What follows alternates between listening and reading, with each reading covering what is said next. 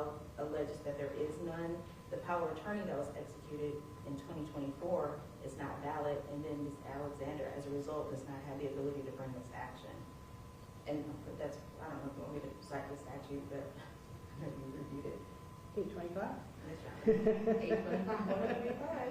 Yeah, I think the court's familiar with the statute, but this is your record, so you're welcome to put whatever on the record you wish. Is there anything else? No. Okay. Response? Your Honor, as you indicated, it is a four corners motion. There's discussion in the petition discussing how the power of attorney and the revocation of the prior power of attorney was executed, that there was determinations made that she did have capacity on the date in February of this year. There is a difference between competence and capacity to enter into these kinds of documents. There's differences between capacity to enter these kinds of documents and what DCF may say is capacity. So, you know, we're talking about different standards here, and based on the four corners of the petition, I think there's enough information to survive a motion to dismiss, Your Honor. Okay. Ms. Benjamin, the last word. Yes, Your Honor. I think Mr. Martino has indicated that there is a distinction, but I want the court to understand that the vulnerable adult under 709, it goes to their petitions, paragraph 9, it says cognitive disability. So when we're talking about the ability to execute documents where there is an appointment of an agent, the ability to do so relies with her cognizance as well as her capacity to understand what's being explained to her or even what she's signing. And if they're admitting in this petition that it was lacking, then in and of itself, the power of attorney from 2024 is not a valid document, which then in turn means that there was no consent. Additionally, Your Honor, the consent wasn't even attached to the petition from Ms. Curtis. Routinely, if there is a petition, it does indicate in the statute that the consent will be provided from Ms. Curtis, and that wasn't attached either, which would indicate that she did not necessarily give consent to a new power of attorney or a revocation of the initial power of attorney that was entered in 2021. Let's see, also point out to the court that when we're talking about the standing from Ms. Alexander, the standing is stemming from the power of attorney, which is in question. And if the consent wasn't there, then the viability of the power of attorney doesn't exist either, Your Honor. All right. I understand your argument, but the court is finding that under 825-1035, subsection 2A4, that that's the basis for what the petition was. That's the basis for the petition. So when we're looking at this as a motion to dismiss, it's based on the four corners. The court cannot rely on the allegations contained within your motion or even the attachments that you attach to your motion to dissolve. It's error for the court to grant a dismissal based on factual evidence that's not contained in or contradictory to the complainant's allegations. So I'm going to deny it as a motion to dismiss, but I recognize that as it's incorporated into your motion to dissolve, it could be more of an affirmative defense. So I expect to hear more about that issue as we proceed. So that would be the preliminary ruling, is that as far as the motion to dismiss on the four corners, it's denied, but I think we're here for a day to hear about those sorts of issues, so I'll remain open to those arguments at the appropriate time. Okay? All right. I just also want to get a time frame down, so what I'd ask is that the attorney's approach to give me your order of proof off the record so that I just know when we can take some breaks and make sure that we're not inconveniencing people that we don't need to inconvenience. So please approach for that.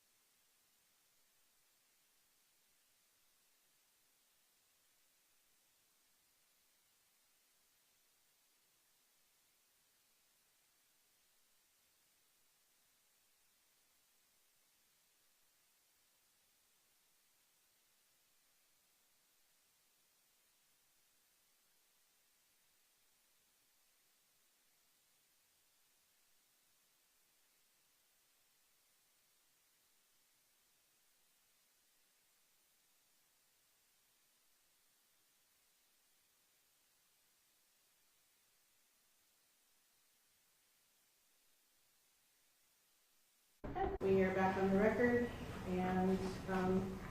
Regina, did you want to do any kind of an opening, or did you want to just call your first witness?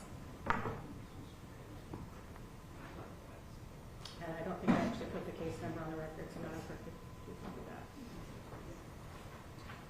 2024 GA 136, Adrian Alexander on behalf of Annie Mae Curtis versus Regina Hill. All right, counsel? Your Honor, at this time, we'd like to call Regina Hill. All right. Ms. Hill, if you would take the stand, please.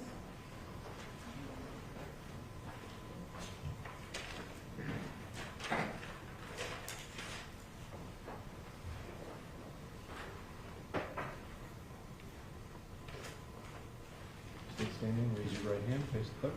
Do you solemnly swear or affirm that the testimony you shall give will be the truth, the whole truth, and nothing but the truth, so help you God? Yes, ma'am. Have a seat. I'm seeking. You could just make sure that the microphone is in a good spot for us to be able to hear you. Once you've done that, if you could state and spell your name for me. Regina Hill, R-E-G-I-N-A, H-I-L-L. Name corner.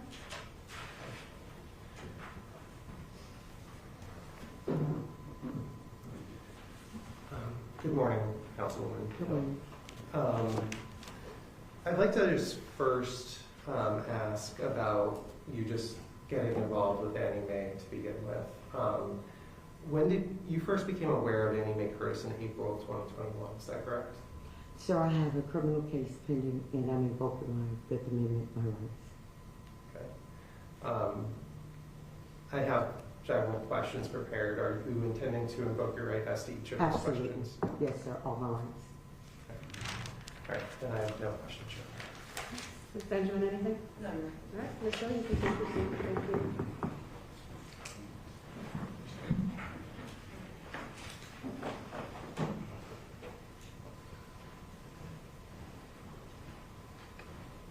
Yes, sir.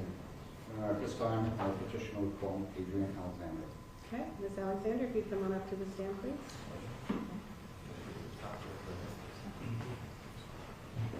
Do you solemnly swear or affirm that the testimony you shall give will be the truth, the whole truth, and nothing but the truth, so help you God? Yes, I do.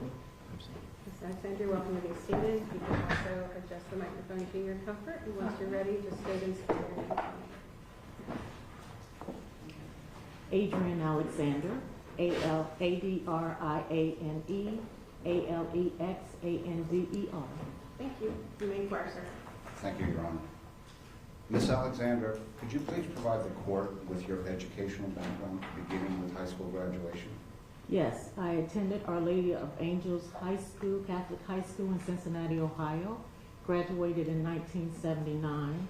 From there, I went to Bennett College, which is one of two all-black female historical black colleges and universities in the country. It's a private college, and Greensboro, North Carolina. Okay. There I majored in accounting and received my bachelor's. Okay. And what do you do for work now? Currently, I'm retired. Okay. And what did you do when you were working?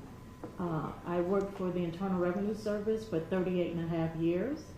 I started out in 1984 as a revenue agent, and then in 2006, I transitioned to a senior tax consultant, which was in a division called the Stakeholder Partnership Education and Communication. It's a long word, but it was the outreach arm for the individual taxes within the IRS. And I had the responsibility of overseeing the free tax programs that we offer to the elderly, low income, and the LEP, which is the limited English proficiency population. We assisted them in educating them on their tax obligations. I taught the tax law to the volunteers who prepared the returns for them for free. During your career with the IRS, did you receive any awards, commendations, and special notices? Yes, I received over my career many performance awards, special act awards, EEO award for when I was in North Carolina. That's where I started my career for the whole state of North Carolina. And then when I retired, I received the highest award, which is the Albert Gallatin Award for service to the government. Do you still use any of the training you received when you were working with the IRS today? Yes, I still. Your Honor, relevance. Relevance. Your Honor, this will go to her competency to act as Miss Curtis's agent as pursuant to the power of attorney. Okay, Ms. Benjamin, your response? Your Honor, her history with her employment does not go to her ability to act as a guardian for Ms. Curtis. I think, I don't believe those facts from history are relevant. Well, I think we've moved on to whether she utilizes those experiences at this current time, so I'm going to overrule the objection, but I'll give it the relevance to which the court deems to be appropriate to make. Thank you, Your Honor. Do you do any volunteer work today? Yes, I still use my accounting and tax skills to still volunteer within the VITA program, which is the Volunteer Income Tax Assistance Program. I do that once a week during filing season, and I assist in preparation and quality review of the returns and transmitting. Thank you. Do you know Miss Annie Mae Curtis? Yes, I do. How do you know her? I know her through my mother, Mary Alice Martin Balkman. They were classmates at Talladega from 1945. And over the years, I was familiar with Miss Ann through mother's conversations about her classmates. And then when I relocated to Florida, they became closer because I was closer to Miss Ann in Orlando. And we would come over and see her every year. My mother was a snowbird from Cincinnati, so she would come down and stay with me in the winter. When did you move to Florida? 1999. And how long have you known Miss Annie Mae? I didn't start coming over until around 2001, 2002, every year, until my mother passed in 2019. And how would you describe your relationship to Miss Annie Mae Curtis? Very close to Miss Ann. She was a dear, dear friend of my mother. They talked weekly, and even when she wasn't down here with me in Florida. And I just care about Miss Ann through my mother's love for her. Since moving to Florida in 1999, how often would you see Miss Curtis?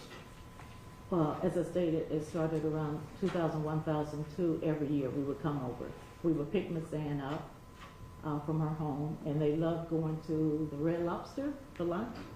And I would take them there, then shopping, and then whatever Miss Ann needed, because she was all alone. So we just made sure that she had what she needed before we took her back home. And how often would you do that? Every year? Yes, every year.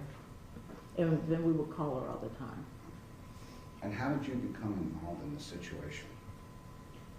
I was contacted by Special Agent Steve Britton that there was some improper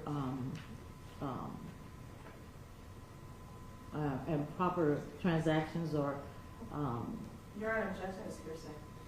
Thank you. Your Honor, it is not hearsay. It's not being offered to prove that there was any impropriety, but as to the reason why the witness became involved in this matter. I think she answered your question when she stated she was contacted by FDLE. You're welcome to ask another question. Okay. At any point after being contacted by the investigator, did you try to assert yourself or volunteer to be Ms. Curtis's power of attorney? no.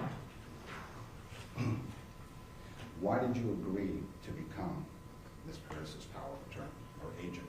When I was contacted by attorney Tim Moran and presented with the possibility of being Ms. Ann's power of attorney, I wanted to ensure that she was not being taken advantage of.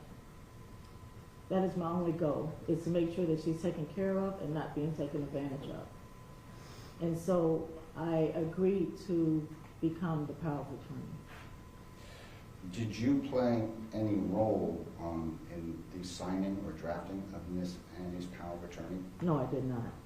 Were you present on February 27th, 2024, when she signed the power of attorney? No, I was not. And what have you done since February 27th, 2024, to secure Ms. Curtis's finances?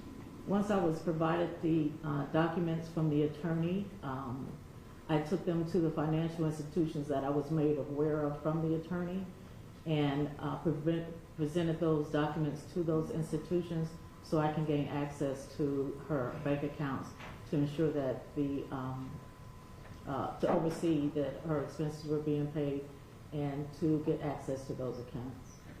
As you sit here now, have you received all the information that you requested from the financial institutions?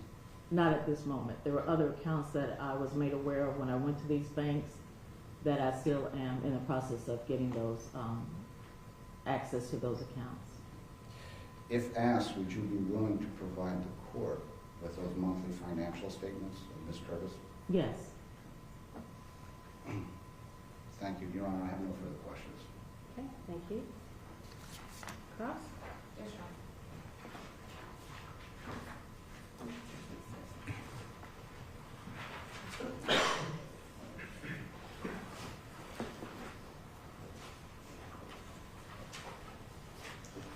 Good morning. Good morning. How are you, Ms. Alexine? I am well. Good, good. Now, what city do you currently reside? Tampa, In Florida. Tampa. And you've been there since 1999? Yes. And you have testified earlier that from 1999 up until 2002, you would come? No, Okay. I said I moved here in 1999. Mhm. And around 2001, 2002, that's when we started coming over to Orlando until 2019. Okay. So in 2020, did you come to see Ms. Curtis? No, because in 2019, my mother passed. Okay. So in 2021, did you come to see Ms. Curtis? No, because You were saying? No, because during the pandemic, I didn't even go see my family. But I did a well-check call on Miss Ann when I could not get her on the phone. And who did you place the well-check call to? To the local police in Orlando. Were you aware that Ms. Hill had power of attorney as of 2021? I called in 2020. Okay. But in 2021, were you aware that Ms. Hill had power of attorney? No, I was not. Did you ever contact Ms. Hill about Ms. Curtis? Why would I call if I didn't know that she was a power of attorney? At any point in time, did you ever contact Ms. Hill? Contact Ms. Hill. Mhm. I came over to the house unexpectedly when I was over here with visiting a friend in 2022. And when I came to Miss Ann's house, I was told by whoever, I can't remember who was present, I asked Miss Ann, did she need to go anywhere? And the lady said I needed to call Regina Hill Mhm. in order to take Miss Ann anywhere. Okay. So you were indicating that you became aware of Ms. Curtis needing a power of attorney through a telephone call from Mr. Moran, is that correct? Yes. So you hadn't spoken with Ms. Curtis to determine whether she needed a power of attorney? No, I have not. And you were indicating, you testified earlier that you were contacted by an FDLE agent. Do you recall the agent's name? Yes. And what was his name? Steve Britton. And he contacted you and advised you that there was potentially exploitation? Is that what your Yes. testimony is? So you didn't have any direct experience or knowledge of whether or not there was exploitation? No. You didn't have any direct knowledge as to whether or not Ms. Curtis was actually being cared for by an individual, is that correct? No. You didn't, were you familiar or aware that Ms. Curtis had been staying in guardian care? I know that when they did the well check, the officer called and said they had to take her from the home. I did not know the facility that they took her to. And did they tell you the reason that she had to be removed from the home? They said that the conditions of what they found in the home, she needed to leave. Okay. And when you learned of that, what year was that when you learned that she needed to be That was the removed? height of the pandemic, 2020, is when I did the well check. And when you learned that she needed to be removed from the premises, did you then come down to try to retrieve Ms. Curtis? No, because when we used to come visit, she would not even come to Tampa with me then. I asked her over and over again. She said she wanted to be in her home in Orlando. Now, you submitted a petition to the court, and in your petition, you indicated that Ms. Curtis has sensory disability, hearing or vision impaired. Do you have firsthand knowledge of that? I know that her memory lapse. She goes in and out from childhood, not childhood, from in a conversation, I would tell her who I was, and then a few minutes later, she would say, "Now, who are you?" Okay. And you indicated that she had the cognitive disability when you submitted the petition. Well, as I stated, I wasn't there when the petition was drawn. Well, this petition has your signature on it, Ms. Alexander. Did you have an opportunity to review the petition? Yes, I did. Okay. Now, when I'm going back through the petition, it further states that she has an infirmity of aging. And that's your testimony is because of her memory lapse. Is that Mhm. right? And when the power of attorney was executed, were you you weren't present, but No. did you speak with Ms. Curtis about you becoming the power of attorney? No, Did you contact Ms. Hill and let her, or anyone that you know Ms. Curtis is related to, or has a relationship with about becoming the power of attorney? no, So your reliance for purposes of signing this power of attorney was based on statements from an FDLE agent? FDLE and the attorneys. Okay, but you had no firsthand knowledge of anything? I mean, I had interaction with Miss Ann, so I knew how her memory was. Yeah. Yes, But these allegations indicate that you believed that Ms. Curtis was being exploited by Ms. Hill. Is that still your allegation today? well, based on when I met with Steve Britton, when I picked up Miss Ann to do interviews with him, I was made aware of the evidence that was presented to Miss Ann during the interview. So you presented to Ms. Curtis's home at the time with Mr. Britton, and the power of attorney wasn't present. I didn't understand your question. Did you present, I'm listening to what you're saying. You said you went to Ms. Curtis's home with Steve Britton. No, correct? I went to Miss Curtis's home to take her to the interview Oh, okay. And the interview with whom? with Steve Britton. And at the time, when was that? When did you take her? It started in 2023. Oh, okay. So in 2023, when you picked her up, and you, according to your testimony, knew that she had memory lapse, did you then contact Ms. Hill to indicate that you would be picking Ms. Curtis up? No, Did you indicate to her attorney at the time, who had actually done the power of attorney for Ms. Curtis, that you would be picking her up? no, Did you, in fact, at any point in time, speak with Ms. Curtis's attorney? no, So the interviews, did Ms. Curtis call and say that she wanted you to pick her up for purposes of doing an interview with the agent? Miss Ann didn't have a phone to call me. So that's no? Yes, no. Now, you indicated that when you received the power of attorney in 2024, who gave you the power of attorney? It was sent to me from Tim Moran's office. Okay, so at that point, you were in Tampa when you received it? Yes, And then you drove down to Orlando? no, Have you seen Ms. Curtis since this power of attorney has been filed? yes. And when did you see her? I think exactly. 3 weeks ago, maybe 3 weeks. How old is Ms. Curtis? 96. Do you know who's staying with her now? Yes, Miss Leah and her daughter from Osceola Community Aging Center. Yes, The community, I'm sorry.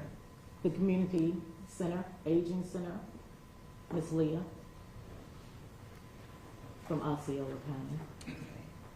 And were you aware that Ms. Curtis already had a nurse staying with her? I don't know if it was a nurse. I know there was a person there when I went to see her the last time that I went. Not this time. Miss Leah was there when I went 3 weeks ago, 3 nights ago. All right, so is your testimony that the last time you've seen Ms. Curtis is 3 weeks ago? Yes, But you're retired? yes. Objection, Your And Honor. you don't have the ability, you have the... Stop, there's an objection. Sorry, no. Let's get- Relevance, I don't see how this has anything to do with Ms. Over. Curtis. we continue. And you are retired, is that correct? Yes, I am. So you have the ability to drive to Orlando? Currently, I'm having some medical issues with my husband, who was just diagnosed with cancer and had surgery. So right now, I was not able to come on a regular basis to see Miss Ann. So yes, 3 weeks ago was the last time I saw Miss Ann. Okay, so now your testimony earlier was that you presented to the bank. And that was, what was the reason for presenting to the bank when you received the documents? So I can gain access to the accounts. Okay, so your testimony was that Agent Britton had contacted you indicating that there was an exploitation of the accounts. So you had no knowledge of there actually being an exploitation until Agent Britton contacted you, correct? Correct. And you didn't verify that until after this injunction had been filed. Because I'm sorry, not injunction, but the power of attorney had been filed, right? You verified it after you got the power of attorney? Explain, I'm not sure what you You mean by went to the 50. bank to see what Ms. Curtis's financial situation was, and after you had the power of attorney. Yes, that was the only time I had access to the accounts. Okay, and then, so when you got the financial documents, did you then become aware of what Ms. Curtis's living costs were? I have not got all the documents. The yet. documents that you have, what documents did you They receive? gave me 1 month reading of the documents Okay, and from what account? from Truist Bank. And from receipt of that 1 month, were you able to discern what Ms. Curtis's monthly obligations were? Not all of them, no. Some of them? Yes. Were you able to discern what the costs were associated with maintaining the care for Ms. Curtis? At this time, there's no money's coming out of her account for the care. Okay. To Do my you know knowledge. how much it costs to care for her? No. Do you know what her needs are daily? Well, I know that she can't cook, so when Miss Leah called me the day that she went to Miss Ann's home, the caregiver, she called me and said that all the food in the refrigerator was molded, that the house was infested with cat feces, that it was dirty, so she Yeah. said that, I'm saying this, it's hearsay, but well, hearsay. she sent me pictures. Okay. And these pictures you're saying at that point in time was when you then wanted to see or find out from the financials how Ms. Curtis was being cared for? Is that what the financials were for? No, the I'm just trying to financial was understand trying why- to get, so I would have access to her accounts to manage her care. Oh, So I haven't, it takes a process at the banks, it's just not presenting the documents, I had to fax them off, and they take days to get access. okay. So you went to the bank in Orlando or in Tampa? I'm sorry. Tampa, any In branch Tampa. of Oh, the okay. same bank. But then you didn't come to see Ms. Curtis? 3 weeks ago I did, yes. Now, your petition is alleging that Ms. Curtis lives at Lewis Court. Do you know where she actually resides? But she lives at Mahalia Place. Lewis Court is her mother's home, Okay. her mother's parents' residence. And did you know what the conditions of the Mahalia Place was in 2021? As I stated, I did not come anywhere with the pandemic in 2021. Okay. But the petition here is indicating that Ms. Curtis was residing in Mahalia Place and it hadn't had any renovations, but you don't have any knowledge as to whether or not it had renovations, correct? Mahalia Place, excuse me, repeat that? I'm going off the petition that you filed with the court. And in the petition, you allege that Mahalia Place did not appear as if it had any renovations done to it. No, it has not, because when I went there in 2019, until 3 weeks ago, it's the same. There's been some updates to the kitchen, yes.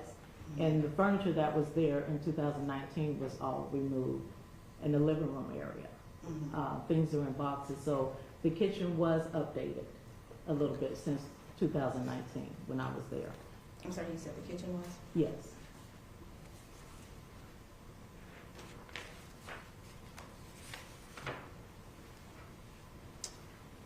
Ms. Alexander, if you were concerned about Ms.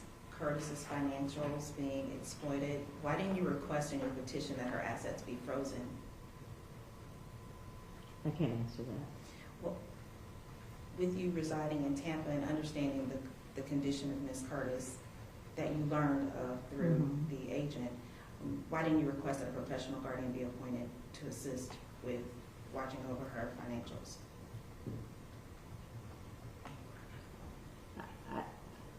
I thought I can do it. I mean, I did not think about a guardian being assigned to take care of Miss Ann. So real quick, this is my last question. Okay. You indicated that you were contacted by Agent Britton first, or In 2023. in 2023. And then you were contacted by the attorney, Mr. Moran? And other counsel, Okay. yes. And so Agent Britton was first? That was in 2023, yes. But it was not concerning a power of attorney. Understood. Okay. I'm just trying to understand how you came to be the power of attorney. So you were contacted by Agent Britton in 2023, and then you were contacted by an attorney, Mr. Moran, in 2024. Correct. At no point had you been contacted by Ms. Curtis No, or anyone representing to be acting on behalf of Ms. Curtis? no. I have nothing further. Your Honor. Thank you. Adrian?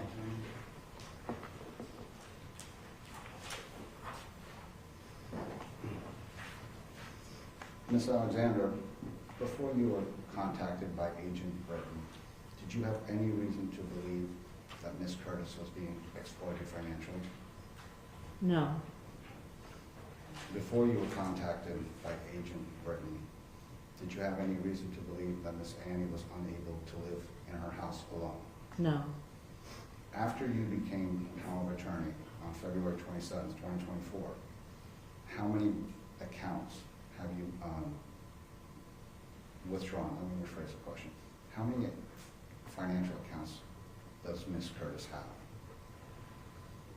She has an accounts at Truist Bank, How many? 2 accounts, and currently they're investment accounts that I don't have knowledge of because they will not share that information.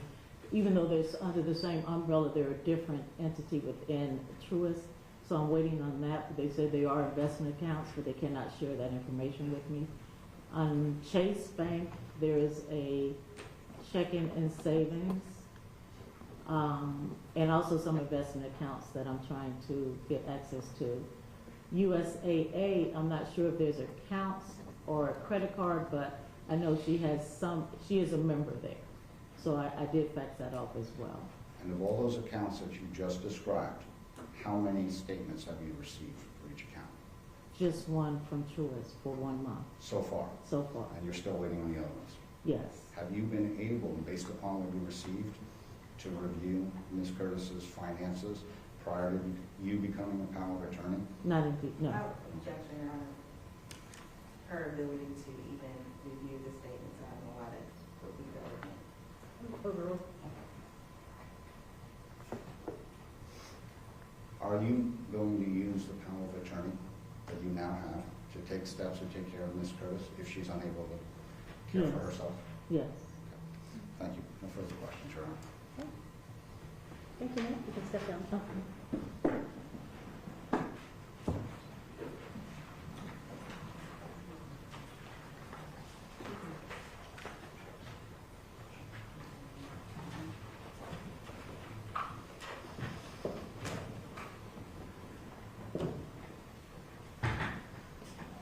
This time, Your Honor, Petitioner calls Mr. Tim Moran to stand.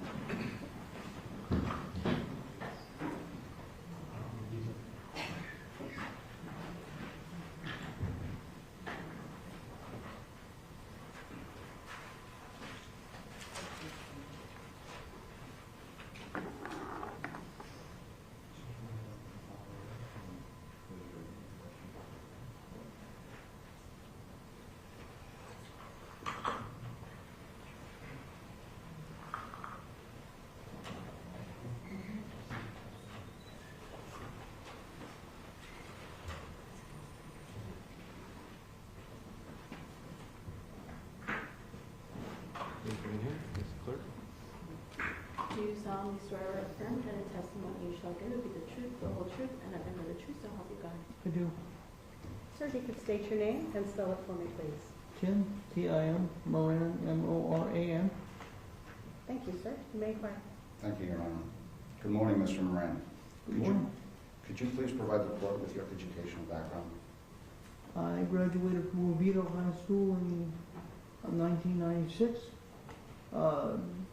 UCF in 2001. There I majored in legal studies. and political science, graduated with honors. Graduated from Britton UF College of Law in 2004, cum laude. And are you admitted to practice law in the state of Florida? I am How many years have you been practicing law? 17 years. And as you sit here today, are you a member of the bar in good standing? I am And what kind of law do you practice? estate planning, primarily in guardianship. And have you been practicing that since the day you were admitted to practice law? For the first year, I did mostly foreclosures, then in the second year, I began to do estate planning and guardianship. During your career as an attorney in the state of Florida, have you received any certifications, recognitions, commendations, or awards? Yes, the Supreme Court of the state of Florida was kind enough to honor me with the Young Lawyer Awards, the Young Lawyers Division Award in 2011. The Supreme Court has also been kind enough every year since 2009 to honor me with recognition of having done 100 hours per year in all the years from 2009 to present. Community Legal Services of Mid-Florida, Inc. has been kind enough to honor me with the Belvin Perry Legacy of Justice Award, the Attorney of the Year Award, the Champion of Justice Award on several occasions.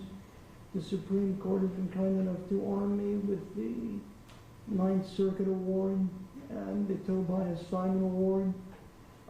Legal Services Corporation was kind enough to recognize me, as was the National Association of Legal Defense Advocates, was kind enough to recognize me with the Arthur Breslin Award, and I do have the deeply touching and singular honor of having, deeply touching honor of having an award named after me.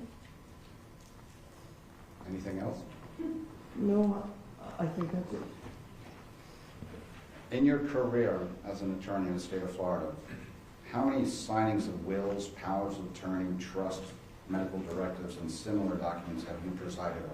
Oh, many hundreds, Hundreds? yes. Okay. During those signings, have you ever had a situation or situations where you were concerned whether the person signing the documents Yes, had legal capacity to sign those documents? yes.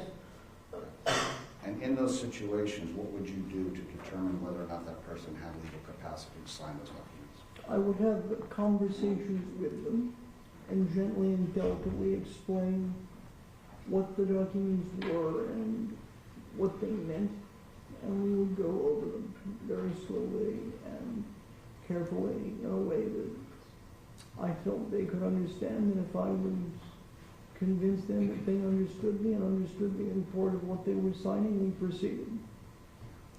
And what were you looking for in their responses to you that would tell you whether or not they had capacity to sign those documents? Awareness of what they were signing and what they were signing meant. And in the case of documents such as that, also whether they wanted the person on the documents to be of assistance to them. Do you know Miss Annie Mae Curtis? I do. And how do you know her? I was retained to assist her. We have an attorney-client relationship. What happened on February 27th, 2024? I came down to the downtown office of Community Legal Services. I met Ms. Curtis. I spoke with her. I learned of her situation, and I asked her some questions and gauged her competency. And was she accompanied by anyone else on February 27th? Mr. Britton was present. A special agent Britton, I should say. Was that your first meeting with Miss Curtis on February 27th? Yes, Had you spoken to her before actually meeting her? we had done. At some point in time on February 27th, 2024, did Miss Curtis sign any documents at your office? Not at my office at the downtown, not at the office of my law firm, but at the downtown office of Community Legal. Okay. And did she sign those documents in your presence? Oh, yes. And what documents did she sign? She signed a durable power of attorney, a will, a revocation of power of attorney, a pre-need guardian, and a healthcare surrogate. A designation of pre-need guardian, I should say, and a healthcare surrogate. And who drafted those documents? I, with the assistance of Jeff Harvey, I don't type, but they were my documents that I used, and Jeff and I drafted them. Prior to Miss Annie signing those documents, what, if anything, did you do to determine whether she had capacity to sign them? We conversed. We talked a good deal. I asked her whether I asked her whether she understood the durable power of attorney. I asked her whether she wanted Adrian to help her. She said yes. I asked her about Regina. She said, Regina told me she was my relative, but I don't think she was. And she said, I don't want her to take Objection on this hearsay. Your Honor, the witness is entitled to give an opinion, to give you the basis of his opinion in this matter. If we're dealing with capacity, what the witness, what the signer said in regards to the capacity test is admissible. Your Honor, may I have just a moment on my co-counsel? You may.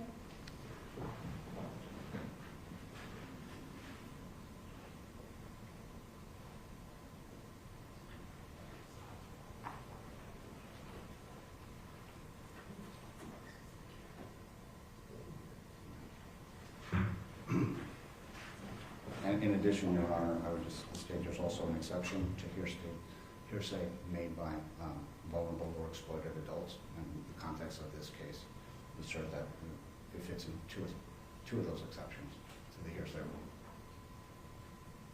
Did you hear the response? I couldn't hear his response. Okay, sorry, if you can repeat that, so.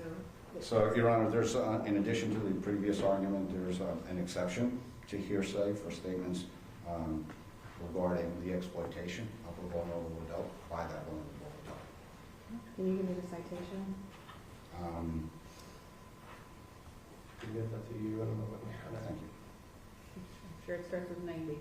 Yeah, 90.8 of 30. I'm just trying to get you the subsection. Your Honor.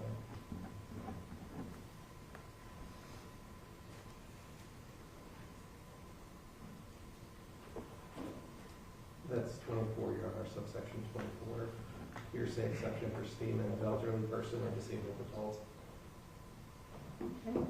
Anything else, Ms. Benjamin? Your Honor, my best recollection of that cited statute for right now is that it had to be, the statement has to be proven in order for it not to be hearsay, and it still qualifies as a hearsay statement. I'll check. Court's going to overrule the objection. You may continue. Thank you. What else did Ms. Curtis say to you during your discussions? As I said before, she said, I don't think, she said, Regina told me she was my relative. I don't think she is my relative, and I don't want her to take things that don't belong to her. Did she say anything else? Not in regards to that. Okay. What else did she say? We spoke a good deal. She knew the town her parents had come from. She knew where she lived. She said that she wanted Miss Adrian to help her. I identified her as her mother's daughter, and when I mentioned her mother's name to Miss Adrian, there was, if you will, a light of recognition. The minute I mentioned Miss Bogman, and I say this is Miss Bogman's daughter, you could see Miss N light up and smile, so she certainly knew who Miss Adrian was, and certainly by her countenance I could tell was pleased by the mention of the name. And based on your discussion with Ms. Curtis that day, were you satisfied that she had the capacity to sign that power of attorney on February 27, 2024? Yes, because she actually picked up the document and read it line by line and pointed and said, and this is what this does, and this is what this does. If I may say, I have far younger clients that don't read my powers of attorney with such attention. I wish they would. So, as a result, did you allow her to sign the power of attorney on February 27? Absolutely. What would you have done if you had concluded or that Ms. Curtis did not have capacity to sign the power of attorney on February 27th? Well, then I would have filed an emergency temporary guardianship And why did you elect to do the power of attorney instead? because Florida statutes state that we must first, that guardianship deprives one of their rights and we must first attempt the least restrictive alternative, that being a durable power of attorney in this case, and ideally she had capacity to do so, so it made the most sense for statute to do that. As you sit here now, are you confident that Ms. Curtis had the capacity to sign the power of attorney back on February 27th, 2024? Oh, absolutely. Thank you, Mr. Moran. I have no further questions. Thank you.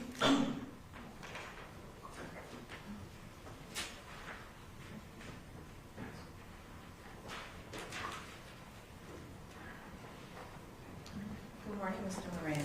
Morning, Ms. Benjamin. Congratulations on all your accolades. It's an honor, truly it is. So, you had testified earlier that Ms. Curtis executed a will. Who's the executor of the will? The executor is Miss Alexander.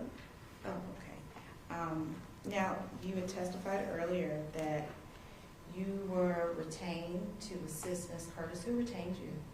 I was contacted by Jeff Harvey of Community Legal Services and told that there was an issue with an exploited adult, and then I spoke with Ms. Curtis and asked her, upon meeting her on the date in question, I asked her whether she wanted me to help her, and she said yes. I'm going to ask again. Did Ms. Curtis retain you to represent her for purposes of drafting a power of attorney? She did, yes. I asked her whether she wanted me to draft documents, and she said that yes, she did. Did you inquire to her as to whether or not she already had a power of attorney? Did you ask her? I was aware of one already. My question is, did you ask her if she knew she had a power of attorney? I did not. And when you said the date in question, do you remember when she retained you? 27th February, around about 10:30, I think it was. And how did she, you said she came to the office downtown, how did she get there? That I don't know. She was brought with Steve Britton, but the precise logistics of how he arranged that is not my purview. Okay, so your recollection is Ms. Curtis was present in the office with Agent Britton? No, during the drafting and when I spoke to her, Agent Britton was not present. There was a brief break where he came in and got her some snacks, but he was not present during the drafting or with any conversations with my client that I had. He was present during a brief intermittence just to ascertain her well-being and ask whether she was hungry or needed anything, but other than that, no. Okay, so at the time that Ms. Curtis, or you presented yourself to Ms. Curtis, you had no knowledge that she had a power of attorney in place, a durable power of attorney in place? As I've stated, yes, I was aware of one. Matter of fact, as I stated as well, I drafted the revocation of it. Okay. With the drafting of the revocation and the durable power of attorney, my question to you was, did Ms. Curtis tell you that she wanted to revoke her current durable power of attorney for the purpose of you drafting her a new one? Yes, I said, do you want Adrian to help you, and do you want Regina to continue to help you? She said, yes, I do, and by her use of the phrase, I don't want Regina to take things that don't belong to her, I took that as a yes on the revocation. Okay, so, Mr. Moran, you happened upon Ms. Curtis by way of what? How did you get in touch with her? It wasn't a matter of happening upon. Since 2009, I've provided roughly, well over $1,000 in pro bono legal work. In this capacity, I am asked to assist individuals. I'm contacted by legal aid. I think he's answering your question. No, I'm asking him specifically, how did he come into And contact I'm with answering the question. I with was Ms. Curtis? contacted by legal aid, in this case, the person of Executive Director Jeff Harvey, and told that there was some need for my assistance. He asked me would I examine a client, in this case Ms. Curtis, to see whether I thought she was competent to revoke a durable power of attorney. I said, as I have on countless occasions for a decade plus, that I would be more than glad to assist. Came down to the office and met Ms. Curtis, much in the usual way. Okay. So Mr. Harvey contacted you? Indeed. Okay. And then Ms. Curtis says to you, I don't want Ms. Hill to be my power of attorney because I don't want her to take things that don't belong to her. Is that your statement? I said, what I said is, ma'am, do you wish Adrian to help you? Yes. And Do your you test, wish Regina to continue to help you? No, I don't want her to take things that don't belong to her. Or I don't think she should take things that don't belong to her, is what she said. and you indicated that you had spoken to Ms. Curtis about Ms. Baldwin. Is that right? I said, do you know, it's Baldwin, not Baldwin, but I said, do you know Miss Marielle's Baldwin? And as I stated a moment ago, you could tell that at that name there was a smile and a, if I may use a metaphor, light of recognition. Okay. Did you ask her if she knew Mr. Harvey? There was no reason for me to ask her that. So no. Did you ask her if she knew Miss Alexander before you gave her Miss Alexander's name? I said, do you know Mary Ellis's daughter, Adrian? She said yes.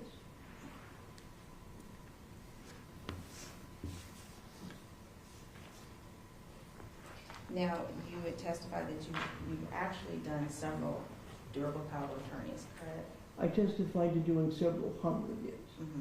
And you have now, you're also testifying that you determine people's capacity. Lawyers are permitted to assess whether someone is competent to sign a document, yes. Okay. And your testimony today is that Ms. Curtis had the ability to sign the document Indeed. and that she understood the document. I guess as I've testified before, And that- she read it. Sorry, go ahead. She read it and asked me questions, this is what this says. Yes. Now, when you had Ms. Curtis in the office, presumably alone, correct? No. Okay, who was there? Jeff was there with me as well. Okay.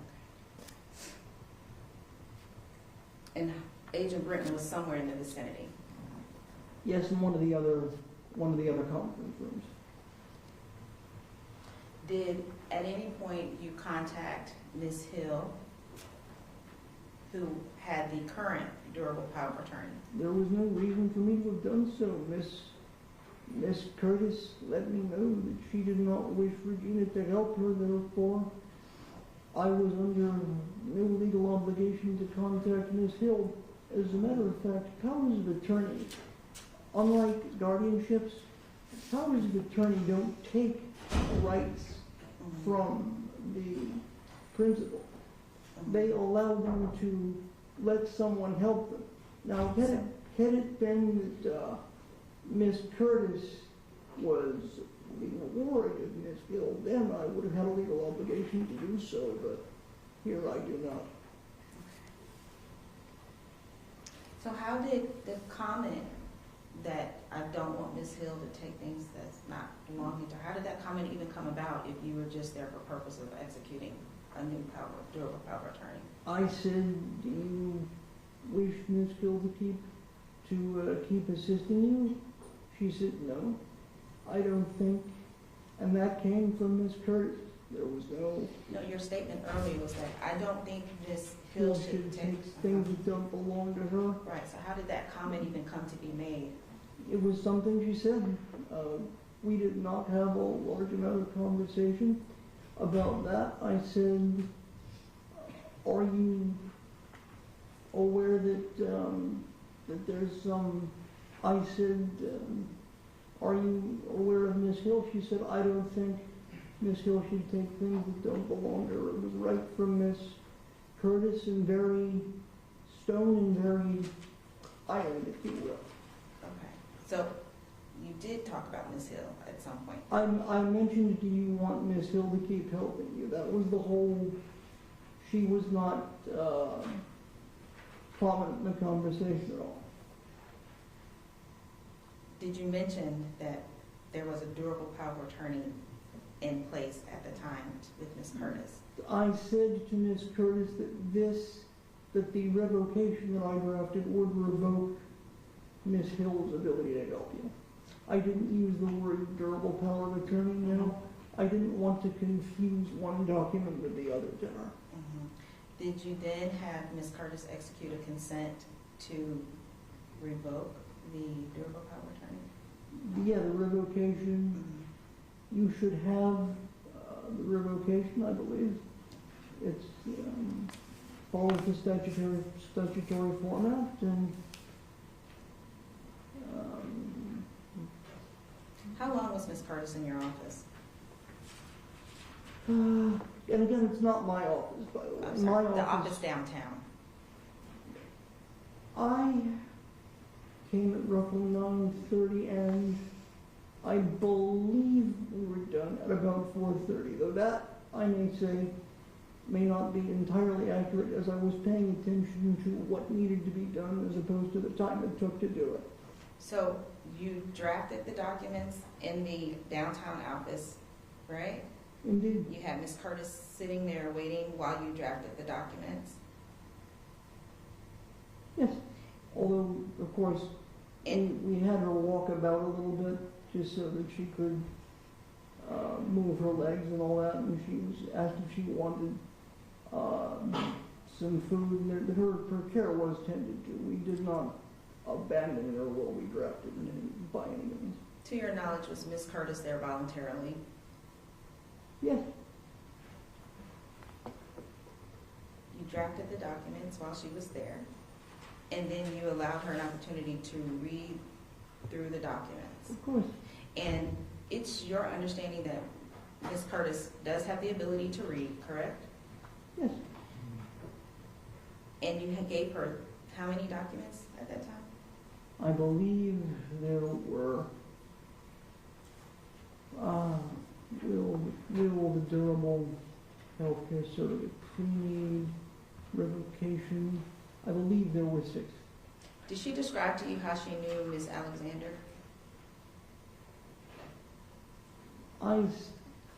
Outside of the question that you asked her about her mother, did Ms. Curtis describe to you how she knew Ms. Alexander? Yes, she said that her mother and she were roommates in college, and we had a wonderful conversation about the fact that at Talladega, I should say, she majored in French and languages and was one of the few women to do so.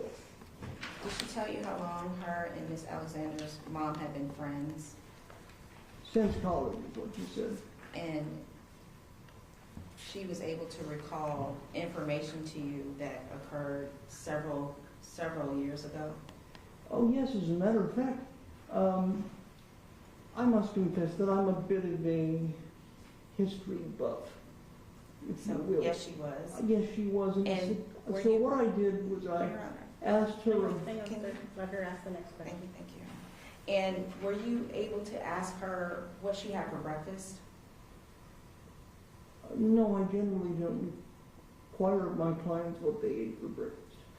Did you ask her what she had the day before? No, ma'am. There's no reason for me to ask my clients what they ate. Did you ask her where her bank accounts were? Again, there's no reason for me to need to know that. So so what you discerned from the conversation was that she was familiar with Miss Alexander's mother, who she knew in college, correct? And that she knew her address, correct? She knew her address, she knew where she lived, she knew that she knew surrounding streets, she knew that they were named for famous musicians of all things. How long has she lived at her address? You know, I don't know.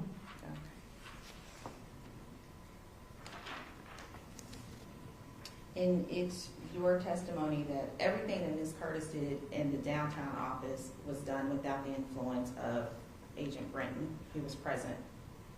Of course. Was Ms. Alexander present? No, ma'am. So there was no one familiar with Ms. Curtis outside of Agent Britton present? No. I have nothing further than that. Thank you.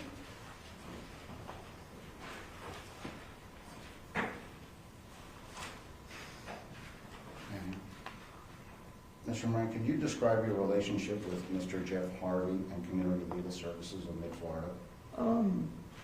In 2009, I was a young lawyer looking for work. And I emailed one Lena Smith as she was at the time, Lena Hopkins now, and said, I'm interested in volunteering because I saw an ad in the paper that said they were training foreclosure defense attorneys. Your Honor, I would object to elements. I'll be happy to rephrase it. Could you just briefly describe your relationship with Jeff Harvey and Community Legal Services now? I'm asked to perform for them. I'm asked to practice law for them and use my skills to assist their low-income clients. I'm on part of what's called the Volunteer Lawyers Program. There's a panel of lawyers at the pro bono department refers out cases to in the private sector, and I'm one of those. During the time that Ms. Curtis was with you at the offices downtown on February 27, 2024, did she do or say anything that would make you think she wanted to leave? No. During the time on February 27, 2024, when she was at the when Ms. Curtis was at the offices with you, did anybody do anything or say anything to persuade or influence Ms. Curtis into signing the power of attorney? Certainly not. No further questions, Your Honor. Thank you, sir. Thank you. Do you want to do a mid-morning break now? It's up to you, Your Honor. Mr. Harvey will be the next witness. His testimony will be roughly the same length, I believe, as Mr. Moran's. Okay. Do you want to break now? Yes, Your Honor. Okay. We'll take a 10-minute recess and see you at 10:30. Everyone, please rise.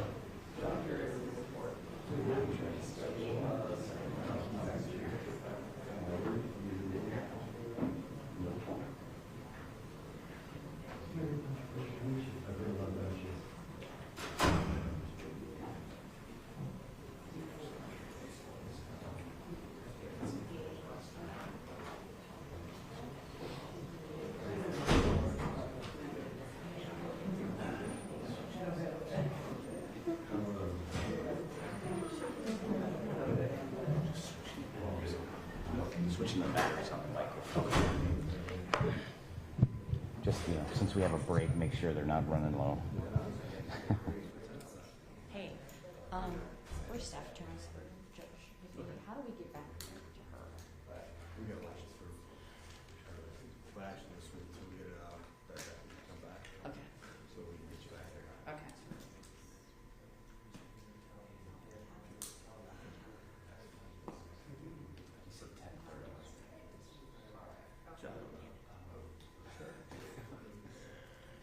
It's been my experience, the judge comes back and the judge comes back. Yeah. You should have a little bit of time though. I'm just gonna leave it turned off until right before. Okay. Yes. So I silenced the alarm, I, turned, put it on the silent, and then forgot that, like, okay, I've got it set so if I've got some of my favorites, like my husband or my kids call, then it'll break through. So my husband calls in the middle of this, and I'm like fumbling to,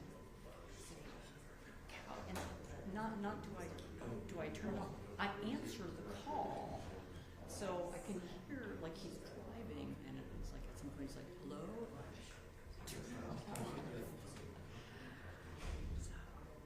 So on top of the computer issue, and then my pen runs out. Well, it's like, and now we can't talk about it. Talk to her, and she probably wants to talk. Right, I don't know if she wants you guys to go back, it's only for recess. She was asking a question during the Does she need to see you or did you respond to that? Because I know you guys have.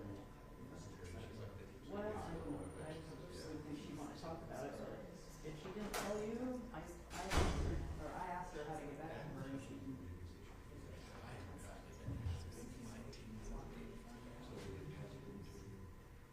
I know the Virginia one back there, but Right. she didn't say anything, I just walked away, so. All right, well. Am I good to the bathroom real quick, or we stay here? Yeah, go ahead, and we got 10 minutes. I'm gonna ask if she was just a witness, she doesn't have to sit right here. Okay. So, yeah, go I ahead. think she's the, complainant who filed. But it's just an injunction, so. You But can yeah, ask. go take yours now. I'll be right back.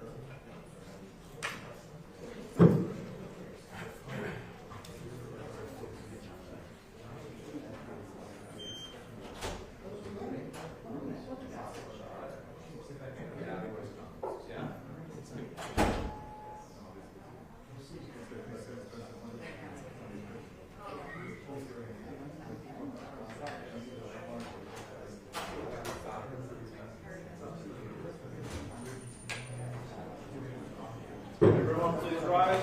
Court will come to order. All right, you can be seated, thank you.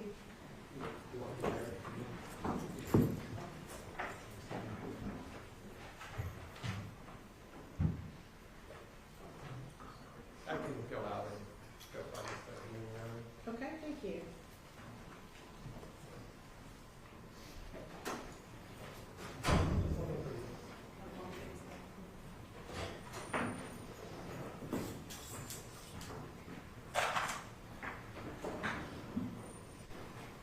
And Your Honor, if it's okay with the court, we're just going to have Ms. Alexander sit in the first row instead of at the table, just logistics, if that's okay.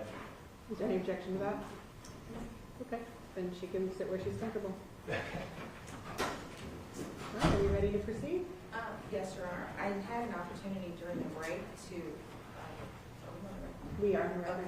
had an opportunity to review the hearsay exception while we were on the break under 90.803, section 24. And the way that the statute reads is if there is an allegation of exploitation, abuse, negligence, battery, though under those circumstances, it's not hearsay. But there had not been any testimony defining Ms. Curtis, or Ms. Curtis actually making statements about being exploited and or abused, neglected. I want to make sure that I cite it correctly, but under the statute, the statements made by Ms. Curtis would not be admissible as Okay.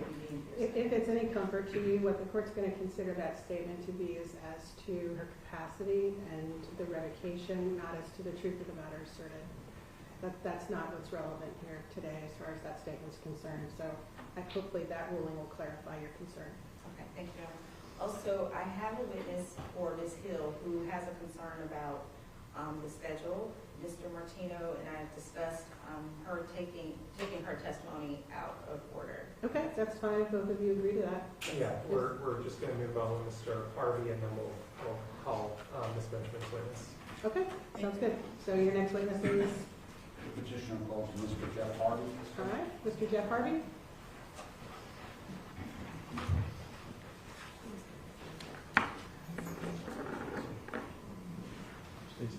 raise your right hand, face the clerk.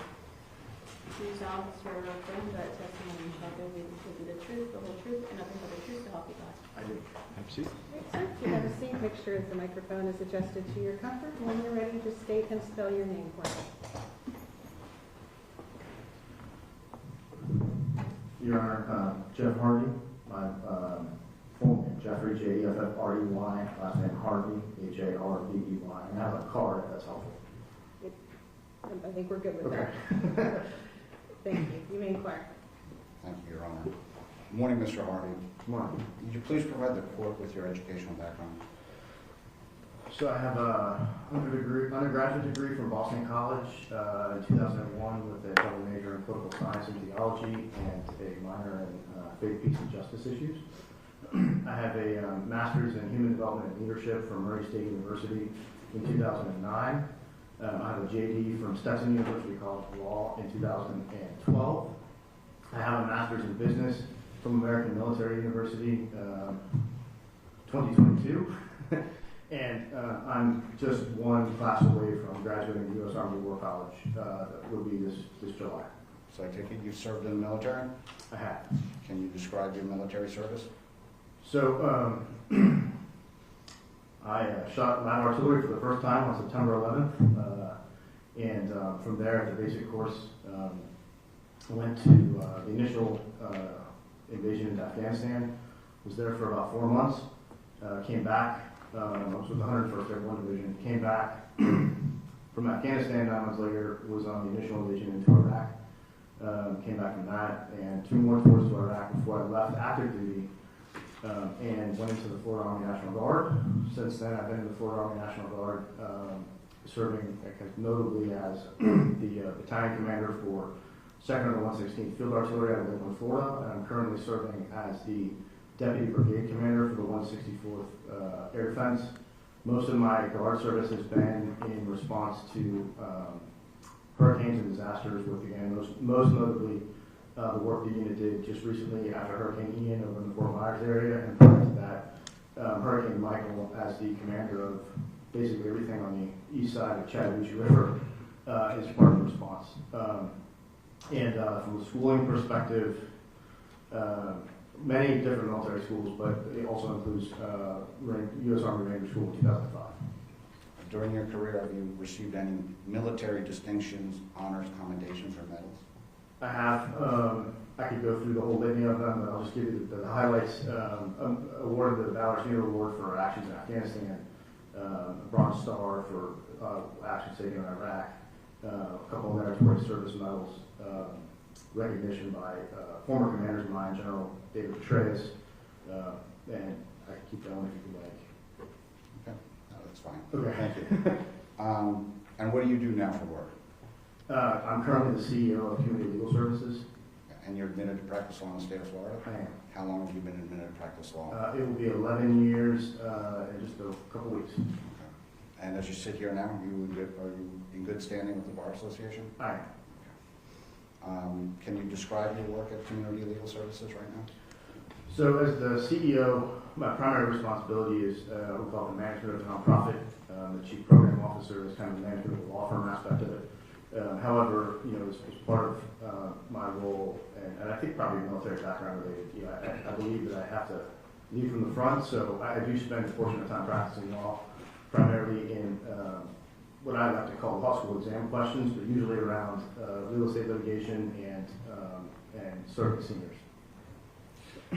During your civilian career as an attorney, have you received any certifications, recognitions, commendations, or awards? As an attorney, specifically, I think the only award that I can think of is in law school, kind of Dean's Award upon graduation.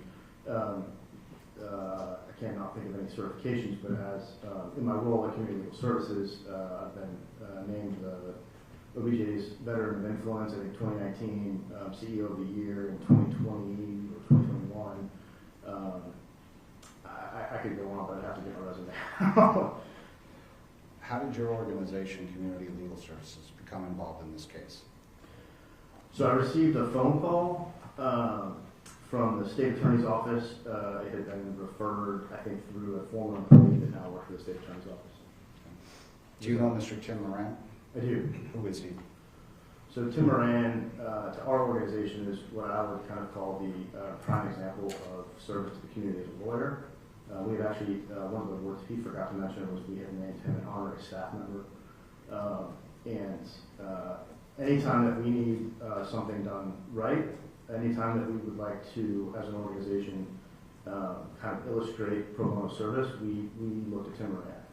Does Community Legal Services pay him for his services? No, It's all pro bono? it is. And how long have you known him? I believe since I started there, so I would say 2015. If I'm wrong, I started in June of 2015, so if I'm wrong, I'd be 2016. How do you know Miss Annie Mae Curtis? I know Ms. Annie Mae Curtis based on our interactions on February 27th. And how did you come to know her? So I was first made aware of Annie Mae Curtis when I had the call from the state attorney's office. It was, like, I believe, January 29th. In between the period of January 29th and February 22nd, let me back up because I get confused with dates, Your Honor. Yes, okay. I want to make sure we run the motion. Yes, on February 22nd, I spoke to several people between the state attorney's office. I spoke to Special Agent Steve Britton and went through the process of determining whether or not our organization would be able to help Ms. Curtis. One of our primary concerns at the time was whether or not she had capacity. And as an organization, while we have supported a couple of pro bono attorneys in guardianship proceedings, and I think we were prepared to do so if needed in this case, we wanted to find out, what is the easiest and least impactful way for the client. And so on the 22nd of February, we agreed that we could participate in assisting Ms. Curtis. And at that point, I spoke to victim advocate that is the state attorney's office and asked if they would help kind of arrange transportation for Ms. Curtis so we could speak with her. Okay. When was the first time you actually met Miss Curtis in person? The 27th of February. The 27th, okay. And did Miss Curtis qualify for assistance from Community Legal Services? She did. On what basis? On a financial basis. Or what caused her to qualify? Was it financial? Was it some category that she fit into? I believe that we went through our intake process with her. I have a legal assistant who does thousands of intakes. The qualification was based off a combination of income and potential access to assets. Okay. And were you present on February 27th, 2024 when Ms. Curtis signed power of attorney? I was. Okay. In your career as an attorney in the state of Florida, how many powers of attorneys, wills, trusts, medical directives, and similar documents have you been present at during the signing? I would say at least a dozen, no more than 2 dozen. Okay. What area, when you do practice law now, what area do you focus in? Real estate litigation. Okay. And on February 27th, 2024, where were you when you met with Ms. Curtis? In my personal office. Okay. And who else was there with you? Throughout the day, various different people, staff, that type, but generally speaking, I think for the question is Ms. Curtis and Tim Moran. Approximately, how many hours did Ms. Curtis spend at your office on February 27th? If you can estimate. I would say somewhere between 4.5 and 5.5. Okay.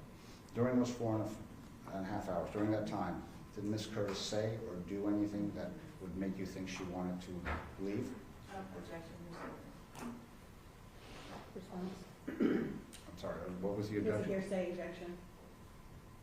Well, did she do did she do anything that would, did you observe anything that would make you think she wanted to leave?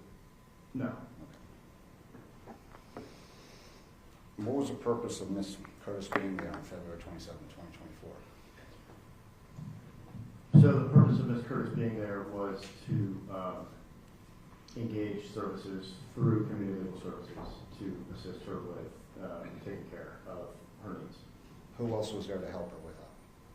Who else was there to help her with, I'm sorry? The legal services to be provided. Oh, pro bono attorney Tim Moran. Okay. And What services, if any, did Mr. Moran provide that day?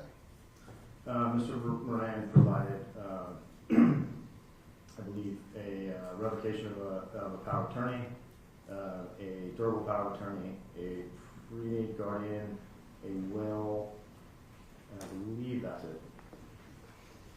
Who drafted those documents? Was it his office or Community Legal Services? So Mr. Moran provided the forms, and I actually typed in and filled in the information as the conversation progressed with Ms. Annie and Ms. Moran. And did you observe, were you present when Mr. Moran was having a discussion with Ms. Annie, trying to determine her capacity? I was. Okay. And during that discussion, did you make an assessment onto whether she was capable of signing those documents? I did. Okay. And what was your assessment? Was she capable or not? I think she was capable. The process that I've used, that very similar to the one Mr. Moran uses, is whether or not the client understands what it is that they're signing and what powers they may be transferring, or giving, or granting, and whether or not they, even as simple as whether or not they need or want legal services. Did you observe Ms. Curtis go over the documents with Mr. Moran? I did. I must say that I was shocked at one point when she actually picked up the document and started reading through it and asked questions about it. So there was an engagement between her and Mr. Moran about what the document meant? There was. Okay. And based upon that discussion, did you feel confident she knew what she was signing? I did.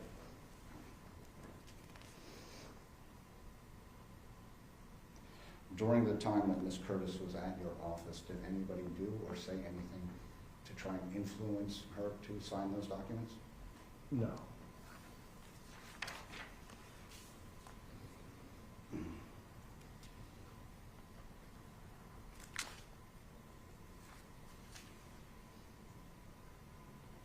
Thank you, Mr. Harvey. Your Honor, I have no other questions. Thank you. Ms. Benjamin, are you ready?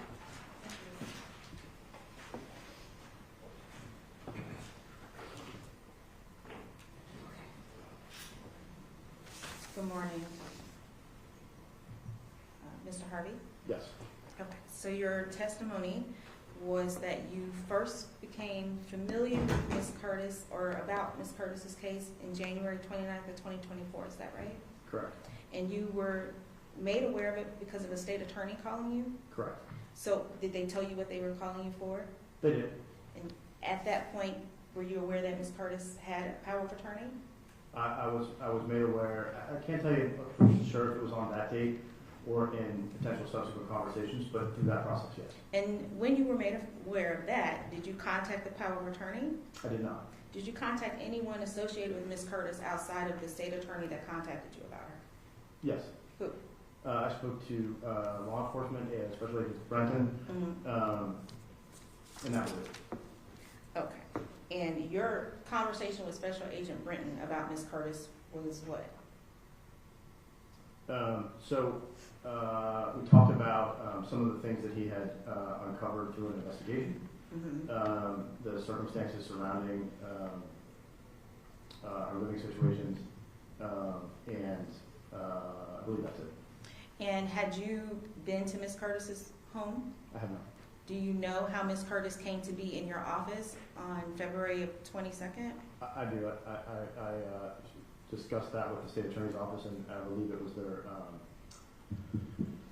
victim advocate that helped arrange transportation. Ultimately, I think it was the Florida Department of Law Enforcement that helped her get a ride to our office. To be clear, Mr. Harvey, did Agent Britton bring Ms. Curtis to your office? I know he was with her. I think if you want to get into technicalities, I'm not sure whether or not they rode in the same vehicle, but yes. She was there for 8 hours. To your knowledge, do you know if she felt as if she was capable of leaving? I previously testified that I think it was between 4.5 and 5.5 hours. Oh, I'm sorry. Yeah. Testimony. But ask the question again now. Do you think she believed that she was free to leave since she was transported to your office and had been there, as you say, 4.5 to 5 hours? I do. Okay. And what makes you think that? So a couple different things. At one point, she needed to use the restroom, and so we showed her where the restroom was, and she came back on her own. she made mention of her cats, that at some point she was anxious to get back to see her cats. And we said, we're working through these documents and you want to finish, and she did. And so we went through and finished the documents. And you told her what documents you were doing? Mm-hmm. So she didn't present to you saying she wanted these documents. You indicated to her what documents were going to be executed, correct?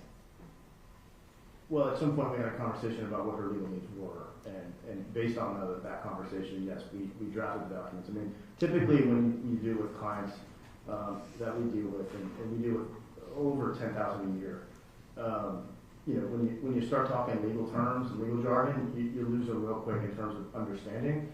And so, I think as Mr. Moran indicated, having a conversation about people helping you and helping you with certain tasks and those things. Okay, but my question is, you prompted the conversation with Ms. Curtis about helping her, right? She didn't present to you saying she wanted help, correct?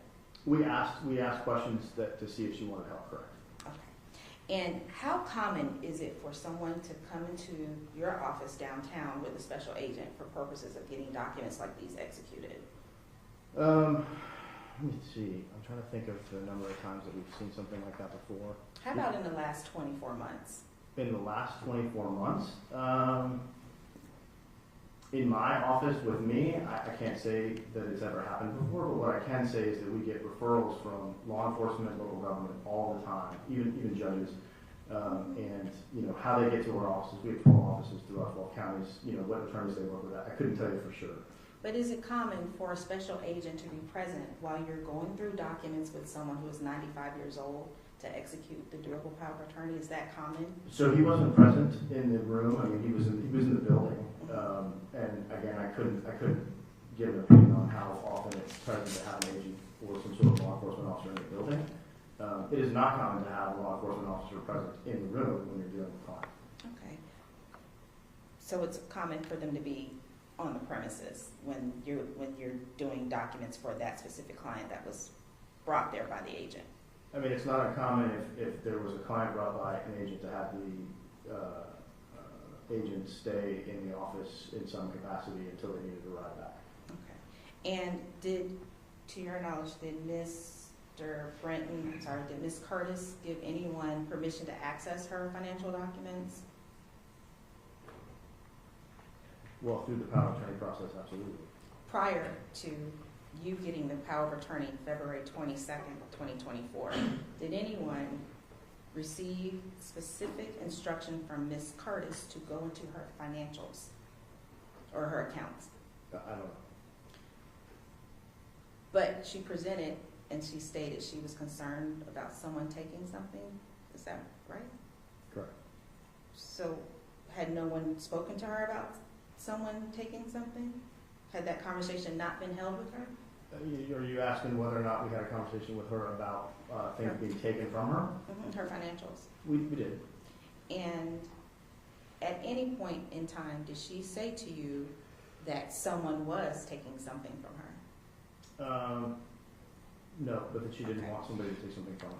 All right. And now you were saying that you found that Ms. Curtis qualified for your services. How did you know that she qualified for your services? We have a standard intake process. And she completed the intake form?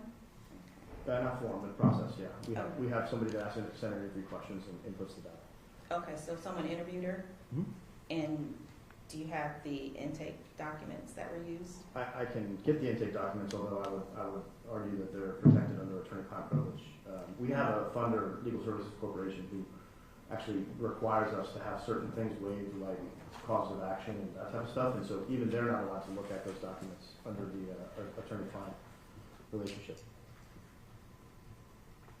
So you're not able to access Ms. Curtis's intake information, right? I am, correct. You just want to make sure. No, I want to make sure I'm asking for clarification. Can you repeat your question? So you do not have the ability to access Ms. Curtis's intake information? I do. Okay, but the general public doesn't? The general public doesn't, no. Okay, and the general public does not have the ability to access her financial accounts, correct? In the way that the financials were financials presented to you on February 22nd, 2024? On February 20, June 27th? I've been hearing 22nd. Okay, so the 27th. Yeah, 22nd is when the organization decided that they could become involved, and we wanted to try to assist her. The 27th is when she was actually in the office, so we went through that process with her. Okay. And at no point in time had anyone contacted her current power of attorney? No. And what about anyone that was related to Ms. Curtis? To my knowledge, there is no one that is related to Ms. Curtis. So the only person that was presented in your office with Ms. Curtis was Agent Britton? Correct. Okay. Now, had, I know you said there was some forms filled. You had indicated there was a concern about capacity. What struck that as a issue for you, her capacity? So, we were made aware of, I'm trying to think of how to phrase this so that you don't object. We're made aware of some events that may or may not have taken place. We have reason to believe that they did. And, you know, when you've got somebody that's of advanced age, there's always a potential for a capacity issue. You know, it's a double-edged sword, right? Because on one hand, if somebody takes advantage of someone, you know, that doesn't necessarily mean they're not at capacity. But then on the other hand, if somebody takes advantage of somebody, you want to make sure it's not because they're not at capacity. Okay. So, in line with that statement, the capacity for Ms. Curtis was being questioned before she got there? We were trying to figure out, in order to help her, whether or not she would have the capacity to go one route, or we'd have to go the different route. But she wasn't there because she wanted to be there. No, I think she was there because she wanted to be there, based on the conversation we had. Okay. But you're saying she presented to you in your office, and there was a question of capacity. No, I'm saying before she presented to our office, there was a question of capacity, and then obviously the first thing we did was we sat down and had the conversation with her to determine whether or not she had capacity. Now, the petition says that she suffers from CTC. Are you familiar with that? Define CTC? The cognitive disability. I'm not familiar. Did you read the petition? I did not. Oh, okay. So when it alleged that she has a cognitive disability, and then Ms. Alexander testified to her memory, did you ask her any questions about her present circumstances? I mean, we talked to her about her cats, you know, what the cats' names were. Can't remember exactly what she said, but something along the lines of Kitty, or you know, they all have the same name, right? They all call it the same thing. We talked to her about where she lives. She knows her address. She knew the address of her parents' home. We talked to her about...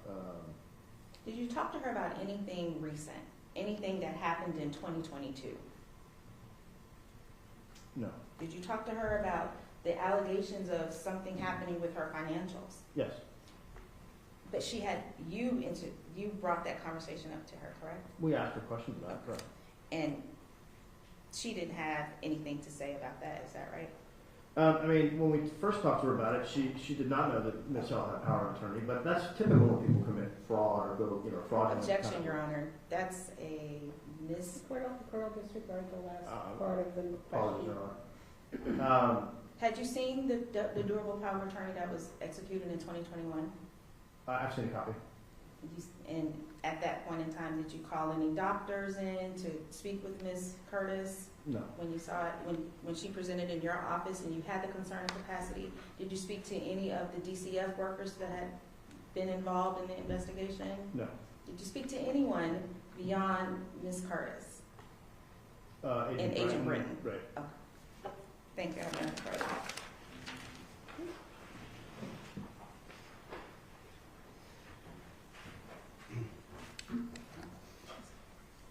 Mr. Harvey, who was the lead counsel on February 27, 2024, when Ms. Curtis signed the power of attorney?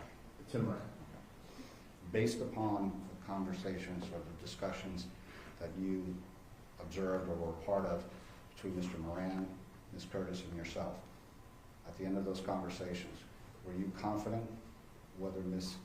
Curtis had capacity to sign what she was signing that day? Yes. No further questions. Thank you, sir. You're free to step down. Thank you. We're going to take your witness out of order now? Yes, Your Honor. Okay, who do you call? Ms. Toby. All right. We can call the hall from Rose Toby.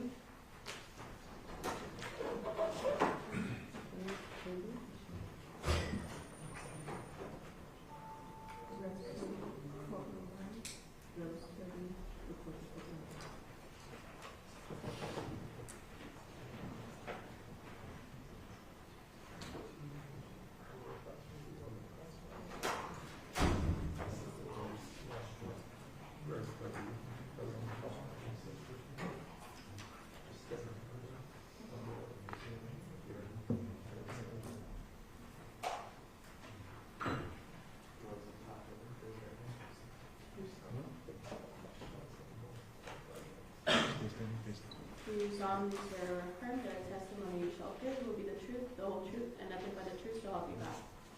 The whole truth. Good morning, ma'am. You can take a seat once you're seated. When you get comfortable, just state and spell your name, okay? Okay. Okay. Hi, Ms. Toby. If you can state your name, first and Do I last. have to start?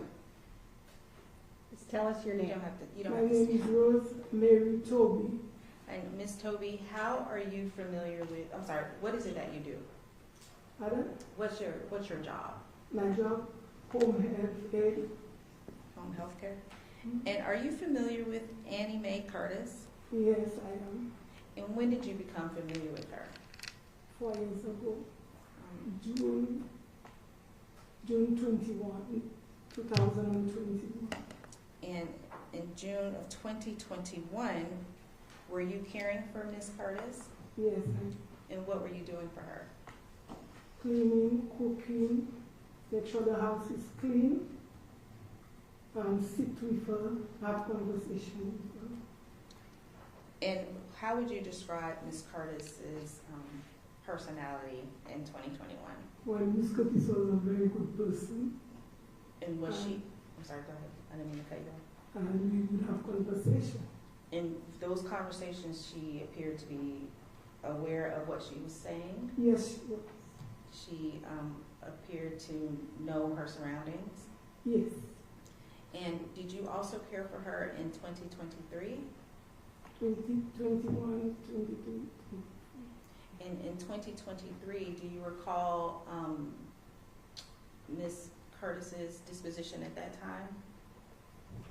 Like, how was she? Was she still? She was still able to do a lot, talk, do good, yeah. And do you remember when Ms. Curtis was removed from the home by the agent?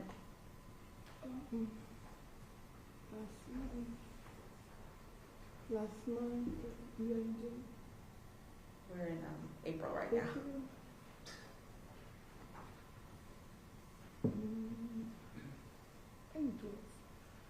I can forget. Was it this year? Yes, this year. And do you recall if Ms. Curtis did Ms. Curtis ever say to you that she was concerned about Ms. Hill taking things or taking her money? No. Did she ever complain about her care? No, she never complained. How did she talk about the care she was given by Ms. Hill? She always said, Miss Hill is very good. Do you know Regina Hill, the commissioner? She's the one to take care of me. And I guess you are working and she's supposed to pay you to take care of me because you are my babysitter. And how would you describe Ms. Curtis's mental condition in 2024? I don't want to say mental condition. I want to say I want to ask you, how did she appear? Did she appear to have a good memory? Well, after she came from the hospital, she was not knowing too many things. That was January 11, 12, she was at the hospital. She went back in the hospital, and from there she would just sit in the chair and sleeping, I would go to her room telling her, Miss Curtis. Okay, and, I'm sorry, go ahead. Yeah. Sometimes you went a little low, so I couldn't Oh, hear you. okay, sorry. So now, you testified that the agent came to the house. Do you remember when that was? Yes, no, I don't remember, but they came 3 times. He came 3, and The first time when they came, I met them there. They didn't tell me, they didn't explain nothing to me. Just, he told me I don't have to be on the property. okay, so the first time they came, you didn't know what they were there for? No. What about the second time? Did you know Well, what they were there the for? second time, then I know there was an investigator. Okay. And did they present a warrant? No, they didn't represent no warrant for me. Was Ms. Curtis expecting them? No, not at all. To your knowledge, had Ms. Curtis called them? No. No, Miss Curtis don't have a phone.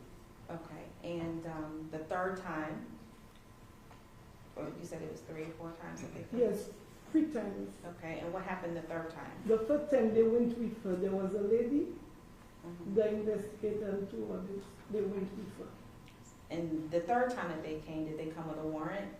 No, they never gave me the warrant. Did they ask did they ask who her power of attorney was at that No. time? Did they ask to speak with Ms. Hill? No. Did they ask who you were? No, they didn't. Yes, they asked me the very first time, and I didn't tell them because I didn't know who they were. Was there a search of Ms. Curtis's premises? Yes, they went in without asking anything, and they started searching.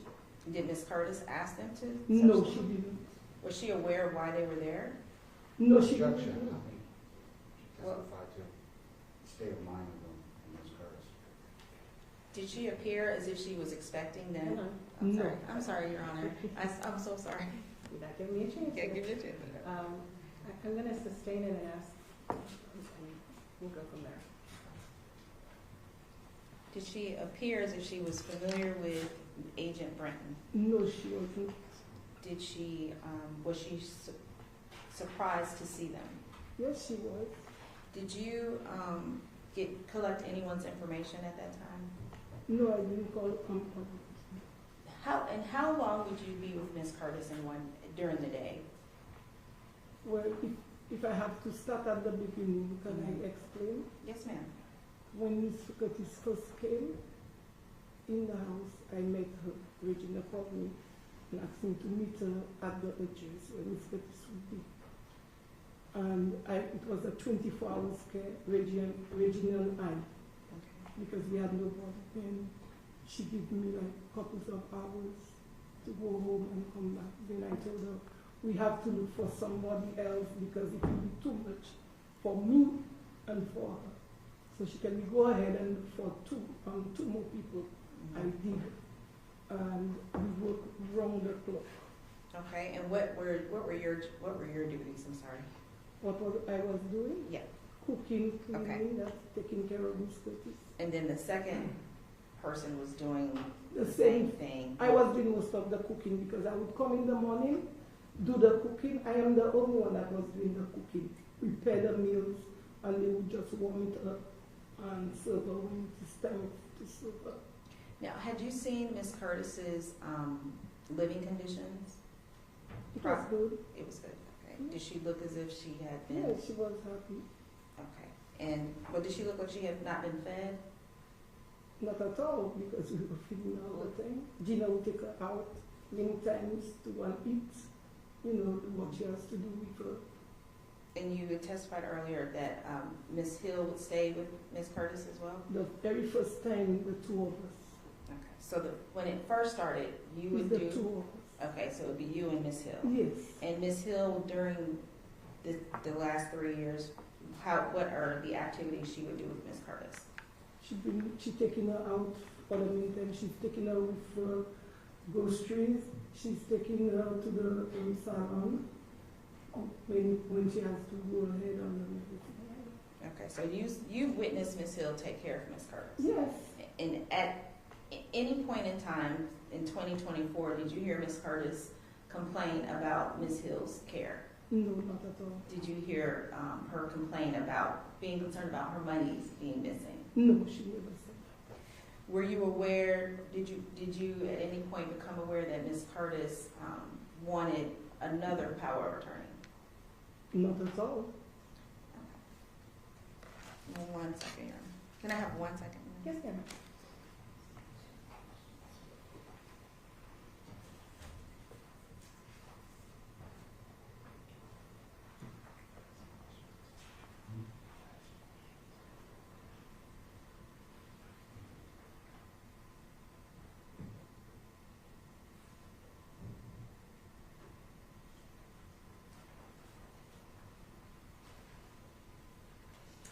Ms. Toby, were you aware of how Ms. Curtis's bills were being paid? She always said, Gina. So she knew that Ms. Yes, Hill she was knew. taking care of her finances? Yes. And she had no concerns about that? No, she never said anything bad about it. Thank you. I have nothing further on that. Thank you. Ross? Yes, Your Honor. You say that, oh, sorry, good morning, Ms. Toby. My name is John Martino. How are you doing today? So you say that Ms. Curtis believed that Ms. Hill was the person who paid for her bills, Yes, correct? she knew. She was saying it all the time. Did she know, or were you aware whether she knew whether or not Regina was paying for those bills out of her own pocket or out of Annie's pocket? Not that I know. Meaning you don't know whether or not she knew that? I don't Okay. know. And you worked with Annie from 2021 until the new power of attorney came in, is that correct? I don't know no power of attorney. Then all I know is Regina that was there. And until When did you stop working? Let me ask I you worked that. 2021 and all the times with Regina I worked. Okay. When did it stop? Or do you still work with Ms. Curtis?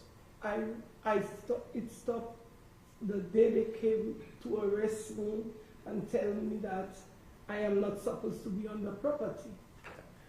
But you were not arrested, correct? No, I wasn't because I didn't get anything. Okay. So, and that would have been after the temporary injunction was issued? No, yes.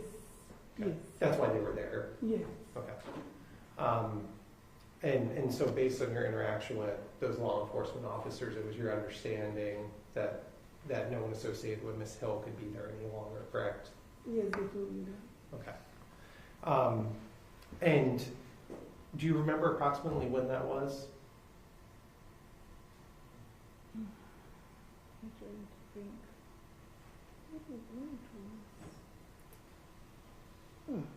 If you don't remember, that's okay. You may also you may have some issues with dates. I understand. That's okay. So what I'm trying to get to though is on that date the injunction was in place and they came and told you you couldn't be there any longer. Did Ms. Hill tell you to continue to go to that? No, because she was not aware I was not supposed to be there. But when they served me with the injunction, I never went on the property again. Well, the injunction wouldn't have been in effect until she was served. So this meeting with law enforcement must have been after the injunction. So, and after the injunction was served on her. So, did you talk to law enforcement about your interactions with Ms. Hill on that day? On that day when they came and served me, I told them, I spoke to Regina, the following Regina. On the following, she told me I have to continue going to work. But she was not aware I could not go on the property. So Regina did talk to you though around that time and told you have to keep going to work with Annie? Yeah, she told me. Yeah. Okay. And part of your job, well, let me ask you this. Who were you employed by? Regina Hill. And whose money was paying for your services? Miss Curtis money. Okay. And you knew that? Yes, I knew that. Okay. Yeah. How were you paid? I was paid before by checks Mm-hmm. on Miss Curtis' name, full name, her checking account. And afterwards, she started doing the Zelle because many times she's not able to reach me out for the check. But it was always Miss Curtis. Was part of your responsibilities in working for Regina that you were to tell her anyone who would come by the house? Yes, if anybody come by the house, I have to let them know somebody's there. Okay, and was that specific instructions that you received from Miss Hill that that was part of your No, job? she didn't even know instructions. By me, if you come by the house, I don't know you. I will call her and let her know you know somebody passed. Yeah, The judge comes and then you have. Yeah, I'm not criticizing, you doing so. What I'm just trying to get to is where that instruction came from No, to let, not from Regina. okay, so you just took it upon yourself Yes. to report whoever would come over to Regina? Yes. Okay. So since the injunction's been in place, you no longer work, correct? I know. For Regina? No, Okay. And you worked there for, I guess it would have been more than 2 years. 4 years. Okay. It will be 4 years. Okay. And now you no longer have that income, correct? Since the issuance of this And I have injunction. not get paid either. I'm sorry? I have not get paid for 2 weeks because Okay. So it would be in your best interest for this injunction to go away, correct? yes, because I would like to vote back for Miss Curtis. Okay. No other questions? Anything else? Yes, Your Honor, just a couple. Ms. Toby, how many times did you see Ms. Alexander in the 4 years that you were working for Ms. Curtis? Yes, Miss Alexander, the big lady. The Objection, lady- Your Honor, beyond the scope. It's not. Well, Yeah. it wasn't raised in cross, so I'm going to sustain it. Okay. So, Ms. Toby, when individuals came to the home, you testified that you would let Ms. Hill know. Yes, Do you recall seeing an attorney for Ms. Curtis come to the home? never seen the water. And Agent Britton, were you present when he walked through the home? I don't know who is. At the LD?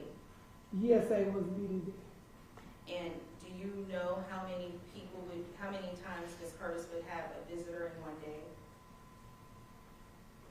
Many times anybody that passed stop by and go to, anybody will stop by, her neighbors, anybody. And how often would she have visitors? Well, she always have visitors, she have her friends, she has people passing by calling her, Miss Curtis, how are you doing? Because she is a neighborhood watch. She will sit outside with her cats and feel everybody knows her in the neighborhood. Yeah. And lastly, you indicated that when she left the hospital, she wasn't doing too good. No, she was not doing too good because she would have fallen asleep, and that is not Miss Curtis. Miss Curtis was always up in the morning early, feeding her cats, walking all about. But when she came from the hospital, she was because then I recall she was in the hospital I was in St. Lucia on the 11th, the 12th, the 13th, the 14th, January. Now I recall it. Okay. And that's in 2024? That is in 2024. Regina asked me to go at the hospital. When she was at the hospital, I was in St. Lucia. Text me and let me know Miss Curtis is at the hospital. So I told her I'm coming 2 days. As soon as I came up, I tell her I am here. She told me immediately go in the hospital and stay with Miss Curtis, accompany me. And did Ms. Curtis know who you were? Yes, she was at that time. And did she have a recollection of who Ms. Hill was? Who? Did she know who Ms. Hill? Yes, as soon as Miss Hill, she will always mention as soon as she comes, she knows. She knows her very well. Oh, thank you. Judge, can I ask one question for clarification on one of the issues raised during? Any objections to that? I'll let you follow up. No. Okay, go ahead. So there was discussion about when she got out of the hospital. It was this January, correct? If there was what? When Annie got out of the hospital this year, correct? You said in January? Yes, in January. Okay. My question is, from the time that she got out of the hospital until the until your time was over in the house, did you see her stabilize during that period of time? Or did she stay at that low level from the date that she was released from the hospital? No, she didn't say. Stabilize means what? Explain to me. Back to where she was at before she No, died. she was, because now I'm saying Miss Curtis is not like who she was before, because she would wake up and feel. Okay. So she was getting a little lower. All right, that's it, Judge. Anything else? No. Okay, may this witness be excused? Yes. Thank you so much, ma'am. You're free to go. Okay, thank you. I can go home right now? You can. Okay, thank you.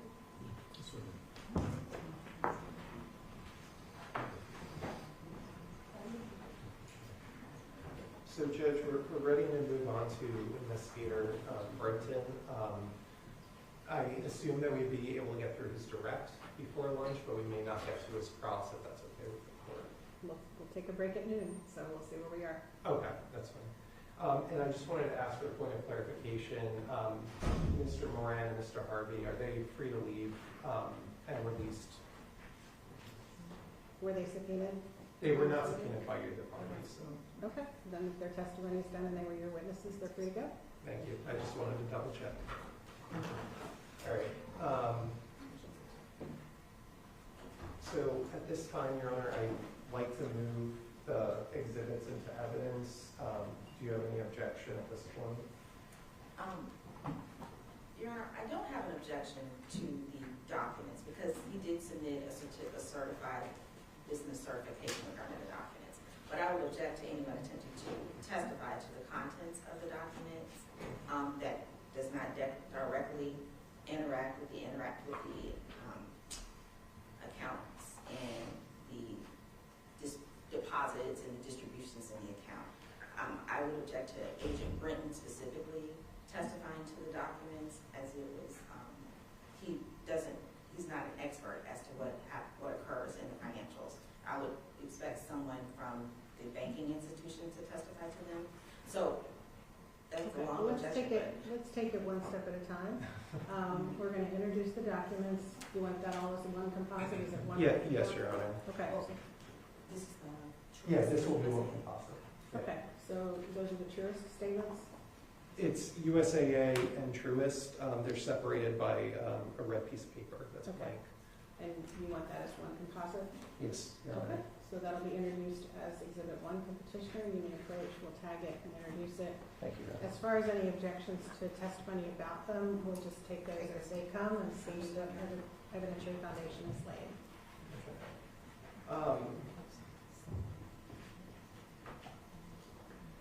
And so the petitioner will call Special Agent Steve Britton.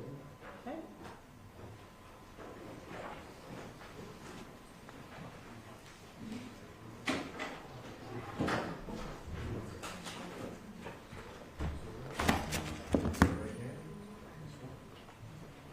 Do you solemnly swear or affirm that the testimony you shall give will be the truth, the whole truth, and nothing but the truth, so help you God? I do. Have a seat, sir. Once you're seated, you're welcome to move the microphone to your comfort. Please state and spell your name. Thank you, Your Honor. My name is Stephen Brenton, or Steve Brenton, properly spelled S-T-E-P-H-E-N. The last name is B-R-E-N-T-O-N. Thank you, sir. Your name, correct. Thank you, Judge. Agent Britton, how are you employed? I am a special agent with the Florida Department of Law Enforcement. And are you assigned to any particular division with the Florida Department of Law Enforcement? I am currently assigned to the Organized Crime Public Integrity Unit. And what does public integrity mean? Public integrity is what, as far as being on that unit, it is a unit that is assigned to investigate any crimes that would be involving public officials. And how long have you been with FDLE? I've been with FDLE now for 12 and a half years, I think. And how long have you been a police officer overall? As of last Monday, I've been a police officer for 30 years. And in your prior experience, have you had opportunities to investigate fraud cases? Yes, I have. And have you had a chance to investigate any kind of exploitation type cases? Yes, I have. Over the course of your career, ballpark figure, how many of those types of investigations would you have investigated? The fraud cases could go back to when I was a detective in South Florida municipalities where I handled investigations involving fraud, criminal use of personal identification information, theft, any kind of associated crime with economic crime. Continue on to when I was with the Florida Department of Law Enforcement as well. Many investigations. As far as exploitation, for a very large portion of my career, I conducted investigations involving crimes against children and received a lot of training when it comes to handling crimes involving the exploitation of children, which that type of training, it has to do with investigating cases of exploitation to a vulnerable population. And how did you come to be aware of Ms. Hill? In February of 2023, I was assigned an investigation where I became aware that Ms. Hill was alleged to have potentially committed crimes. And did you know Ms. Hill in her capacity as a public official at that point?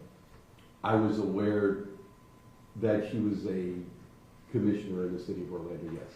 And that's why it was assigned to you and your unit? Correct. Okay.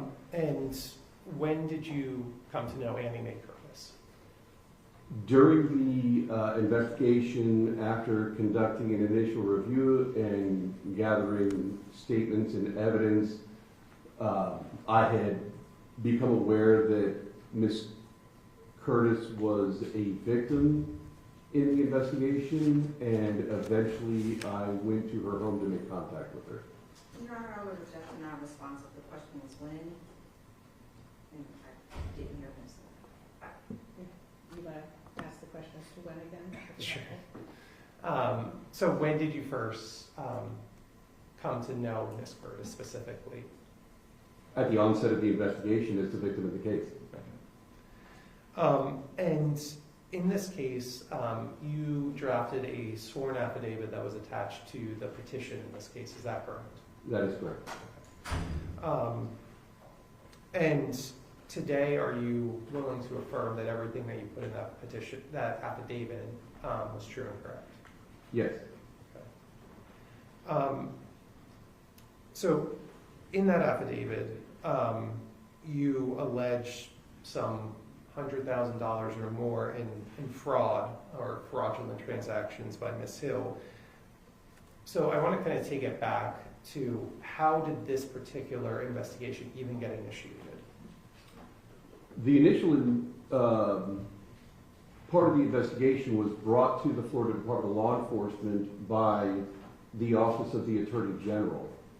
There was a former aide of Ms. Hill who had provided a lot of information alleging violations of the law, and when it went to the Attorney General's office, they sent it to our office to be investigated.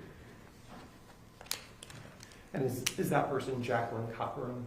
Yes, it is. And what was,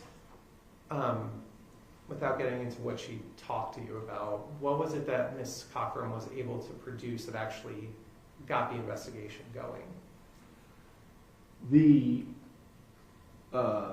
It was a power of attorney that was used to purchase a home at 170 Domino Drive that, upon observation, appeared to be a fraudulent document.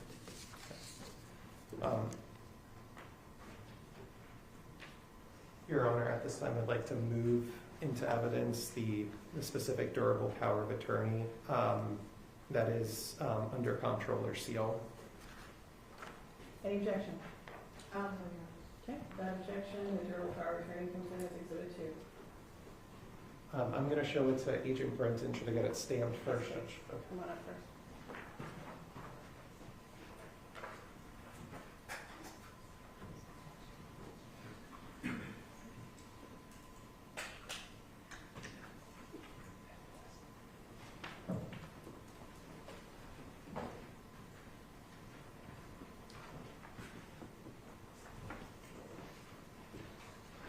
All right. Is this the document that you were just referring to? Yes, it is. And without getting into the allegations made by Ms. Cockrum, just by looking at this document, did it cause you concerns about the legitimacy of this document? Yes, it did. How so? On the signature page, which is the second page, the items that I first looked at that appeared very suspicious about it was the date, the printed date of the signatures of the witnesses is different than the date for the notary. Those dates should be the same. On this particular document, it says that the witnesses signed it on the 30th day of June 2022, and the notary notarized it on the 30th day of July 2022. The second thing that came to my attention was one of the signatures of a witness. The line that is on the witness signature line doesn't appear there, so my initial thought was that maybe it had been whited out or something, and when I looked closer, I noticed that the last name of the signature and the last name of the printed name of that one particular witness was misspelled between the two names. Okay. And what is that particular name that was misspelled? Omari Nemard. Okay. And that is someone who is listed as a witness to this document, correct? That is correct. Okay.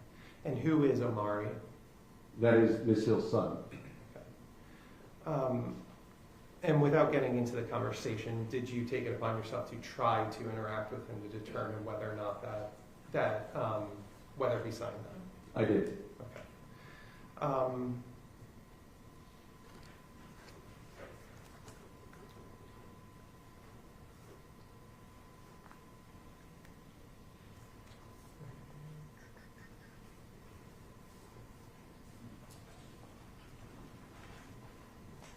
Okay.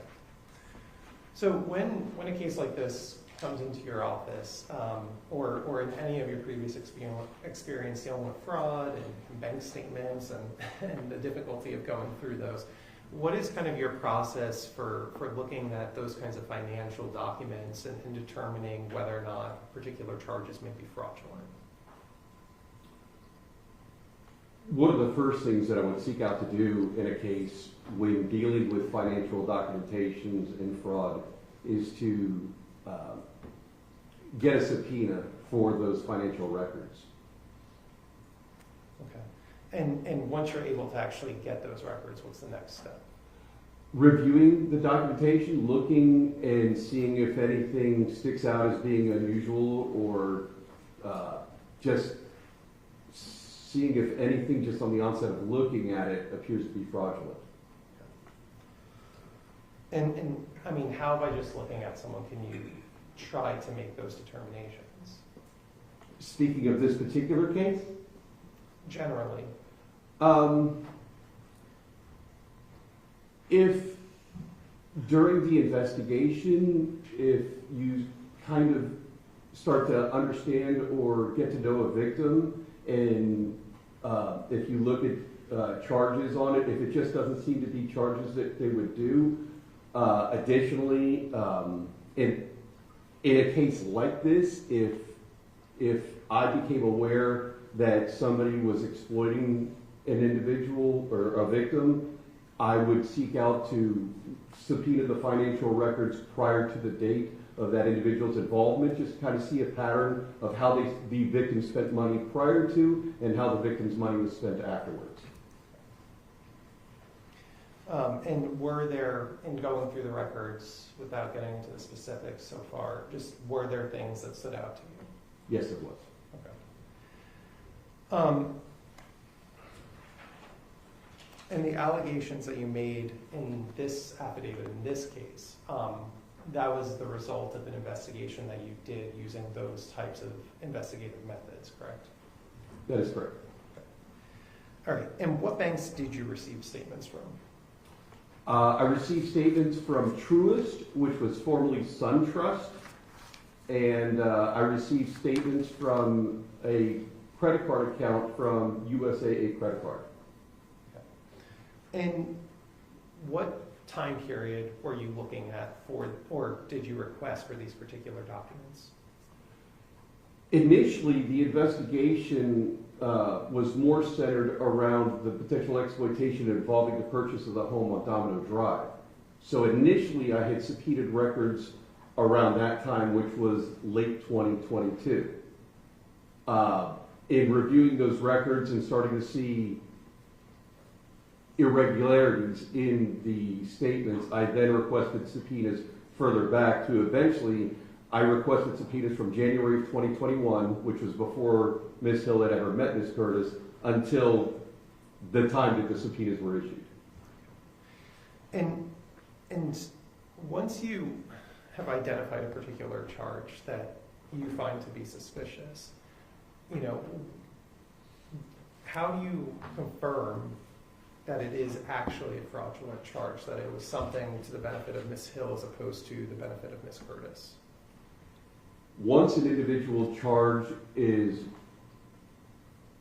discovered, if I want to find out any more information about that charge as to whether or not it was a fraudulent charge or not, I would request a subpoena to be sent to that individual company or business where that particular transaction took place at.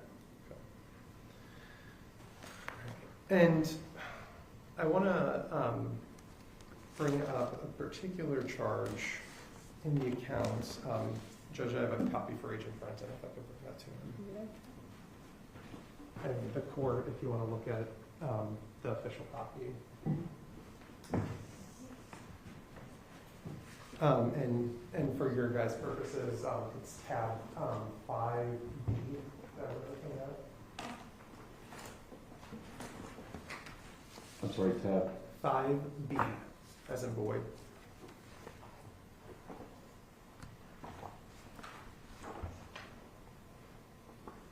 Okay.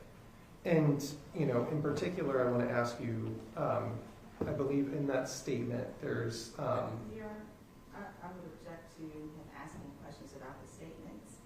There hasn't been a foundation laid as to his ability to even review the statements, but also, again, he can read the statement, but he can't testify as to the circumstances behind the statement. Well, what we've heard is that he performs an investigation in a certain manner, and I'm going to overrule your objection at this time. Let's see where we get with this, and the court can always disregard if it's not appropriate, and you also are walking across. So I'm interested in the process, and we'll see if that is forthcoming. Thank you, Your Honor. So on the statement, there's a particular charge that indicates pure drop IV. What was the particular significance of that charge? After I had subpoenaed the statement and saw that charge, what was unusual to me about that is I didn't know what the company was, and it said Pure Drop IV, and I wanted to learn about what the company was. Because an investigation involving an older elderly person, it wouldn't be out of the realm that there's a charge for something to do if it was medical. But the unusual part about that is why was that on her credit card and not a part of medical insurance or something like that? It was unusual to see a charge for medical on a victim's credit card. Okay. And were you able to, in looking at this particular company, were you able to determine where this company was headquartered? Yeah, I called them and started talking to them, and I was asking them general questions about their company and what they did, and if they provided any sort of medical treatment for individuals. And they explained to me that it was more of a... I'll rephrase the question, Judge. I just want to know, were you able to figure out where they are specifically located? Okay. The company Pure Drop IV is in Virginia. Okay. And so, do they provide any services to Florida based on your research? No. Okay. And were you able to confirm whether or not Ms. Hill happened to be in the particular area of Virginia during that time period? Yes. Okay. And where was she? At the Marriott Marquis Hotel in Washington, D.C. And were you able to figure out whether or not Annie Mae Curtis was ever potentially up there with her for that particular event? To my knowledge, Ms. Curtis was not. Okay. And one of the other things that I noticed that there are recurring charges for a company called Vita Lounge, and that is in the SunTrust/Truist account. For the record, these particular financial records that are provided to all parties involved, there are numbered tabs. I'll just read off those numbered tabs just for the record. It is tabs number 12, 14, 15, 16, 17, 18, 19, 20, 21, 25, and 26. How is Vita Lounge similar or different than Pure Drop? Vita Lounge or Vita Lounge, I'm not sure how it's pronounced, is the same as Pure Drop. It is a company that provides therapeutic IV infusions. Okay. And with the amount of charges, first I should ask, is that the charge that is most recurring in all of these financial records? Vita Lounge, yes.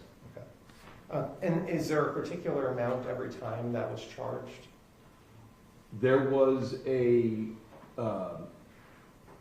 recurring charge of about $139, I believe is what it was.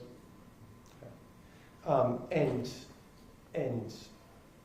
based on your research, that was similar, this company's similar in nature to the Pure Drop IV that took place in DC? That is correct. Okay.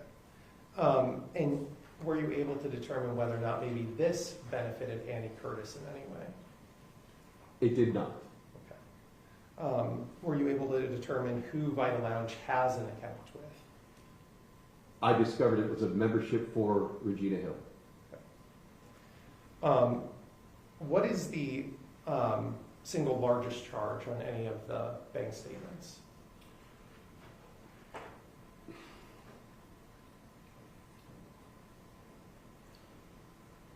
Could you ask that question again, please? Sure. What is the single largest kind of credit that comes out of any one of these bank statements?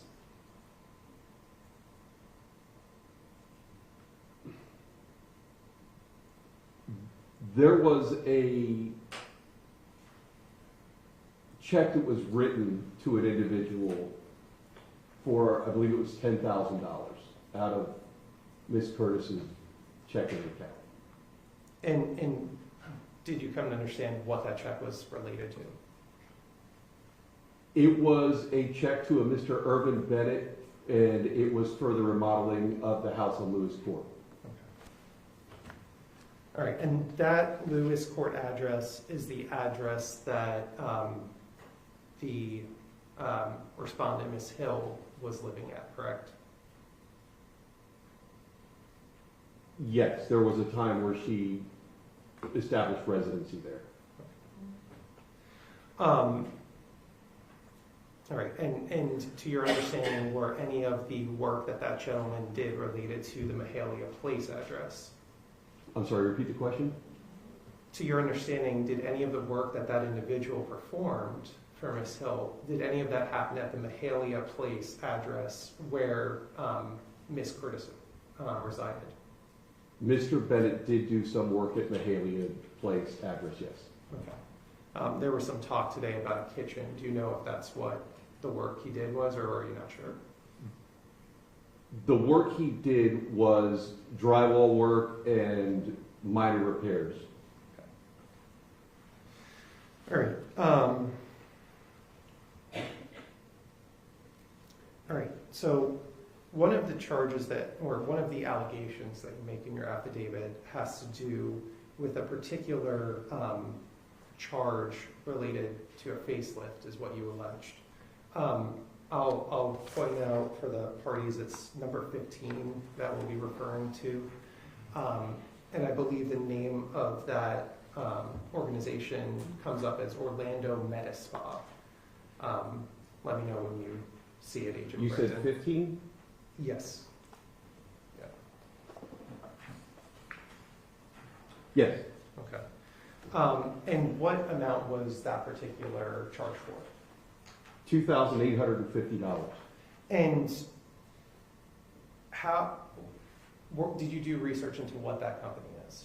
Yes, I did. Okay. And do you generally, when you're dealing with these charges, before you even make contact or send a subpoena, do you try to do your own little research to find out whether or not what this company does? Yes, I did. Okay.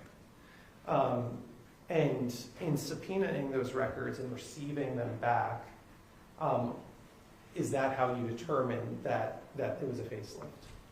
Yes. Okay. Without getting into hearsay and what those particular documents said, how were you able to confirm that the alleged facelift was something that would benefit Ms. Hill and not Ms. Curtis?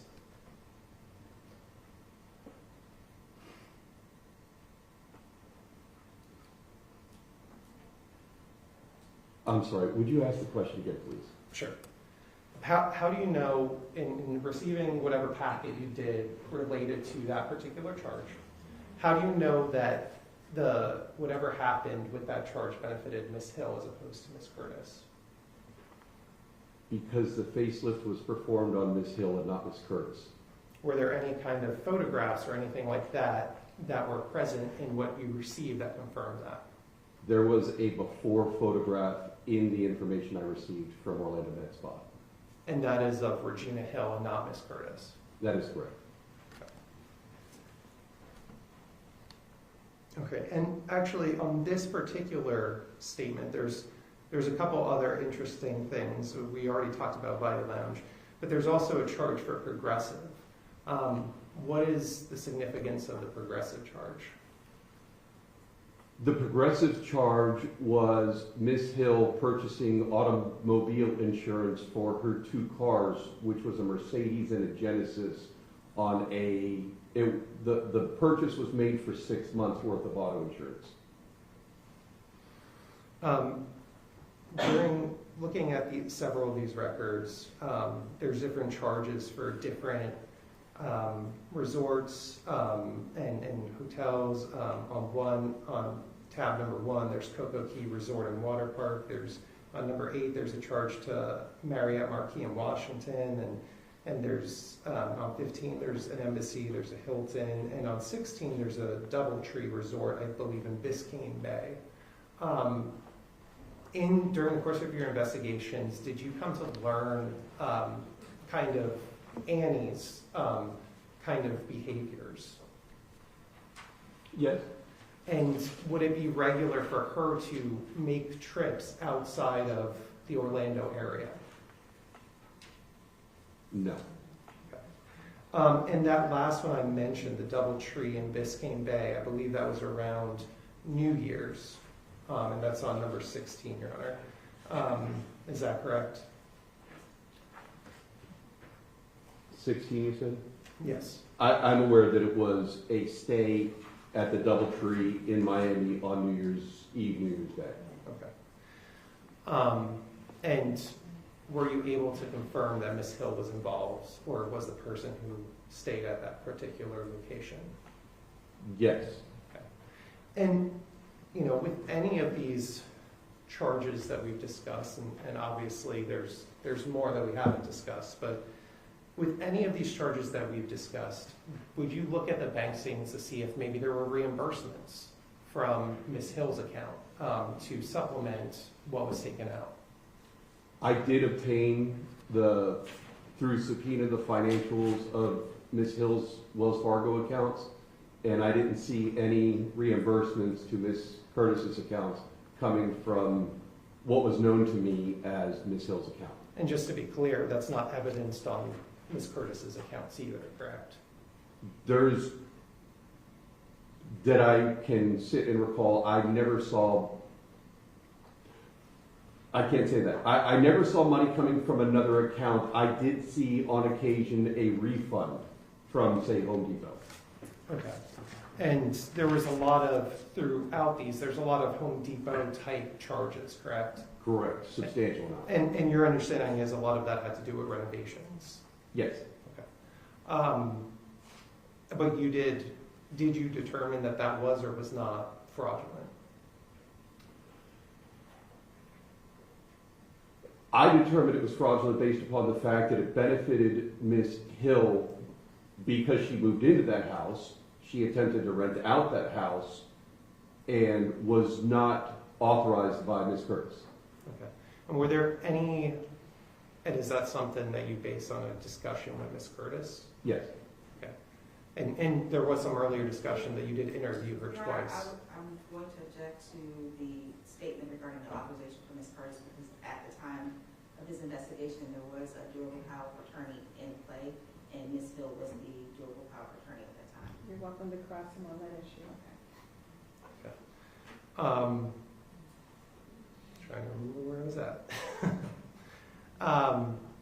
Actually, I'm just going to move to the next area of inquiry. All right. So, in reviewing all of these records, was there any indication to you? Actually, I realize what I want to talk about. So we talked already about the specific durable power of attorney related to the purchase of the house. That was a house that would be purchased under both Ms. Hill and Ms. Curtis's name, correct? The Domino Drive house, yes. Okay. All right. Did you interview Ms. Curtis, without getting into what she said, did you interview Ms. Curtis about that? Yes. Okay. All right.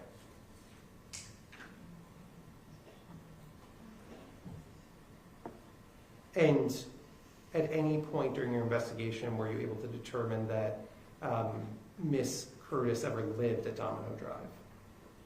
She did not. Okay. Okay. Okay. So, how did you come to be aware of Ms. Alexander? Early in the investigation, when I discovered that a check on the welfare had been requested by the Orlando Police Department at Ms. Curtis's house, I did research on that and found that it was called in from Ms. Alexander. That was at the beginning of the investigation, at the point where I wanted to see if there was any family members of Ms. Curtis. And because it would be common for somebody close, potentially family, to have called in a check on the welfare, that's when I reached out to Ms. Alexander to determine who she was, how she was related to Ms. Curtis. And you came to learn that she's not actually related, correct? That is correct. Okay. And there's been testimony today, and obviously no one's invoked the rules, so everybody's been in the courtroom all day. So you've heard testimony today that she assisted you in bringing Annie to your office for her interviews, correct? That is correct. Okay. And we've also talked today about the power of attorney. If you could just clarify, what role did you play on the particular day on February 27th, 2024? I assisted in getting Ms. Curtis to Mr. Harvey's office. Okay. And did you help with the capacity evaluation? I did not.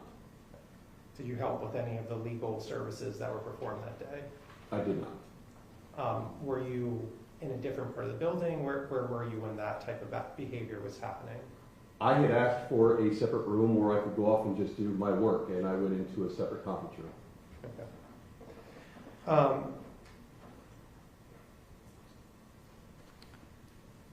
And on that particular date, did you have any contacts with someone who identified as an agent of Regina Hill? I'm sorry, say that again? On that particular day, while Annie was there to sign the durable power of attorney, did you have any contact with anyone who indicated that they were an agent of Ms. Hill or a lawyer of Ms. Hill? I received a telephone call from Odessa Joyner, who I was aware of on a previous occasion. I believe it was the first time I interviewed Ms. Curtis. Ms. Odessa Joyner met me when we returned back to Miss Curtis's house and identified her as a lawyer for Miss Hill. And the purpose of the conversation, the call that you received on the 27th of February was what? I believe Ms. Joyner was trying to find out what I was doing with Miss Curtis and indicated her concern for Miss Curtis's well-being. And on that particular day, are you also aware of another document that Ms. Hill went to the courthouse to file? I am. Okay, and what was that document? It was I'm sorry. It wasn't, I'm aware that a document of a trust was, I don't know how to say, filed with the Orange County Comptroller. Your Honor, I'd like to move this into record. It's also a certified public record. Any objection? Without objection, that will be introduced as Exhibit 3 for the petitioner. And this was filed by Ms. Hill the same day that they were concerned as to what Annie was doing with you, correct? Yes. And were you aware of, have you had a chance to review the document or? I reviewed it, yes. Okay. And is it your understanding that this trust puts Ms. Hill in control of Ms. Curtis's estate going forward? Yes. All right. I don't have anything else right now, Your Honor. Thank you. Okay. Is it good time for our lunch break then? We'll resume at 1 p.m. for cross-examination and the rest of the hearing. Thank you. We're in recess.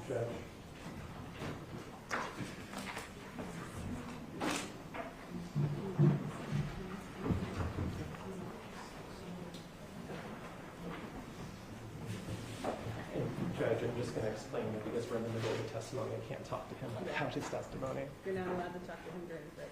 Okay. I'm going to make this a beat.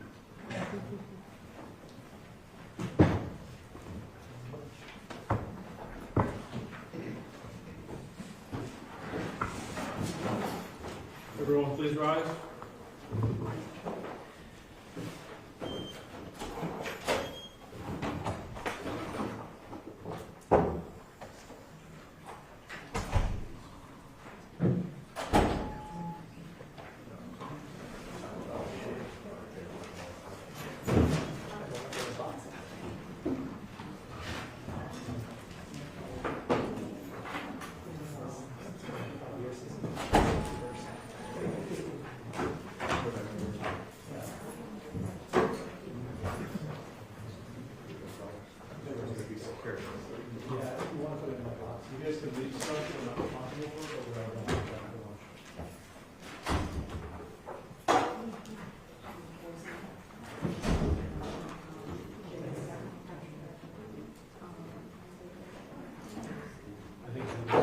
Julie? Okay. Yeah, I'll walk you down. Okay, good. I'll never find it.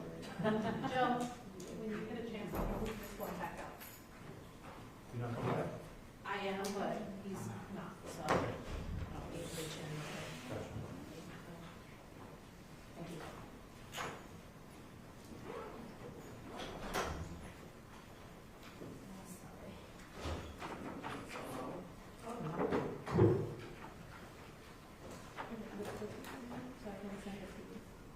You need some stuff, I'm not responsible for it, but No. it's locked up, so. Thank you. If you want to be here when you get back, I'll take it.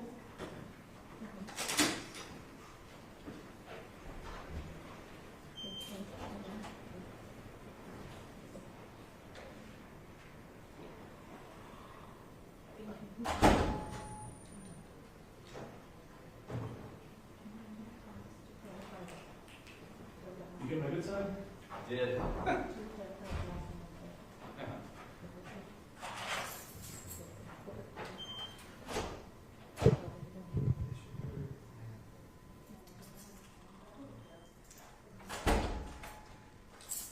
What time will it be unlocked? Quarter till. Okay. Thank you. Yes. I think I'm going to set the camera down in the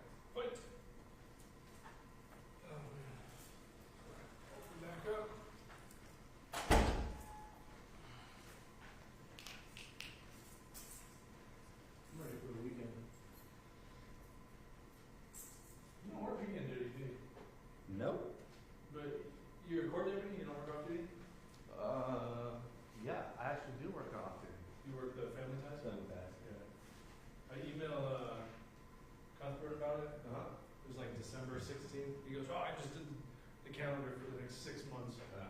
Because we used to have family ties here on Fridays. Okay. Parents would come Yeah, in. to drop off. Yeah. So They, we haven't had many pickups. It's like they're trying to get that going, I don't think they've got it going yet. like the number of families coming in, or Well, the number of families coming in is all right, but usually the last hour on Sunday, it's all, we collect the kids and give to the family. But we haven't had any of those recently.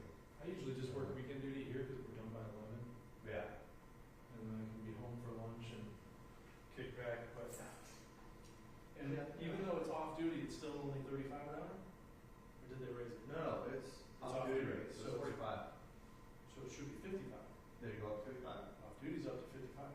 No, 45. Have to look at the contract again. You might be right. So it went up to 45, Yeah. but Disney just raised it to 55 because Disney couldn't fill it. Yeah. So and- contract is still 45.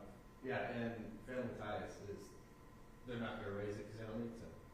Yeah. The only benefits that do it are, CSDs, and CSDs Like can't get it anywhere else, so, So yeah.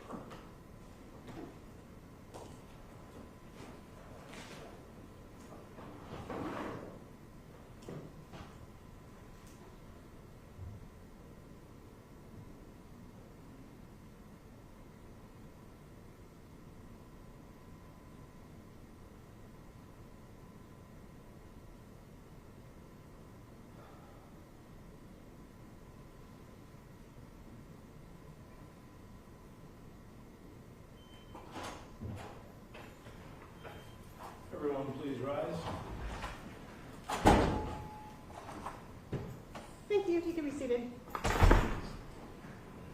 I'll go look for everyone, Judge. Is it time? Not really. I'm a little bit early.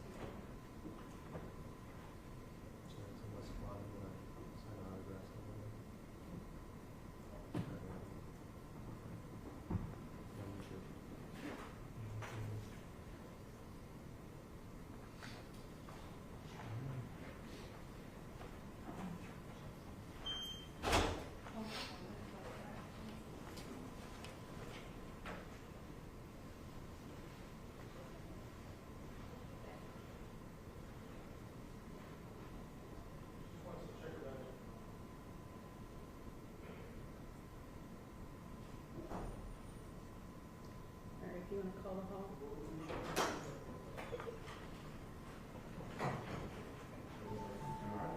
All parties in the matter of Davis versus Regina Hill, please report to courtroom. Parties in the matter of Davis versus Regina Hill, report to courtroom.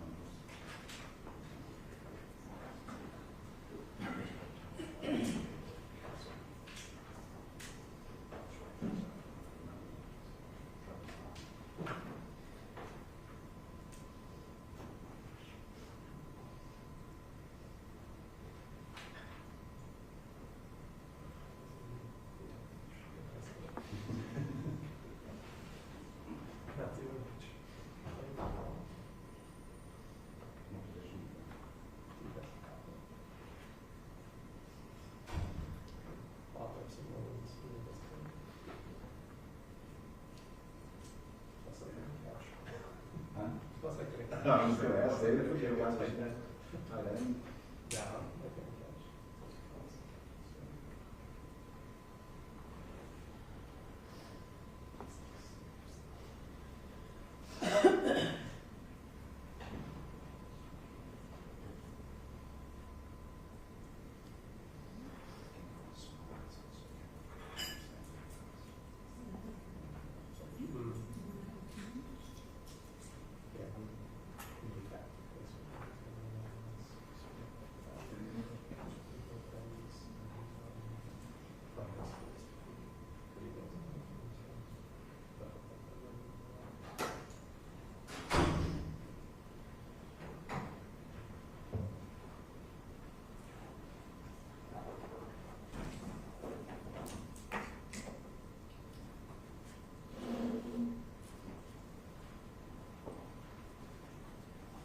You're on your way, Veronica. Okay, thank you.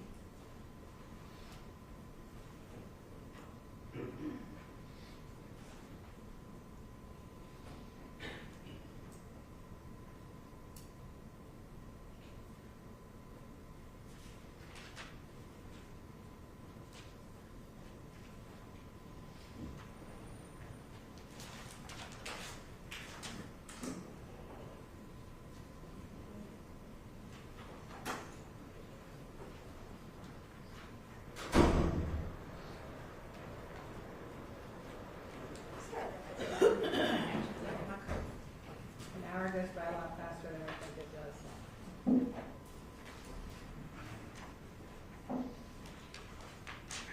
All right, let's go ahead and get back on the record then. Special Agent, if you want to come back up on the stand.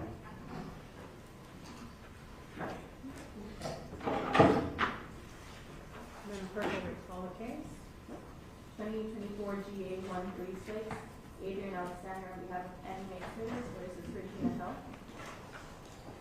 right, looks like all parties and participants are here, so whenever you're ready for your cross. Oh, okay, We're ready for cross, because you were finished your direct, right? Yes. Okay. You're up.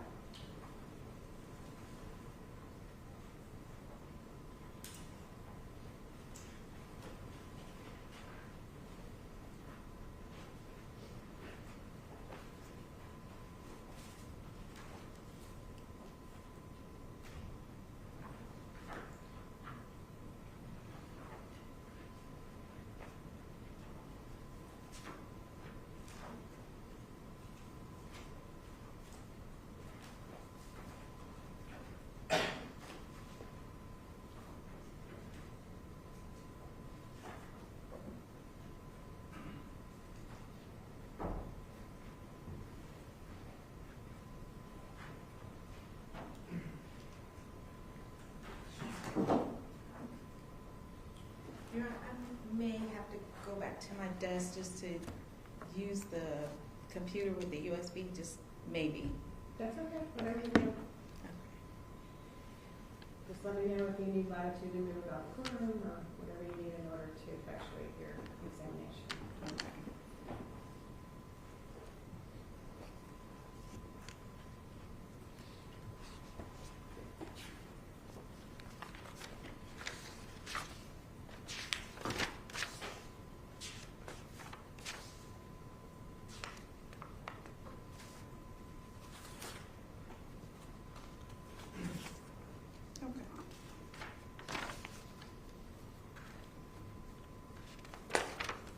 I'm sorry, I want to go in order, I'm sorry.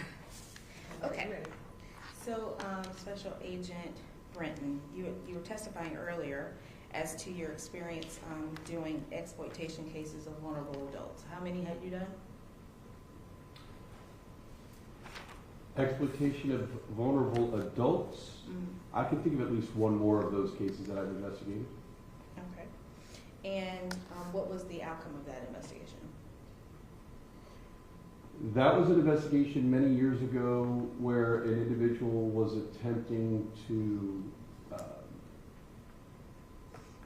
use coercion to buy a house from an elderly female, and the individual was charged and convicted in that case.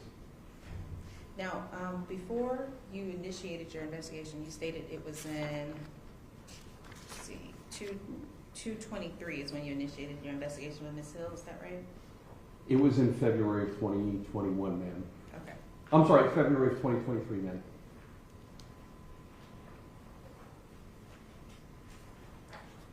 And in February of 2023, you initiated this investigation because someone contacted you? Because the information that was, the complaint that was given to the Attorney General's office by the former aide of Ms. Hill, the Attorney General's office gave it to us and it was assigned to me. And the former aide, had you known who she was? Prior to that, no. Since the investigation, did you learn who she was? Yes. And who is she? I'm sorry, what's that? Who is she? Her name is Jacqueline Cochran. She, go ahead. No, you were. She's a former aide to Commissioner Hill, and she had provided information to the Attorney General's office, and pretty much the first thing I did in the investigation was bring her in to conduct an interview and confirm that which she had provided to the Attorney General's office. Okay, and during that interview with her, did you learn that she was a disgruntled employee of Ms. Hill? I didn't make any determination about her employment at all with that. I was made aware that she had been terminated from the city of Orlando. Okay, but so you had no idea whether or not she had a personal issue with Ms. Hill? Her personal opinions or her anything has nothing to do with my criminal investigation. But my question is, did you know whether or not she had it? It wasn't anything, I would say no. That was nothing that I was really paying attention to. So you aren't aware of any lawsuits or anything being initiated by Ms. Cochran? I'm aware since I talked to her that there is, I know there's a pending lawsuit that she's filed against the city. In 2023, this is when you're saying you spoke to Ms. Cochran, correct? Yes. And you're saying that you didn't realize that she had a lawsuit until when? I don't know exactly when. But not when you were interviewing her? No, ma'am. Lawsuits are civil. I deal in criminal. I understand, but you interviewed her, so just wanted to make sure what you're saying is you had no idea of her relationship with Ms. Hill in 2023 when you were interviewing her. That's what you're testifying to. I don't understand the question. You did not know whether or not she, as in Ms. Cochran, had an issue with Ms. Hill when you interviewed her in 2023. I'm aware that she was a former employee with the city of Orlando and that she was a former aide to Ms. Hill. Okay. Now you had introduced, as a result, I think your testimony is that Ms. Cochran had provided you this specific durable power attorney for execution of note and mortgage. Was that your testimony? Yes. And this was what you initiated your investigation on. Is that right?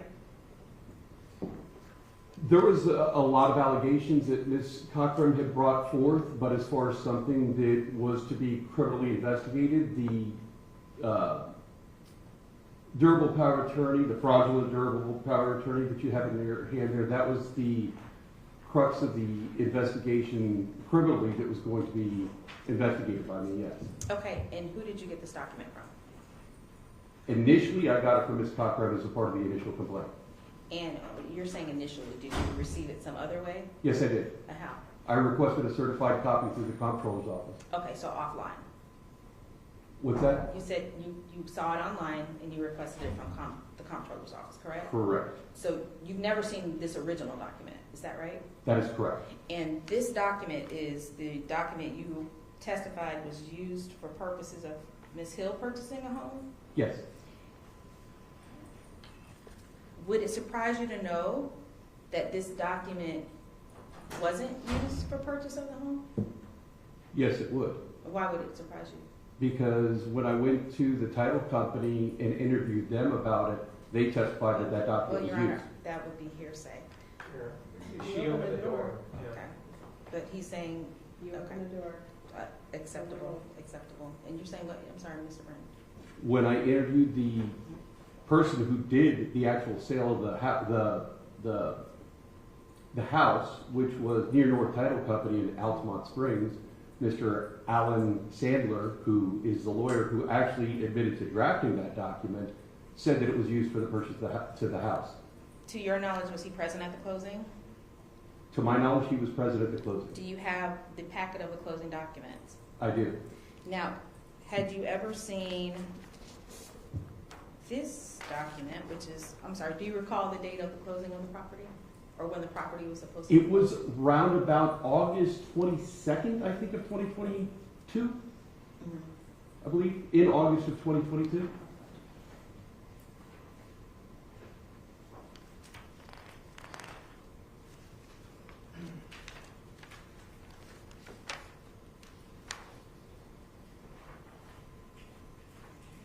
Your Honor, I'm approaching with a copy, name of an affidavit of power of attorney. Have you seen this document before?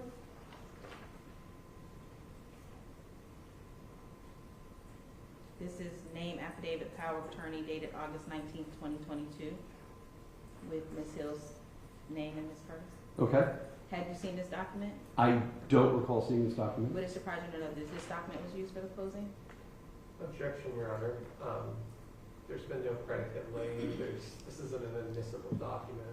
I didn't try to admit it. I just wanted to find out if he had seen this document and if he knew it was part of the closing. So first of all, the document needs to be identified, so you need to mark it. So for appellate purposes, we have it marked as for identification as an exhibit, so why don't you take a minute and do that? Okay. Sir, if you can hand is it one page or 2 pages? It's just one page. Okay, you want to, go ahead and let's get that marked, and then we can continue the issues. So it's going to be A for respondent, Yes. for identification.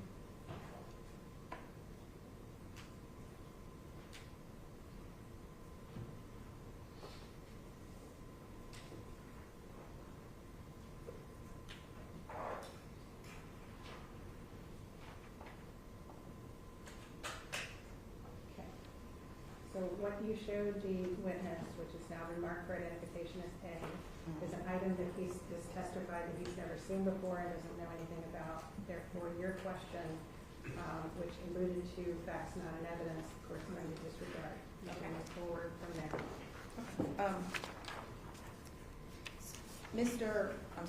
Agent Britton, Ms. Hill was the power of attorney for Ms. Curtis at the time that the closing took place, correct? That is correct. Did you read her doable power of attorney? The fraudulent one or the non-fraudulent one? Did you read her doable power of attorney that was executed in 2021? I did. And in that durable power of attorney, Ms. Hill has the ability to purchase real estate, correct? That is correct. So she wouldn't need either of these documents to purchase property for Ms. Hill, isn't that correct? Not according to the testimony of Mr. Sandler. Who's not here, right? Okay. You asked. No. Okay. And when the closing took place, you testified that Ms. Hill used Ms. Curtis's monies. Is that right?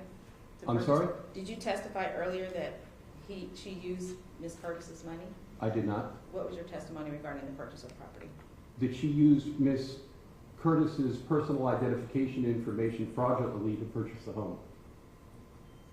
Okay. This document that you introduced as an exhibit is a document that you received as a copy, correct? Correct. Never seen the original? No, ma'am. Never had a conversation with Ms. Hill about this document? I attempted to have conversations with Ms. Hill, but she invoked by her attorney to submit to an interview. And do you understand the circumstances surrounding the property associated with Domino Drive? You're going to have to get more specific. Do you understand the purchasing circumstances around the Domino Drive property? You're going to have to get more specific about the question. What would would you like to know about it? What do you know about the purchase that occurred for the Domino Drive property? Okay. I'm aware that in late December, I'd say, of 2021, Mr. Robert Sinclair was the realtor who was going to post it up for sale. Ms. Hill approached Mr. Sinclair indicating her interest in wanting to buy that home, and he said it is going to be a HUD home. She's going to have to offer into the lottery to be able to bid on that. Shall I continue? You were vague on what you wanted, so I'm going to try and give you as much as I You can. answered the question. You indicated that you contacted the realtor for purposes of determining how the property was being purchased. Is that what you? That was the part. I did a lot of things in this investigation, yeah. Okay. You put in your affidavit that it was believed that Omari and his girlfriend were living in properties owned by Ms. Curtis? I'd have to review that document. I don't remember ever saying that. It's on your affidavit? Could you show me the affidavit, please? Yes. Your Honor, I'm approaching it with a copy of the affidavit, which was attached to the petition. And You're welcome to approach. thank you, Your Honor.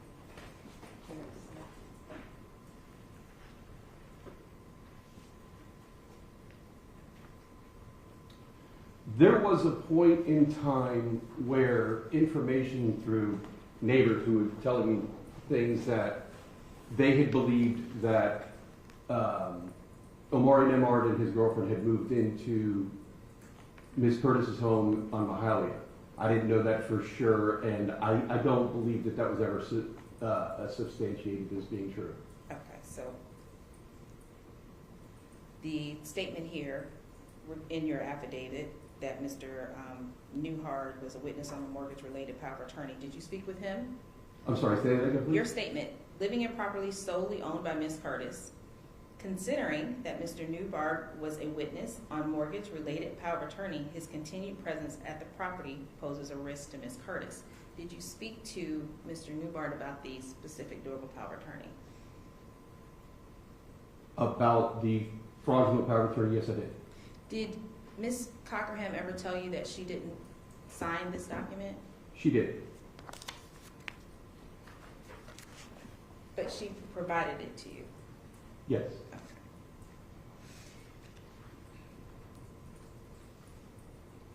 And Mr. Newhart said that he hadn't executed it, correct? I'm sorry, how are you pronouncing Omar his name? Newhart. Newhart, is it? I'm sorry. What was the question again? He indicated that he hadn't executed the document as well, correct? He said he didn't sign that document. Is that did not, I didn't realize. Did not Okay. sign the document. All right. You also put in your affidavit that it is believed that Ms. Hill lives at the property located at 3408 Lewis Court, Orlando, Florida, 32805. Did you speak to anyone regarding the circumstances surrounding the 3408 Lewis Court? Again, there was a lot of conversations about the property at 3408 Lewis Court. Are you speaking specifically to Ms. Hill's residence there? You allege that she lived at the property. Did you speak to Ms. Hill about her living at the property? I did not. Then you indicated in your affidavit that respondent used Ms. Curtis' financial resources to renovate this house for her own benefit. What information did you use to put this in the affidavit? The monies that was given to Irvin Barrett, I believe, were related to the renovation of the Lewis Court home. I interviewed Mr. Barrett in Florida State Prison and asked him about the renovations. He said he completed all of the renovations, said that the house was gorgeous inside, and that he was paid the monies that I had questioned him about from Ms. Curtis's account. He indicated actually he was paid more than what I had questioned him on. Did you inquire as to the monies that Ms. Hill paid out of her pocket for purposes of the renovation? Again, I attempted to. She refused to interview. Not Ms. Hill. Did you inquire to Mr. Bennett, who you just said that you spoke to? Did you inquire of him? I did ask him where the checks came from. He couldn't remember. Now, you testified earlier about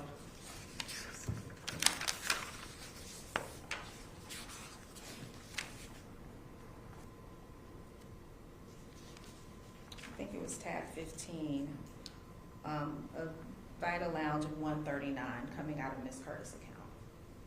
Do you recall talking about that?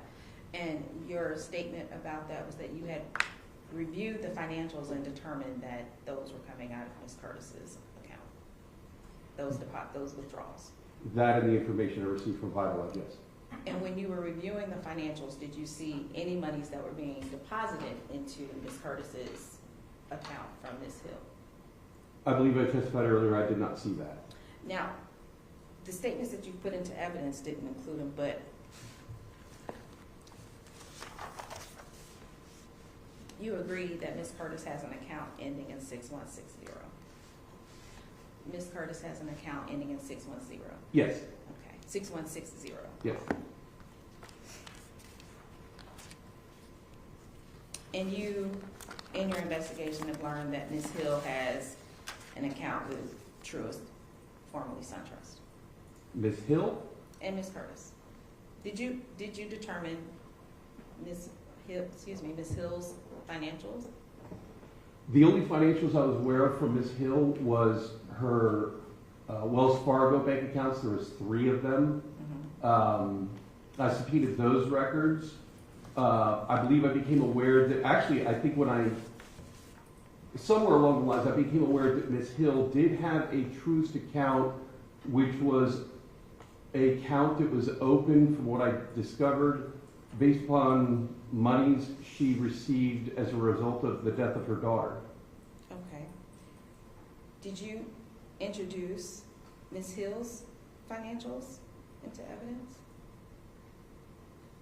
For purposes of proving withdrawals and deposits, because I'm assuming you received those financials, correct?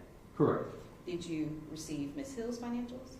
I did receive Ms. Hill's financials. And when you went through those financials, did you not see the deposits being made? Your Honor, I'd like to, I guess, mark Exhibit B.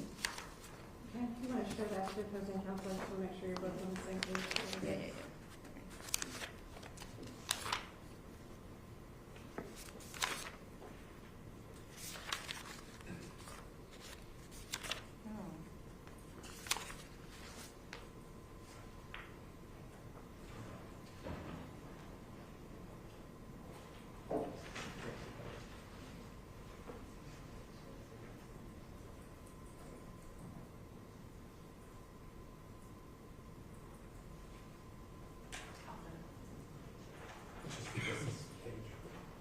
Are these part of what's already in evidence, or is this a new?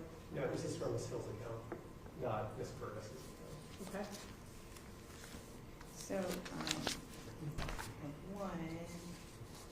would it surprise you, Agent Britton? I'm gonna have it marked. Yeah, market for identification is B, and when you have time, if you could give A back to the clerk for our appellate record. Now, Agent Britton, you had testified that Ms. Curtis has an account ending in 6160. Have you ever seen a statement from Ms. Hill through the subpoenas?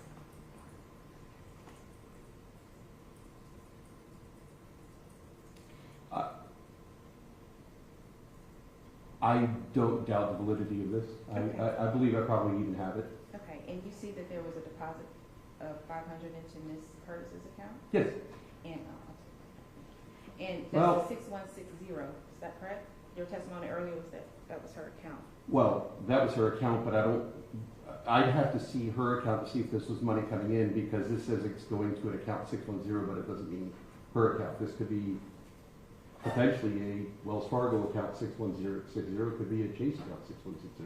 It doesn't say what account it's going into specifically. You'd have to compare it against Ms. Hill's account.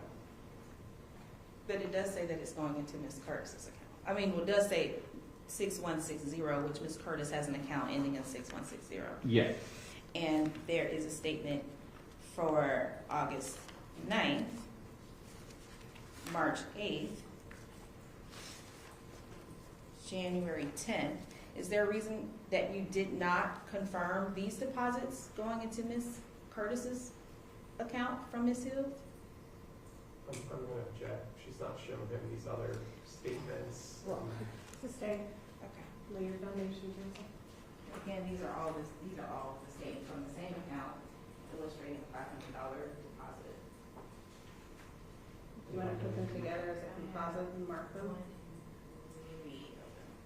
Your Honor, actually, I could do it as a composite. Okay. It's 3 of them total. Yeah. And it's just a top page. Yeah.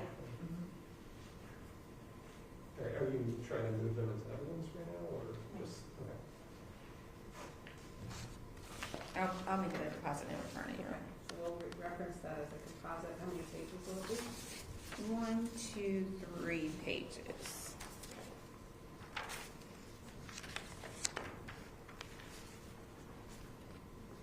Make sure this is the one I'm going to.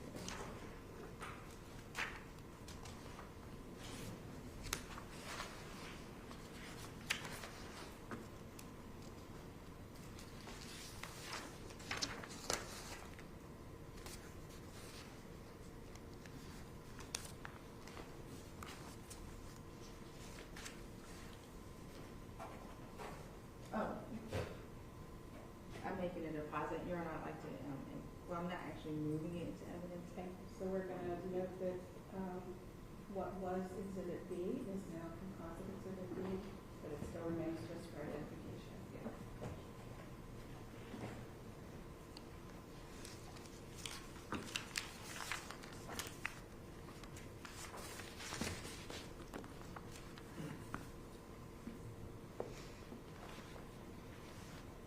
Agent Britton, do you know whether Ms. Hill drives Ms. Curtis around?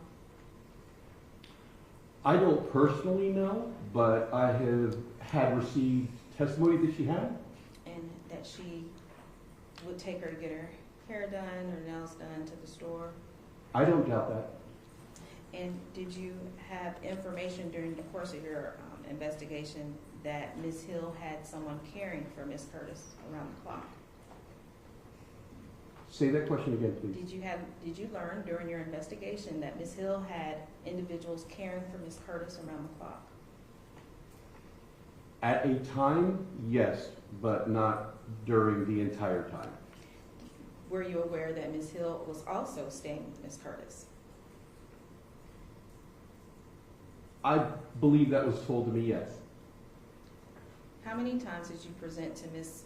Curtis's home since 2023?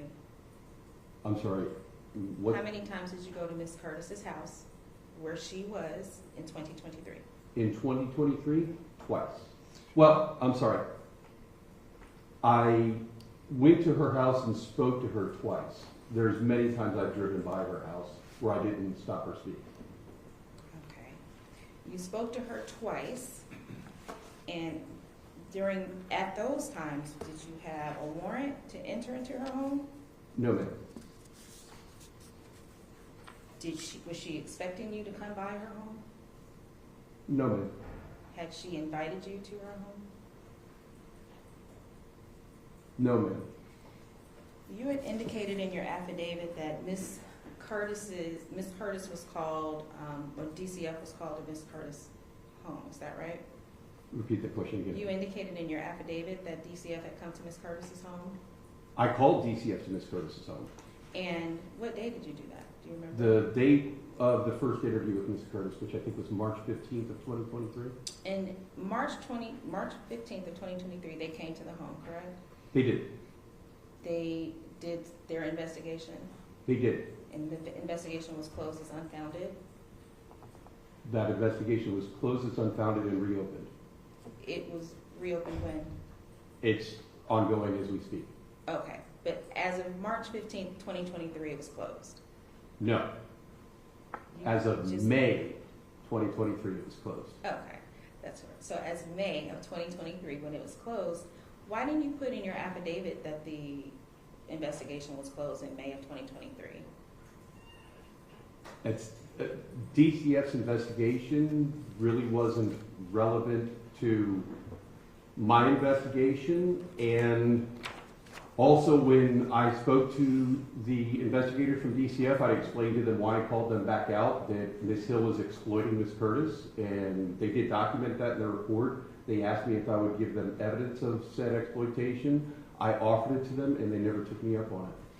But in your affidavit that you submitted to the court with this petition, you said that there were 2 DCF investigations, and neither of them resulted in any findings of exploitation. But you didn't put that in your petition. You just put in the petition that there were 2 investigations. I don't understand the question. Did you forget that they... Well, that's irrelevant. You can answer if you're able. Did you forget that those investigations were in fact closed? I'm aware that all of the investigations were closed. I didn't forget anything. Oh, okay, but you,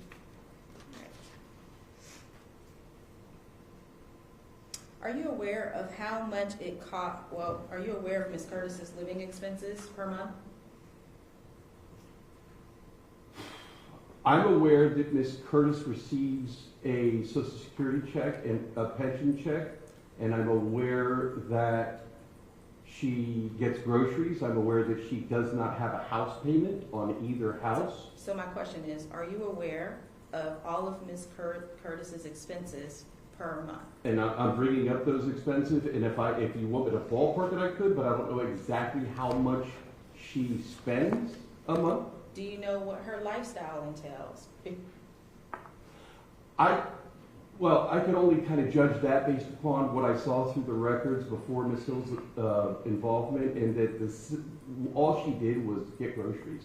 Ms. Curtis isn't the type to go out partying or anything like that, so she's not spending a lot of money like that. So, you have a personal relationship with Ms. Curtis? I do not. So you don't know her daily activities, correct?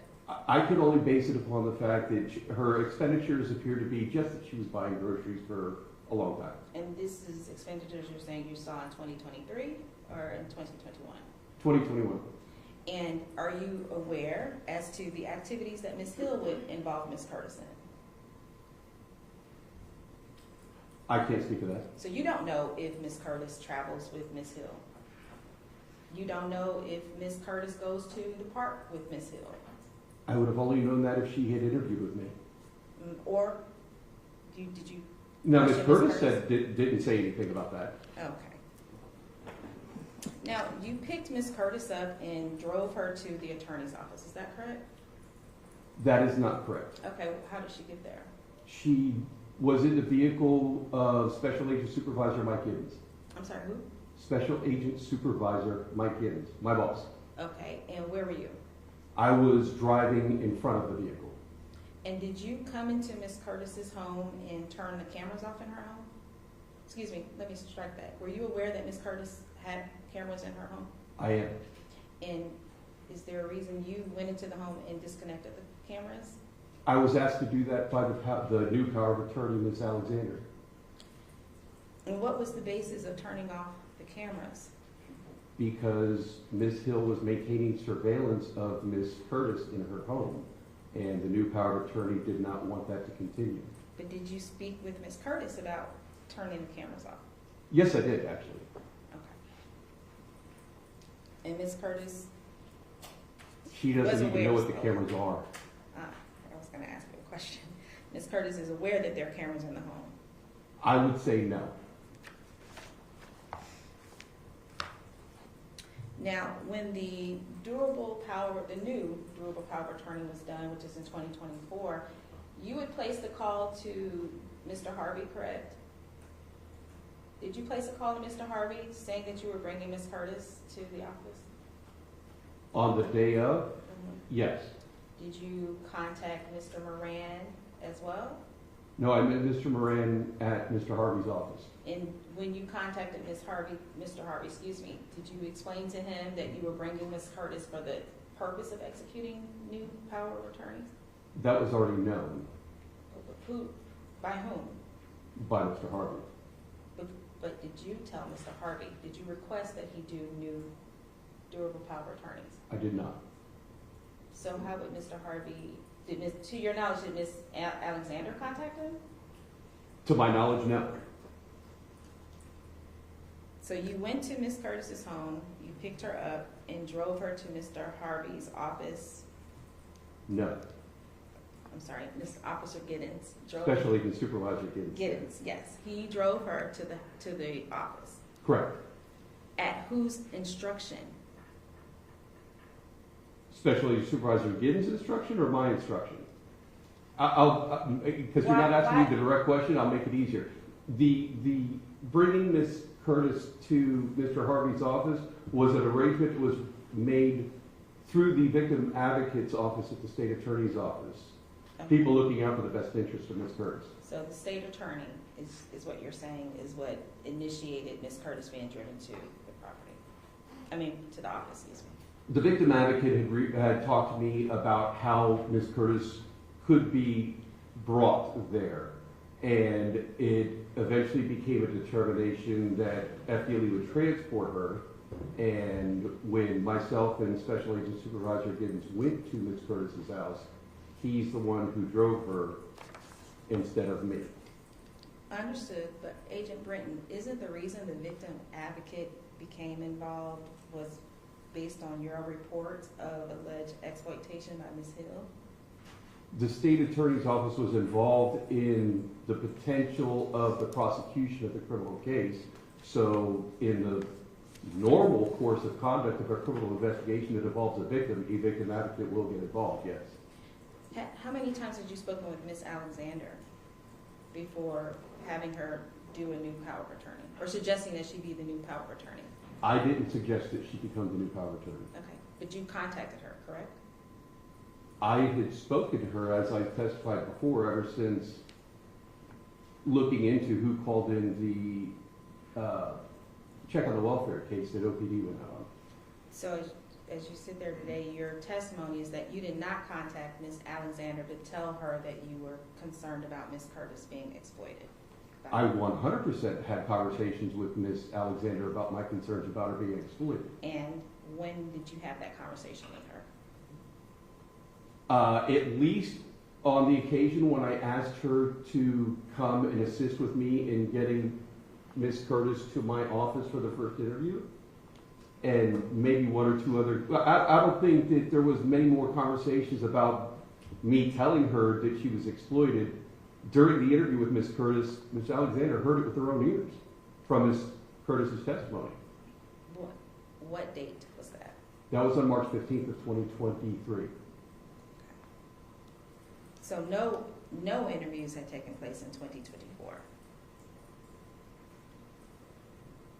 But With Ms. Curtis, I did other interviews related to this case. Between you and Ms. Alexander? I never interviewed Ms. Alexander. Okay. So your only communication with her was March of 2023? No. So when was the second communication with Ms. Alexander? I couldn't tell you the exact date. I know that I spoke to her again the second time that I was going to interview Ms. Curtis. There wasn't a lot of conversations really between me and Ms. Alexander other than me just updating her about what was happening because she had a concern of it. But that was in February of 2024 after she had become the new power of attorney, correct? What was? What your interaction? No, we had conversations throughout 2023 when I would just talk to her about, hey, the case, is still going. I'll keep you informed, because I just wanted to keep her involved in the case at a certain extent, but I couldn't tell her anything because it was an active criminal investigation. But she's not related to Ms. Curtis. No. Right? To your knowledge, she hadn't seen Ms. Curtis since 2021, correct? To my knowledge. So you felt compelled to keep her in the loop as to what was happening with Ms. Curtis? Absolutely. Even though Ms. Curtis at the time had a power of attorney, and, right? Even though she had a power of attorney at that time, you still wanted to keep Ms. Alexander in the loop, right? 100%. And you understood that at that time, Ms. Curtis actually had an attorney draft her initial power of attorney, correct? I became aware of that after Mr. Lindsay gave it to me, so I wouldn't say I knew that in February, but it could have been April of 2023 maybe. Okay. I never became aware of the actual durable power of attorney that was done by Anderson and Associates until it was presented to me by Mr. Lindsay. I'm sorry, you said you became aware of the durable power of attorney in what date? It was sometime after the first interview. What date? What's that? What date? Do you remember? I could go through my emails and show when Mr. Lindsay emailed it to me. It was in 2023? It was in 2023. March, April? Roundabout, not long after I did the interview, because at the time when Ms. Odessa Joyner had represented herself as Ms. Hill's attorney when I came back after that first interview, and I told Ms. Joyner that I was investigating an exploitation of the elderly case, and Ms. Hill was the subject of that investigation. Then she said, well, I'm not going to handle the criminal aspect of it. I will, let somebody know to reach out to you. And then Mr. Lindsay reached out to me, and it was he who, now I had heard the rumor that there was a potential, but I had never seen official until Mr. Lindsay presented it to me. Okay. I had DOR. Did you see the DOR investigations? The DOR reports? DOR? Department of, I'm saying DOR, excuse me. Did you see the DCF investigation reports? I saw the DCF investigation reports after they were presented to me. Okay, and when were they presented to you? Probably within the past couple weeks. Okay. And did you recall, excuse me, I'm just gonna approach with it, Your Honor. 1 second. Do you recall that in the DCF report that you remembered from 2023 that it indicated Ms. Hill lacked capacity? Do you remember reading that in the? Objection, Your Honor. That's misleading. That could explain. It's hearsay. Well, that's the start. Okay. Well.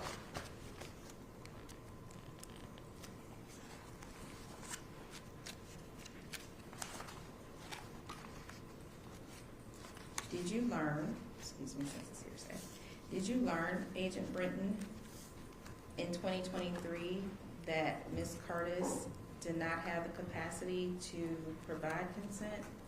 No. Okay. But you had seen the DCF reports? I saw the DCF reports after they forwarded to me after Ms. Hill's arrest. Okay, and so your testimony is that you didn't review the DCF reports where it talks about Ms. Curtis's state until 2024? Yes, I had reached out several times to DCF to get the information, and they never provided it to me until recent. But you recall that in May 9th of 2023, that same report is when the investigation was closed. That became aware to me after I reviewed them recently. At the time, my conversation with DCF, which was with Ms. Jessica Acevedo, which I believe was a supervisor, when I continued to check on, they weren't calling me back. And I sent an email to even the supervisors at DCF saying, listen, I'm looking for information relating to this case.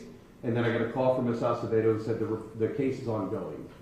And I never heard another word from DCF up until a couple weeks ago when I again asked. Okay. But you and your supervisor, Mr. Giddens, presented to Ms. Curtis's residence in 2024 of February, correct? I'm sorry, what's that? You and your supervisor, you came to Ms. Curtis's home in 2024? Yes. And you took her to the attorney's office in 2024? That is correct. And at that time, is your testimony that you weren't aware of what the DCF report had indicated about Ms. Curtis's status? That is what I'm testifying to, yes. All right. Just wanted to make sure.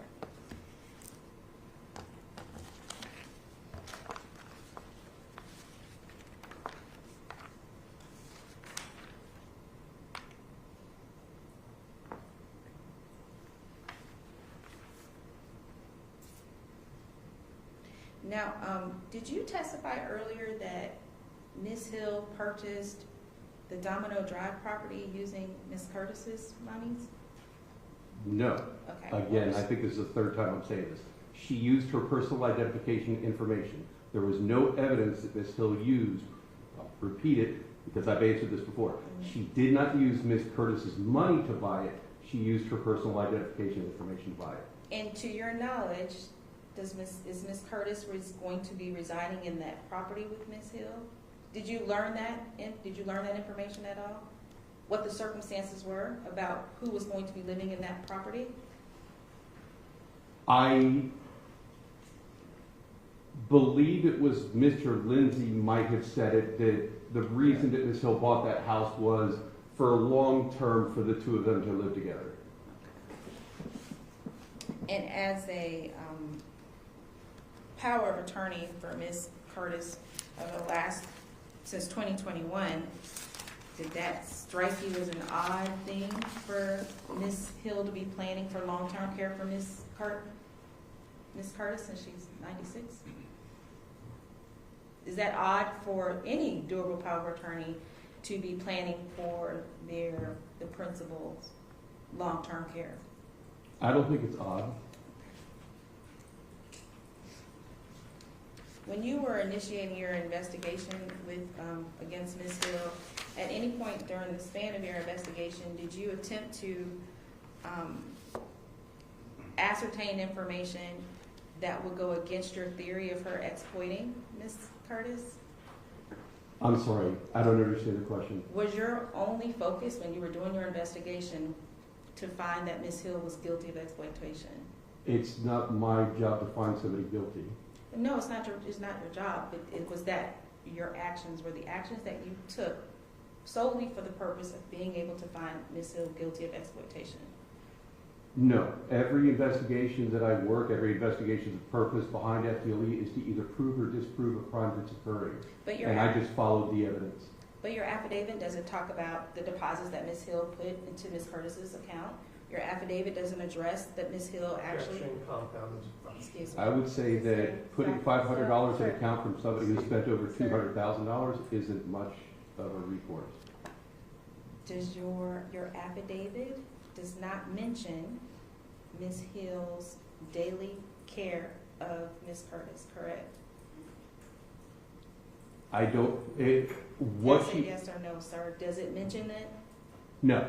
Does your affidavit mention the monies that Ms. Hill distributed for purposes of refurbishing the property, Mahalia Place, that Ms. Curtis resided in? I'm sorry, repeat that question? Does your affidavit talk about the monies that Ms. Hill spent herself out of her own pocket to refurbish the property? I was never made aware of any monies that Ms. Hill used. But your affidavit? I can't put something that I don't know in there. Right. But you put in here that she was using monies of Ms. Curtis. Because I had evidence of that. And then you put in here that the property didn't look like it had been refurbished. Did you see the TV show? I did. So why does your affidavit not mention that the property that Ms. Curtis was in had been completely refurbished? Why doesn't it mention that? Why doesn't it mention? Objection, question. All right. We can get it. You got a question on the floor? Yes. Sorry. What was the question? Why didn't your affidavit mention that Ms. Hill had spent monies refurbishing the property on Mahalia Place? Because I had no idea Ms. Hill spent her own money. She did not interview with me. I don't know what she did. But you indicated in your affidavit that the property didn't look as if it had been refurbished. It doesn't. But does that mean that the refurbishment didn't occur? No. I know that there was some work done based upon Mr. Barrett's testimony. Do you have any experience with home repairs? Objection, relevance. Well, this... What's your answer to that? Your Honor, he attached this affidavit to the petition. This affidavit is alleging several things that was under Ms. Curtis's condition, with her condition, her living conditions, her health, and I want to point out to the court that Agent Britton is making these conclusory statements without including all of the information, which would be pertinent, I think, when the court is considering to enter an injunction. So that's a good argument. It's not really a question. Okay. So let's start over with a new question, but I think you have already covered, if you're going to go into what his experiences with home before, I don't think that that's going to be relevant. So okay. Let's stay with the topic at hand. All right. Agent Britton, you mentioned the certificate of a trust that Ms. Hill filed on 2/27/2024. Do you remember testifying to that? I do. do you remember that it was actually executed in 2022? I know it was an older executed document, yes. Okay. And you were testifying that she entered it in 2024 against Ms. Curtis's, well, what was your reason for talking about the trust? I'm aware that she filed that on that particular date and went the next day and tried to remove that from being filed. You're aware that she filed it in 2024? And then the following day tried to get it removed. Okay. Now, let me ask you this too, Agent Britton. When Ms. Curtis was at Jeff Harvey's office, had you already spoken with Mr. Moran about the drafting of the new paperwork? No. So Wait, timeline, by the timeline. Okay. I didn't meet Tim Moran until I got to that office. Okay. I didn't speak to Tim Moran until I got to that office. And that was that's 2024. Correct. And when you spoke to Mr. Moran, did you talk to him about new documents being drafted for Ms. Curtis? No. Okay. So you weren't aware that a will had been drafted? Were you aware that a will had been drafted for Ms. Curtis on the same day? I wasn't aware of any of the work that they did, Mr. Moran, or at that office. I was not aware of what they did. But you were there from the time Ms. Curtis got there until the time Ms. Curtis left? Correct. But you had no knowledge of what was happening? I wanted no knowledge of what was happening. So why did you stay? Because I was a taxi. For Ms. Curtis? Yes. But I thought your senior officer Giddens was the taxi.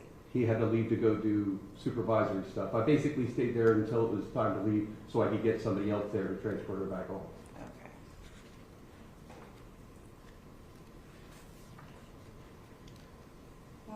One second. Sure.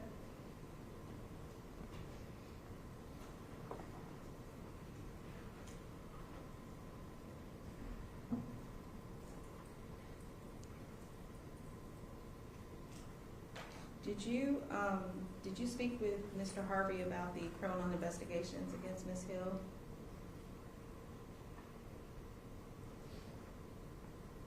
Yes, I believe I did, and I spoke to Mr. Moran about it as well, yes. Okay, and then you said you had seen the TV show regarding the property on Mahalia Place? The A&E television Dirty Rotten show, Cleaner. Dirty Rotten something, yes, I've seen it. And what did you see in the? I saw a TV show that was brought in to help clean out the house after the 2021 call for the check on the welfare, and where Miss Curtis was found living in not so great conditions, and the TV show had come out and cleaned up the house, and the only other thing I know is the woman who owned the company recently reached out to me. That's all I know. When you say clean up the house, did you see that they had to take out the concrete in the property? I watched it. I didn't study it. I don't know the work they did. Okay. Your Honor, I do have the video. Why don't me and counsel approach as to whether that's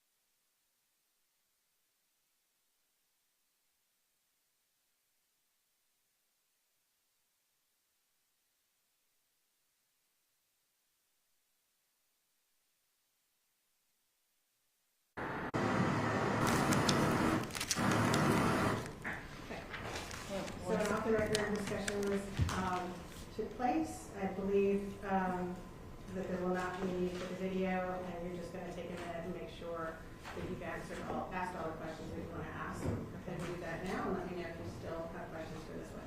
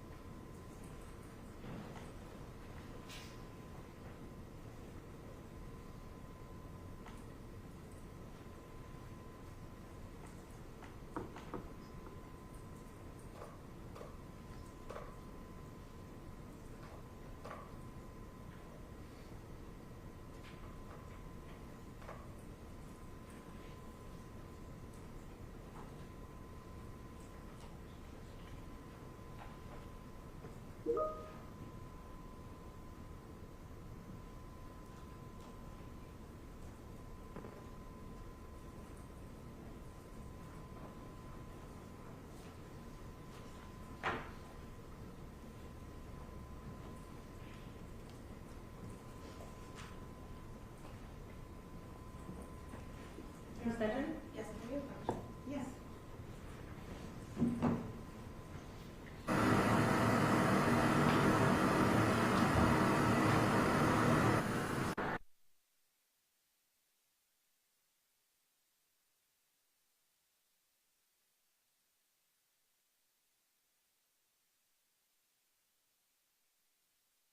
Recess.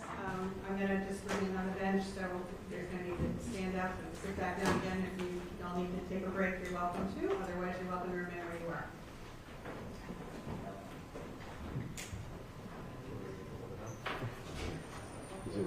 Can I give up? Yeah, you can take a break too, sir. You just can't. I just need to work. I understand.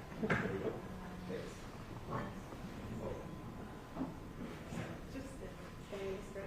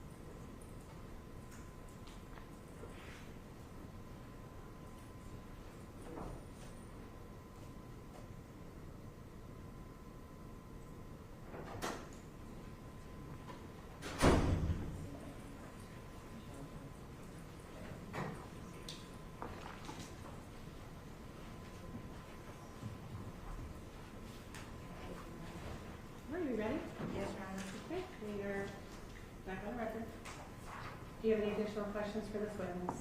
I think I just wanted to get a point of clarification about this document. Okay, I'm sorry, Agent Britton, I'm gonna ask you one more time about this specific durable power of attorney that Yes, you, ma'am. that instigated the investigation. Now, you indicated that you got this document from Ms. Cockerham, correct? I was first shown it by Ms. Cochran. And she testified that she did not do this document.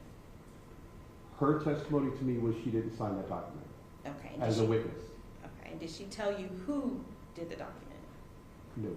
Okay, and when this document was executed, you are saying you weren't aware that Ms. Hill had power of attorney of Ms. Curtis, or you?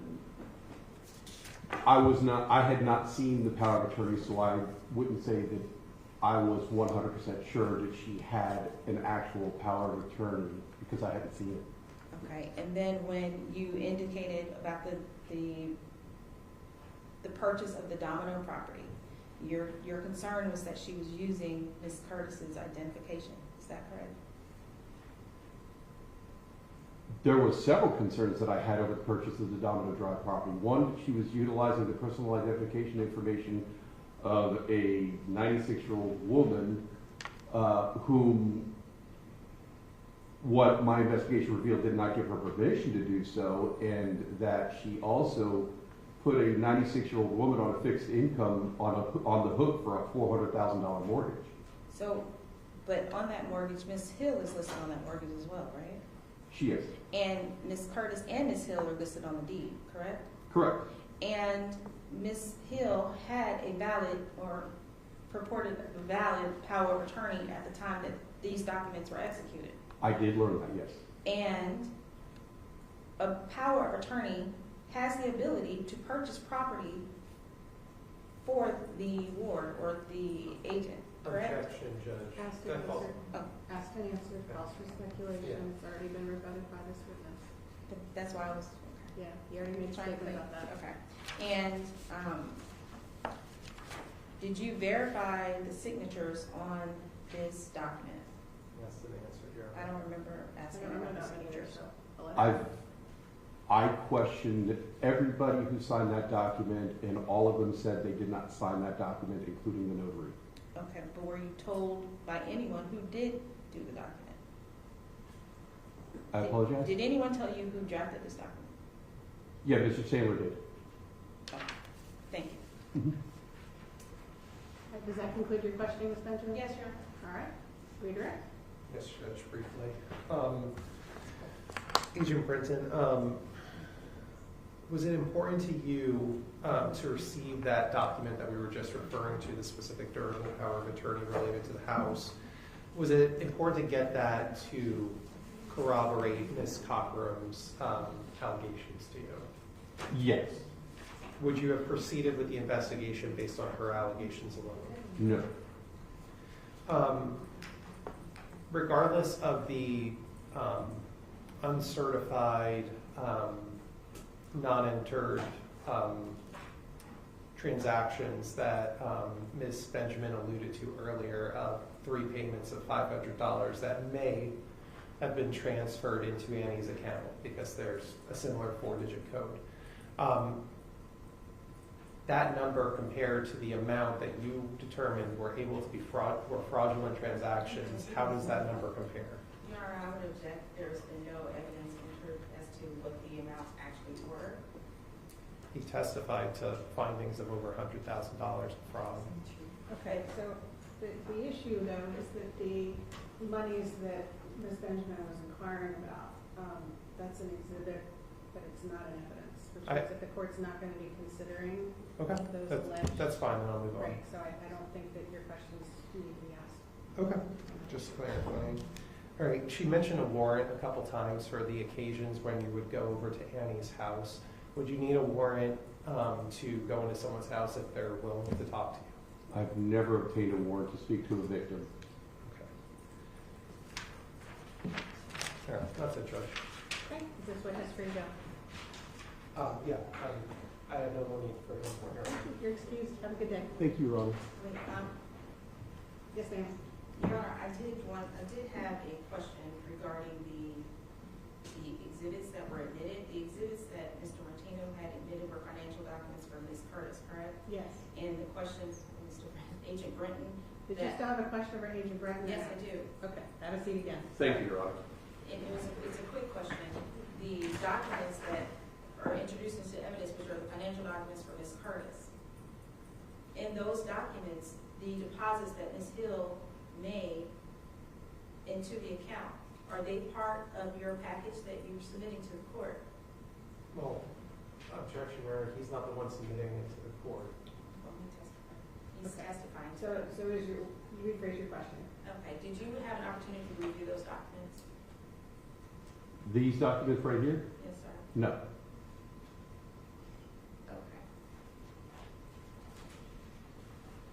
Included in those documents.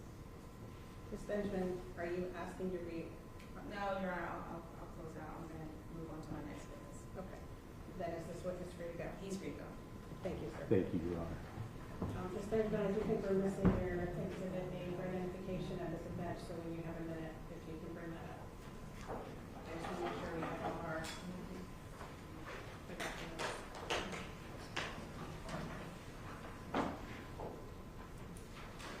Okay. Do you have any additional witnesses at this time? No, Your Honor. At this time, do you rest? Yes, Your Honor. Are there any motions? Your Honor, at this time, I'd like to move for a dismissal of the injunction based on the capacity regarding Ms. Curtis. Ms. Curtis, their testimony is clear that Ms. Curtis, at the time of the execution of the power of attorney in February 2024, did not have full capacity to execute those documents, that the evidence so far has not illustrated an exploitation or negligence on behalf of Ms. Hill associated with the care of Ms. Curtis. The testimony was clear that Ms. Hill took care of Ms. Curtis, that there were refurbishings on the property, that at this time, Ms. Curtis, at all times prevalent in material, was being taken care of by Ms. Hill, that Ms. Hill had a valid durable power of attorney that allowed her to exercise the best interest of Ms. Curtis. So I'm asking that and there was no evidence introduced, Your Honor, that illustrate that there was or an exploitation or misuse or lack of permission by Ms. Curtis for purposes of exploitation, which I think this statute talks about what is necessary for the court to establish the exploitation. One, it requires the standing of an individual to bring the petition. Ms. Alexander testified that she didn't even know about the allegations until she was called and told about them, that she hadn't been to Ms. Curtis's premises to understand what Ms. Curtis' circumstances were. The other issue from the evidence thus far, Your Honor, is that Ms. Curtis, as of January of 2024, when she left the hospital, had not been the same. Her behavior was different. And even with determining the capacity by the attorney, Mr. Moran, he indicated he did not ask her any questions about her current situation, only discussed with her information that she would absolutely know because it was 40 years ago. It's her home. She lived in that home for years, talked about her college, but he didn't ask her anything current that would establish what her status was or what her mental status was at the time of the documents being executed.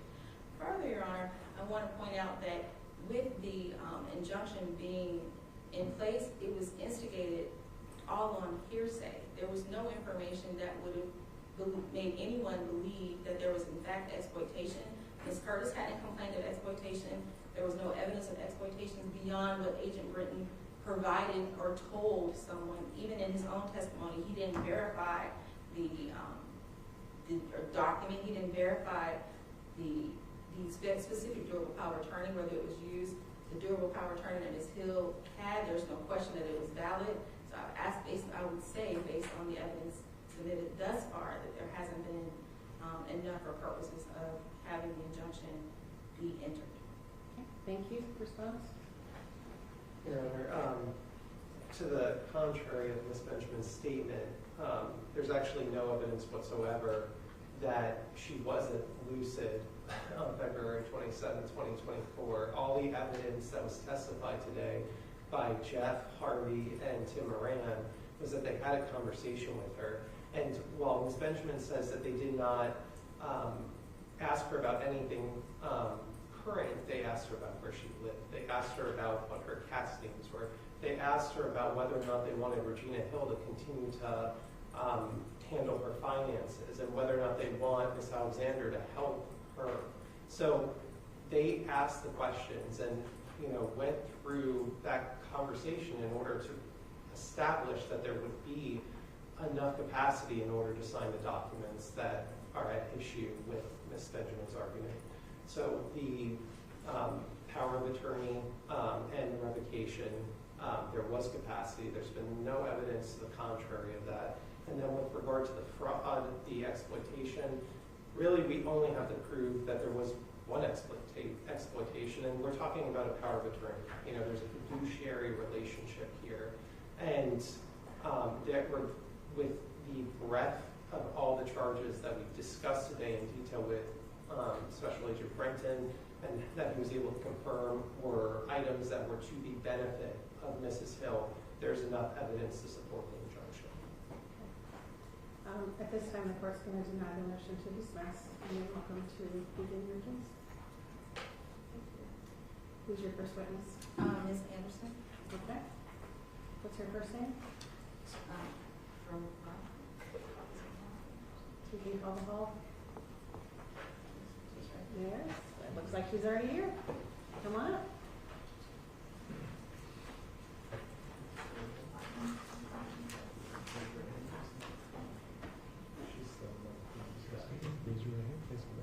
Do you solemnly swear or affirm that the testimony you shall give will be the truth, the whole truth, and nothing but the truth, so help you God? I do. Thank you, Ms. Anderson. Have a seat. Once you're seated, if you're welcome to move the mic to your comfort level so we make sure we hear you. Looks like it's a little far away for you. And then once you're ready, just state and spell your name.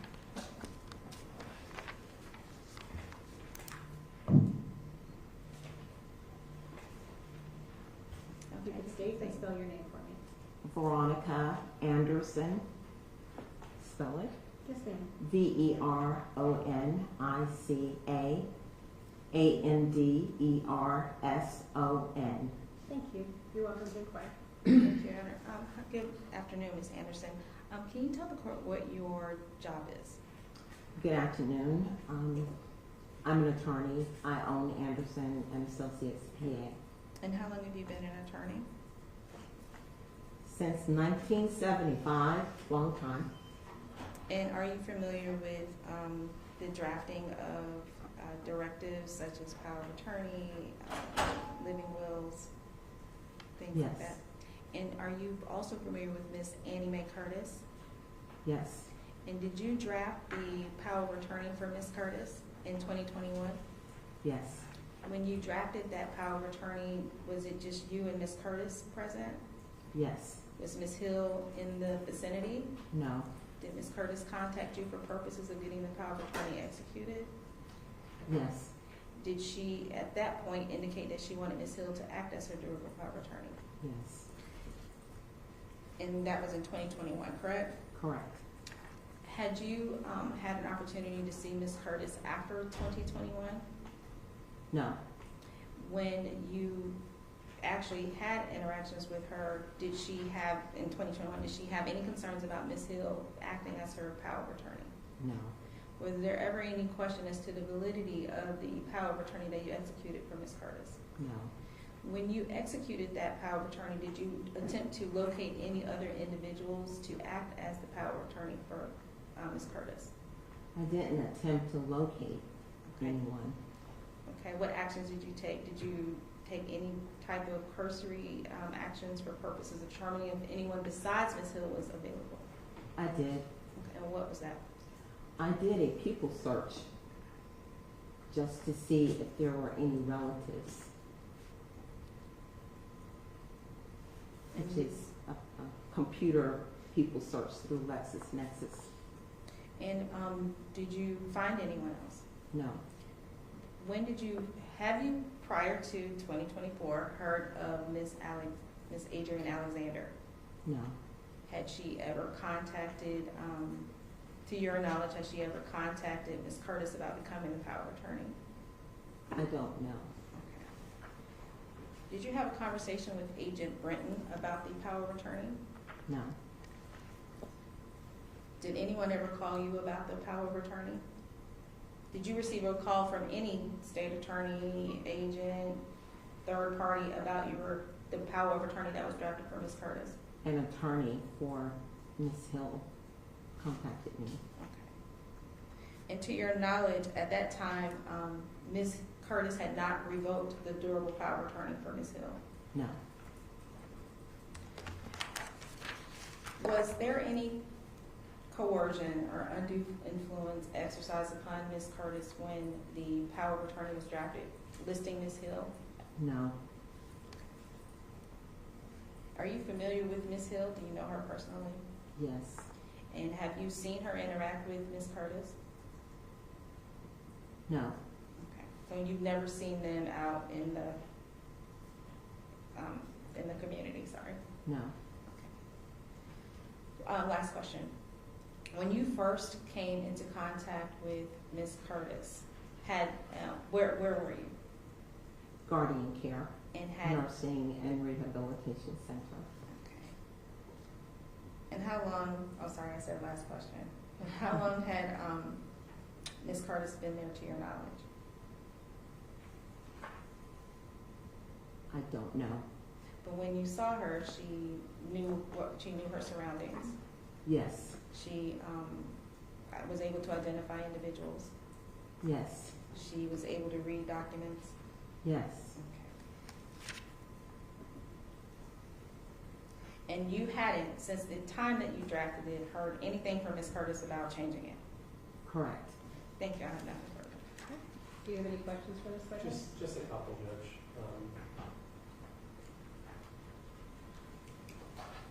Good afternoon. Good afternoon. All right, so when you undertook to draft the durable power of attorney, in this case, the one that's not really at issue, you said that Ms. Hill's the one who initially called you up to arrange for it, is that right? I wouldn't say she Judge called. Yoder, that's a miscarriage. That was not the testimony that was elicited thus far. How did you get initiated to do this will? Sorry, durable power of attorney. I saw her at Guardian Care when I was there visiting another resident. Okay. But you had, I think the testimony was that you had communications with Ms. Hill about this, correct? I didn't testify to that. Okay, you had no contact with Ms. Hill about this durable power of attorney? At some point, yes, Okay. Before, during, or after? during the drafting. Okay. Was Ms. Hill in the building? Was she on the phone? No, Okay. No, she was not in the building? nor on the phone. Okay. So during the process of doing it, you may have called her or something like that? Yes, Okay.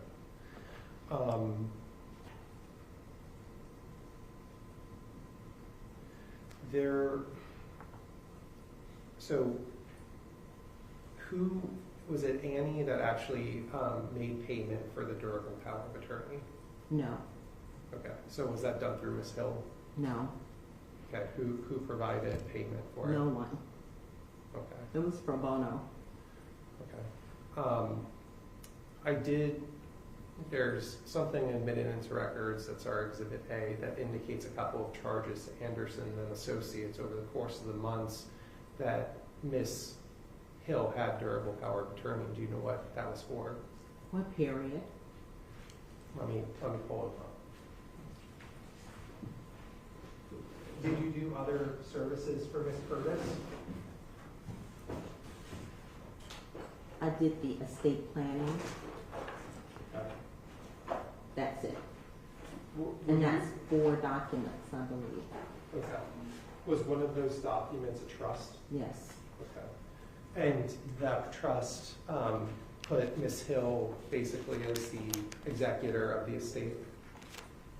the trustee of the trust. Okay. So the person who would receive the funds, correct?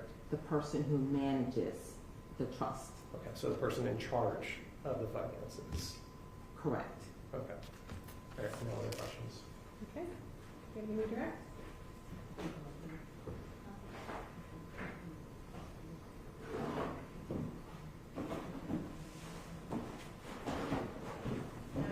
Okay, may this witness be excused? Yes. Thank you very much, ma'am. Have a good day. Your next witness? Yes, Ebony Rum. Ebony Rum?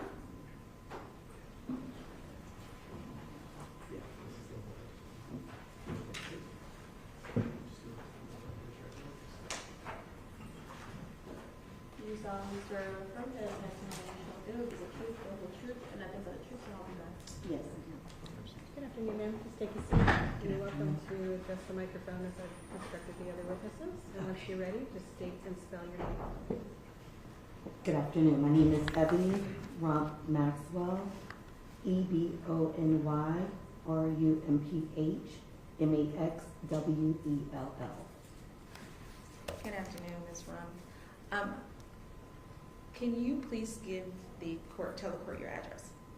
3407 Mahalia Place, Orlando, Florida, 32805. And how long have you lived there? Approximately about 15 years. And are you familiar with Ms. Curtis? I am, but with the address part, I was raised across the street from Miss Curtis' house at 3308 Mahalia Place, Orlando, Florida, 32805.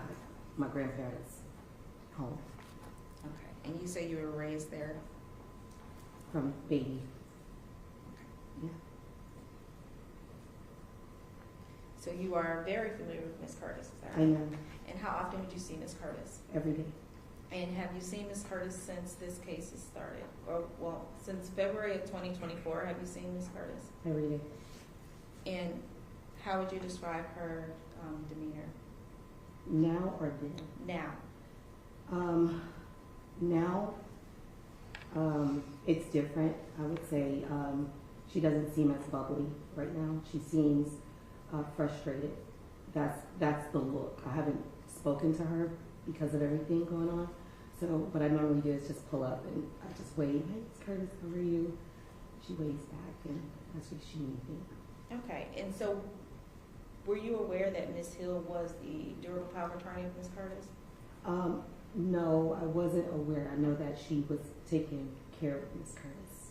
Okay. And when you say taking care of, what were some things that you knew Ms. Hill was doing? Everything. Okay. Before Commissioner Hill got involved, we were worried about Ms. Curtis severely. Her home was deplorable, and she had many, many cats everywhere, which we know she loved. And I would take food every Sunday to her, groceries from the store. And it was just a sad thing to see because she's so loved and such a lovely lady. However, when they did come to take her from her home, I did go down there. I was one of the residents there, and she looked at me. I gave her a hug and a kiss, and she said, "I don't want to go." And when was that? That was when the incident first started happening. So that would be the 2021. I don't know the exact date. But when everything started, when they first came to take her out of her home, and no one, Commissioner Hill wasn't involved. It was just the neighborhood thing, I guess, at that time. And she said, "I don't want to go." And she made it clear she did not want to go. Now, in 2021, Ms. Curtis was residing at the Mahalia Place address, correct? Yes. And did you become aware of what the status of the property was inside? It makes me want to cry. Unfortunately, I only walked in one time because I wasn't able to go further because it was just scary. It was scary. Her lights were not working. Cats were everywhere. You could smell. Her clothes were smelling. Wasp was everywhere. It was just really, really sad, yeah. And did you later find that Ms. Hill came in and did renovations to the property? We were so happy. We were so, the neighborhood, this is like a neighborhood talk thing. And we were so happy. And then when Commissioner Hill came in and renovated the house and cleaned the house out, and it was just really, really touching. And then the welcome home party she had for her was absolutely wonderful, and we all came down, and she let us come in and see the house, and hugs and kisses. And when you say renovations, are you able to describe what the difference of the house was from 2021 to the time that it had been repaired? One of my other neighbors, she actually went inside, so she can give a better description, but what I saw, you could even go in. But this time, it was clear. It was beautiful. It was like, Miss Curtis used to teach my twins piano lessons when they were little, so that was about 20 years ago. And when I walked in her house, then it was beautiful. So it was back to that clearness and openness. And are you familiar with individuals who would visit Miss Curtis? I am. And how many times had you seen Miss Alexander at Miss Curtis's house? I don't know her. I've never seen her. I never heard her name. When was the first time you became aware that she was the power of attorney? Today. Okay. And when Ms. Hill was the active power of attorney, to your knowledge, were there individuals staying at the property with Ms. Curtis? Oh yes, we didn't have to worry. Ms. Curtis had care 24 hours, around the clock, every single day. Ms. Curtis would come outside. She would walk independently, not too far, but it would, the care person was around, but she still had her independency. So we really liked that. Ms. Curtis liked that as well. You can tell she was just happy. But yeah, she always had care. And as of now, are you familiar with whether or not she has care for her?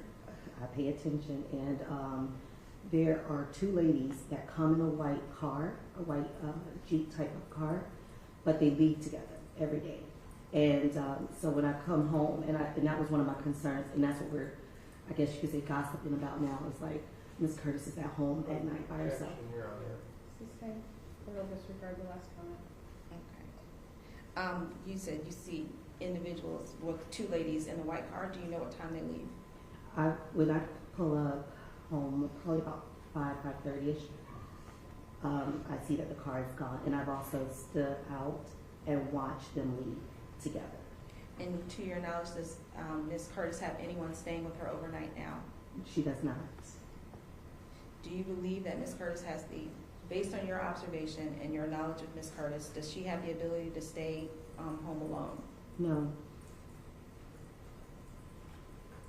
Had Ms. Curtis ever communicated with you concern about monies being used of hers by Ms. Hill?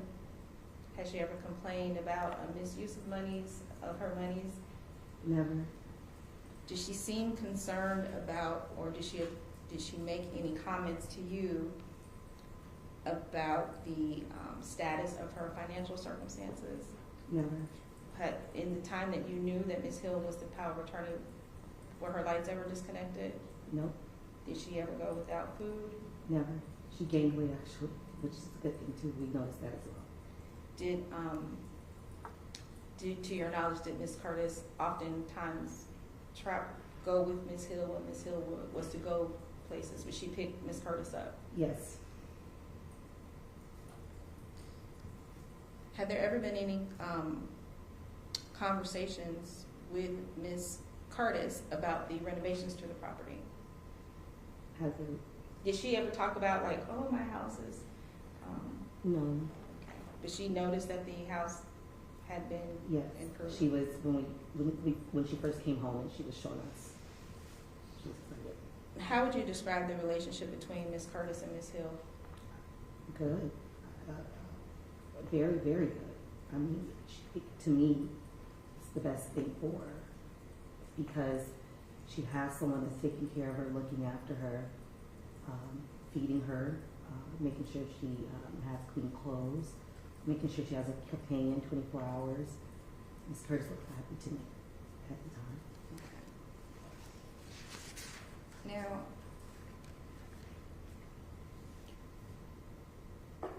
did you ever see that Mr. Omari Newburn was residing in a property that belonged to Miss Curtis? No, I'm not familiar with that. Okay. Are you aware as to whether or not Miss Hill would purchase things for Miss Curtis, like gifts and things like that? I mean, yeah, you would have to, in my opinion. And you're familiar with Miss Hill's grandson? I've seen him, yes. And he's come to the house with Miss Hill to see Miss Curtis? Mm-hmm. And Miss Curtis is familiar with him as well? Yes, yes. So prior to this incident occurring in 2024, had there been any indication that Miss Curtis was being taken advantage of physically? No, not at all. Okay. Thank you. I have nothing further on. Cross-examination?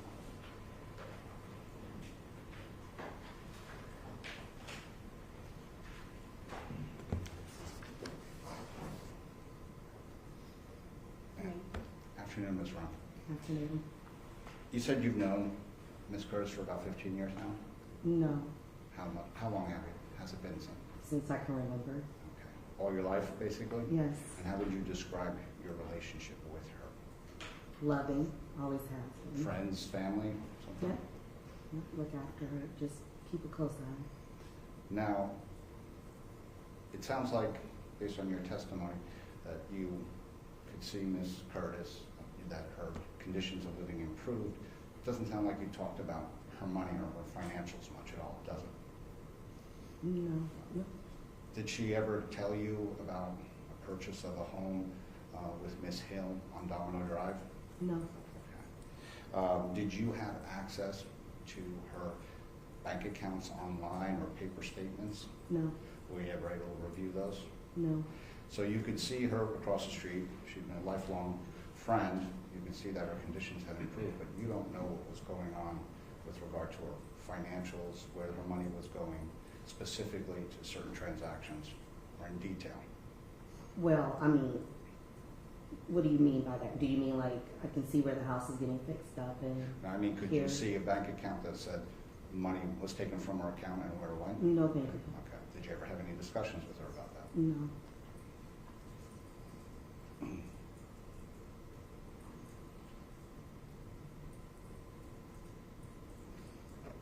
I have no further questions. Adrian? No, Your Honor. Thank you, ma'am. Take your seat. Do you have any additional witnesses? Your Honor, I indicated I didn't. Laura I Birch? didn't show approach, yes. Okay.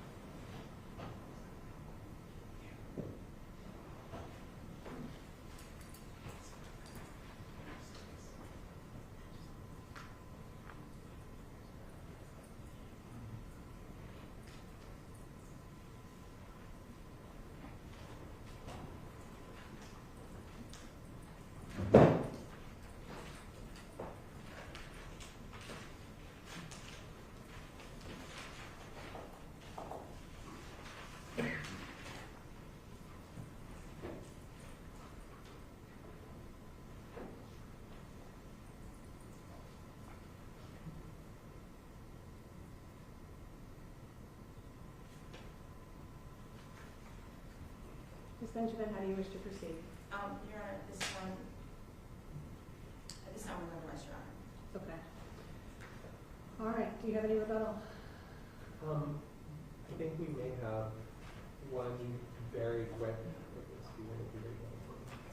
I'm sorry, Your Honor, I forgot I wanted to call Ms. Alexander back up for two more questions. Okay, I let did you do that, and then you think about your rebuttal from there. So, you're calling Ms. Anderson? Yeah, Ms. Alexander. Okay, Ms. Alexander?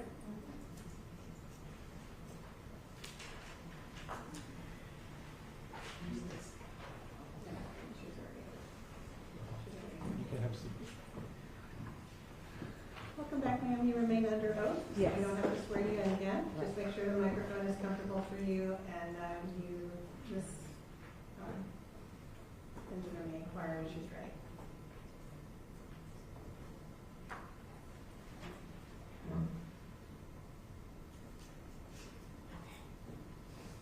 Good afternoon, Ms. Alexander. The day is coming to a close. You were testifying earlier about your frequency to Orlando, and that you hadn't seen Ms. Curtis in 2020. Is that right? Because of COVID? I saw her in 2019. The next time I saw her was 2022. Okay, so you didn't have a chance to frequent the home and see what the conditions were at that time? No. Okay, and what is your understanding as being the power of attorney today? What is it that you're allowed to do as the power of attorney? Oversee the care of Miss Ann, to make sure that she's taken care of on her daily needs, make sure her finances are available for her to care for her. Anything else? Just her well-being. Are you able to be compensated for services as a power of attorney? I am not being compensated. Okay, but are you able to be? Not that I'm aware of. Okay, so did anyone talk to you when you were coming over from Tampa, right? Yes. Okay, well, did you have a conversation with anyone about what they were expecting you to do as the power of attorney? Just what I indicated to you. Just to look over her finances? No, and to make sure her daily needs are cared for. Mm-hmm. And one thing that I agree. God, I'm sorry. The reason I agreed is for the love of Miss Ann, the love that my mother and her shared, the lifetime friendship they shared, the sorority sistership they shared. And I know in my dealings with Miss Ann, as we came over every year with my mother, her main concern was being able to stay in her home. So when I learned of the improper management of her monies, it concerned me that that would not be what would be available to her. Let's get into that, Ms. Alexander, because your testimony is that you learned of improper management of her monies. But to your knowledge, does Ms. Curtis still has her home, correct? Yes, she does. And she does. In fact, she has the Lewis Court property too, correct? Correct. And that's been improved, right? Well, I haven't seen. Oh, you haven't seen it? I've not seen the inside of that home. Oh, okay. But you know, Mahalia Place has been improved. It's improved a little since 2019 when I saw it before the pandemic, and then when I came back in 2022, yes. Okay. And you hadn't seen the Dirty Rotten Cleaners TV show about that? No, I had not. Okay. So you weren't aware of what the conditions were? Well, in 2019, no, not in 2021. Right. And Ms. Curtis, from what you know of her, has indicated she always wanted to remain in her home, correct? Yes. And do you know what the cost is for her to stay in guardian care? No, I do not. Had you looked into how much it would cost if she needed to be placed somewhere outside of her home? What I do know is what Miss Ann told me, and in the presence of my mother as well, that she didn't have to worry about if she wanted to go to a facility because she had money coming in and from her husband who was in the military, in the Air Force, and she had money that she knew was in her account. She said, I won't have to worry if I need to leave and go to a facility. It's all that she shared with me. Okay. And then now you have access to her account. Right. And so did you have an opportunity to see that some of the investments that Ms. Curtis was involved with were quickly diminishing the value of her accounts? Did you have a chance to review that statement? As I mentioned earlier, I only have access to her checking and savings. The investment accounts, I had to deal with a different side of the bank, and they are still reviewing those documents before I can get access. Okay.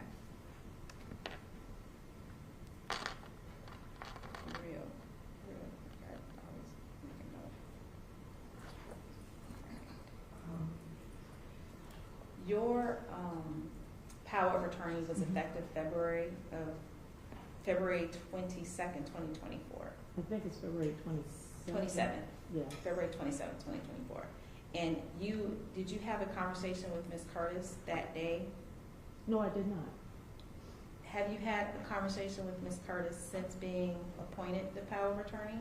As I mentioned, I came over to the home after the new caregivers came in. Mm-hmm. They called me on a Saturday and said that there was no food, that they had to take everything out the refrigerator. It was molded, that Ms. Ann didn't have any food. She said the oven is not plugged in. I said, well, Ms. Leah, go ahead and plug in the oven and see if it works. If not, the oven is stove. Immediately unplug it. I don't want any electrical issues. So at that point, I needed to figure out how to get Miss Ann some food. So I called my sister in Ohio who has Instacart, and she sent over 2 orders, one from Walmart and one from Publix. Miss Leah sent me a list of items needed for food and cleaning, because she said there was feces all over the home, that there was smell, that she needed to clean the home. So that's what we did on that Saturday. Then the following Wednesday, I told her I was coming to Orlando, provide me with any additional items that was needed, and I came over to see Miss Ann. Okay, and what I'm trying to get is the timeline, because 2/27, and then you said 3 weeks later. I can't remember if it was through exact date. I can probably look on my phone and give you the exact date. Okay. But I know that February 27th, my husband had surgery on February 29th, so I know it was not anywhere within the 2-week period after that. Okay, and that's what I was trying Yes, to yes. So it was, that's why I said 3 weeks, because Okay. he was home after that. So it was probably 3 weeks after that. Okay, and then in that time, in February, did you instruct Agent Britton to turn off the ring cameras located in the property? Well, no, I don't know if it was Agent Britton who contacted me or Tim Moran about the cameras. And I agree that they should be turned off if I wasn't the individual that would be monitoring them. So that, I don't know exactly how they were turned off. And the 2 women that you talked about that Yes. were there to care for her, how do they keep in contact with you regarding Ms. Curtis? They have my cell number, both of them. It's a mother and daughter. And is it expected that they stay there overnight? At this point, no, but we are looking into that because right now they leave at between 5 and 6 o'clock in the evening. Okay, so And they get there as early as 8. So you instructed did you instruct anyone to disconnect the ring cameras for Ms. Curtis? That's what I just said, yes. Yes, you did. I did not, if I wasn't the one monitoring them, then I wanted, because I didn't know who actually was, so that I asked them to be removed. But you knew that Ms. Hill had been the power of attorney? Through when I came over to take Miss Ann to the interview with Steve Britton, then that's when I found out that she was the power of attorney. And that was in 2021? 2023. 2023. Yes. And then when you were concerned about the cameras, did you contact Ms. Hill about the ring cameras and why they were there? I don't see why I would need to call Ms. Hill if I was a power of attorney. No. But you didn't know who was looking at the cameras, right? Like Yes. you're coming in as the power of attorney, right? Yes. And you knew Ms. Hill had been the power of attorney for the last 3 years. I didn't know till 2023 that she was the power of attorney. Right, but in 2023, when you learned that she was, it was a valid durable power of attorney effective from 2021. Did you read the durable power of attorney? I don't know if it was doable or not. I had not seen it other than it was told during the interview with Ms. Ann present. Okay, so you're saying you never saw the document? No. Oh, okay. So then when you eventually learned in 2023, which is a year ago, did you then contact Ms. Hill about the ring cameras, the conditions that Ms. Curtis was living in, what her needs were? Did you have any type of conversation with Ms. Hill about the needs for Ms. Curtis? No, I did not. Or the finances? No.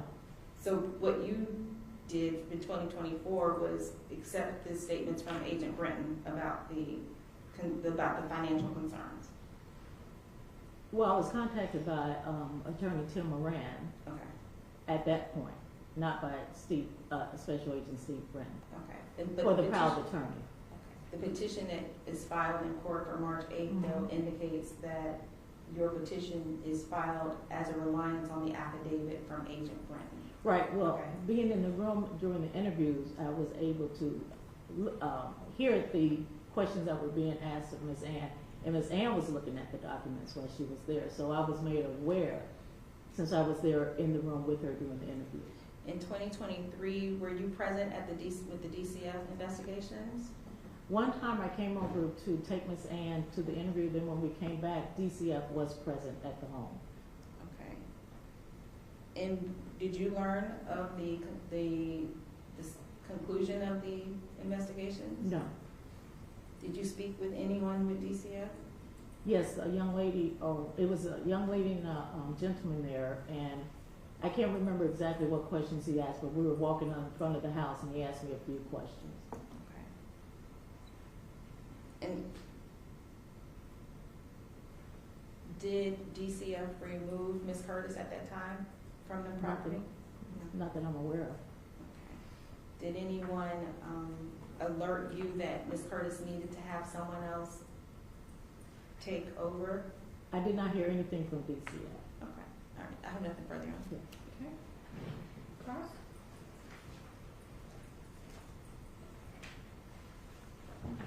Afternoon, Ms. Alexander. Good afternoon.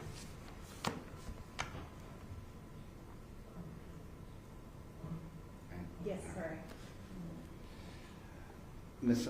Alexander, is it fair to say that you accepted to be Ms. Annie's power of attorney out of respect and honoring your mother's friendship with Ms. Curtis? 100%, and I do care about Ms. Ann. Are you being compensated in any way for your No. services now? No. As power of attorney? No. Thank you. You became her agent or received the power of attorney on February 27th, 2024. That's roughly about 6 weeks ago. Since then, you were dealing with your husband's surgery on the 29th, is that correct? Yes. You're living in Tampa? Yes, I am. Approximately 2 hours away, and you were brought into this matter where you're now testifying in court. Correct. Right? Is it fair to say that you're doing the best that you can? At this time, I am. And as you sit here now, you haven't received all of the financial information you need in order for you to assess Miss Annie's financial condition. Correct. If it is determined that Miss Annie should not be living alone and needs 24/7 care, and she has the financial ability to pay for that once you finish your assessment, is that something that you will arrange for using your power of attorney? Exactly, yes, immediately. Okay.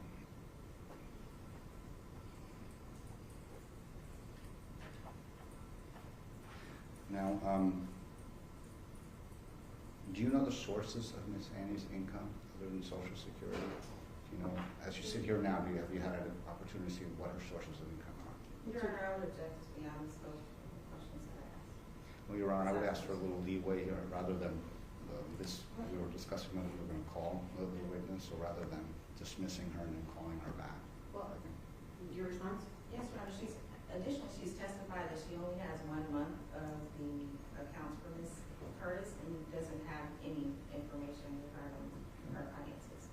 Her testimony. I'm going to sustain the objection, please. Now, I would still ask for a leeway on another line of questioning regarding February 27th, rather than dismissing the witness and calling her back. Ms. Alexander, are you aware that on February 27th, 2024, one of the documents that Ms. Curtis signed was a last will and testament? Yes, it was in the package I received. Okay. Have you had an opportunity to read and review that last will and testament? I did a cursory review of it, yes I did. Were you able to determine who are the beneficiaries in that will? Yes, it's the church, AME Church here in Orlando, that her and her mother were a member of. Also Talladega College.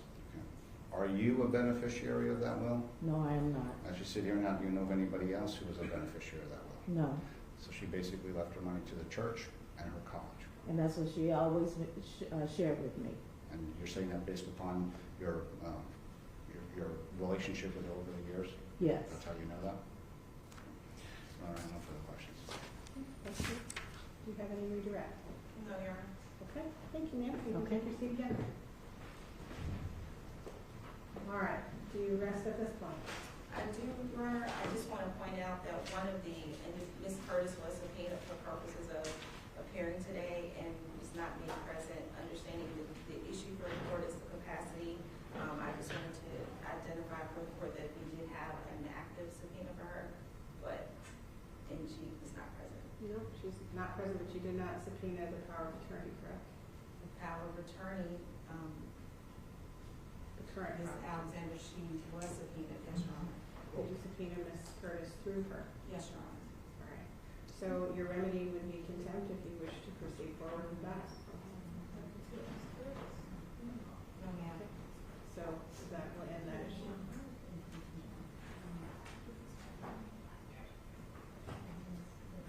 We were just pointing out, she was not served for Ms. Curtis, so Okay. that's So Ms. Curtis was served herself.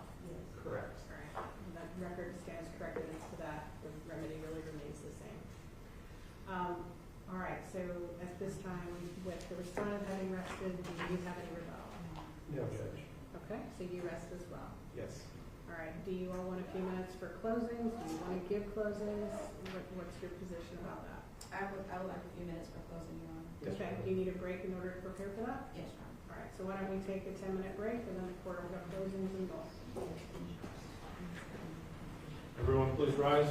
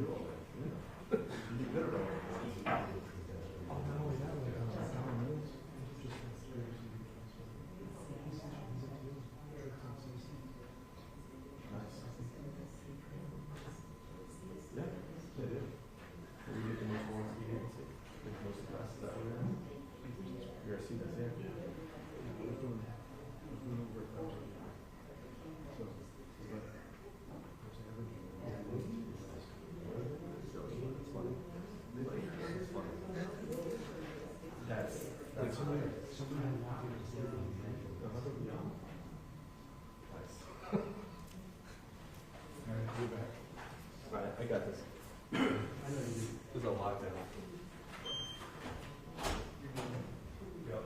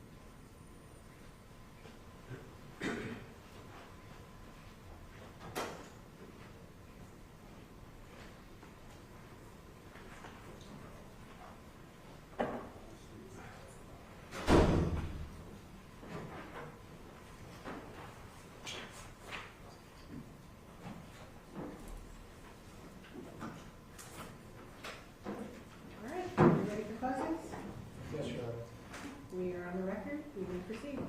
Thank you, Your Honor.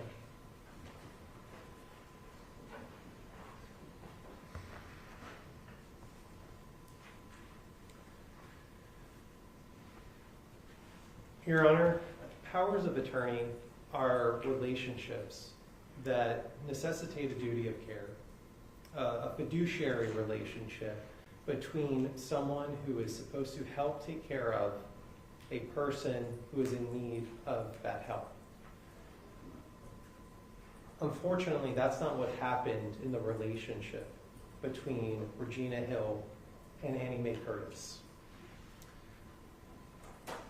The financial exploitation that the court's heard about today, I think, is pretty broad. I would argue to the court that if even one example of financial exploitation could be found in those records based on Special Agent Steve Britton's testimony that those particular charges that we discussed were fraudulent, then there's enough proof for the exploitation element of what we're here to decide today. There was more than enough to establish that, and as the court knows, this is a lower standard, right? We're not here in criminal court. We're here in a civil courtroom trying to get a civil injunction against Ms. Hill.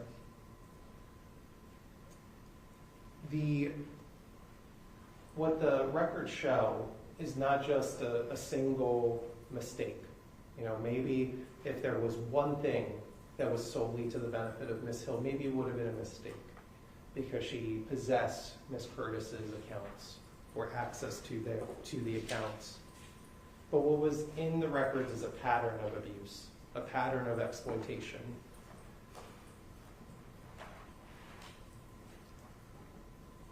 There is enough evidence in what you heard today, Your Honor, to find that there was exploitation. And for that reason, we believe that an injunction should be granted.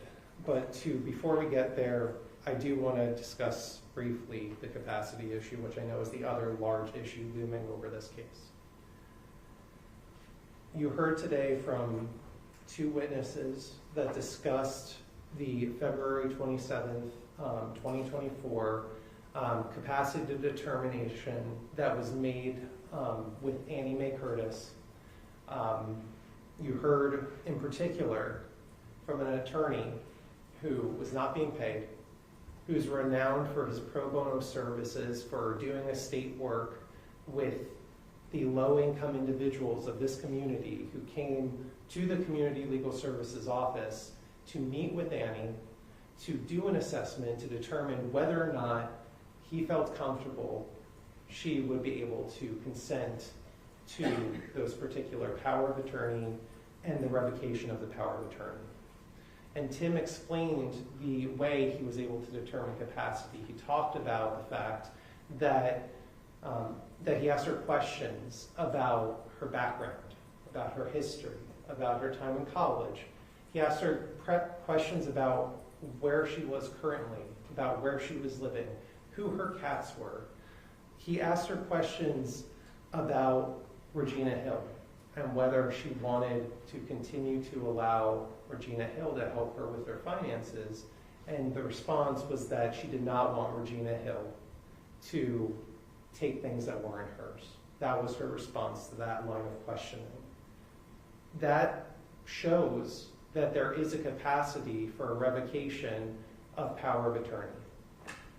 And it further shows when they asked her about whether or not Miss Alexander, by identifying her through her mother, whether or not Miss Alexander should be able to help her with her finances, and she said that she consented to that. She was okay with that.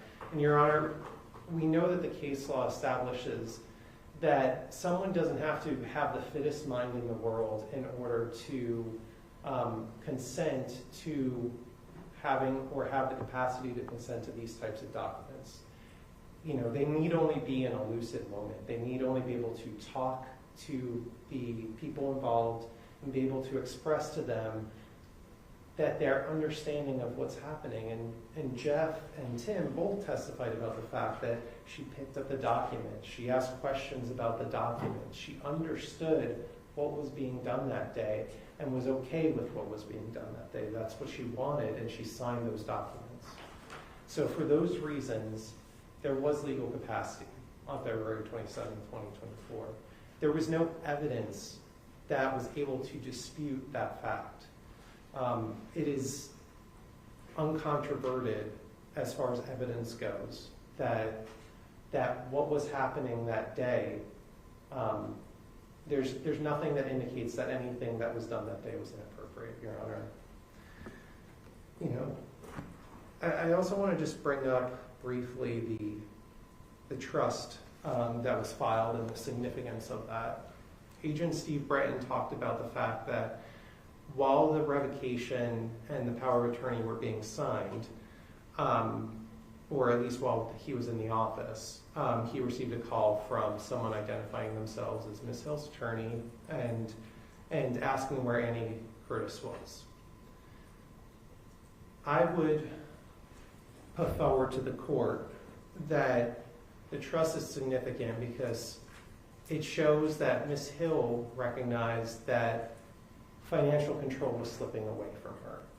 And she rushed to the courthouse to file a trust that would guarantee that she would be the trustee over Miss Annie Mae Curtis's estate. Even though that document itself was drafted months ago, she happened to do it on the day that new power of attorney was being signed. There was also testimony that afterwards she tried to bring it back, tried to take it back the next day. Your Honor, Annie deserves to live out the rest of her life with dignity and respect, without being financially taken advantage of. Ms. Alexander has indicated that she has both the heart and the significant financial acumen, significant financial experience to be able to take care of Miss Annie's finances, and would be willing to present records to the court upon request. We've done everything we can within this case with transparency.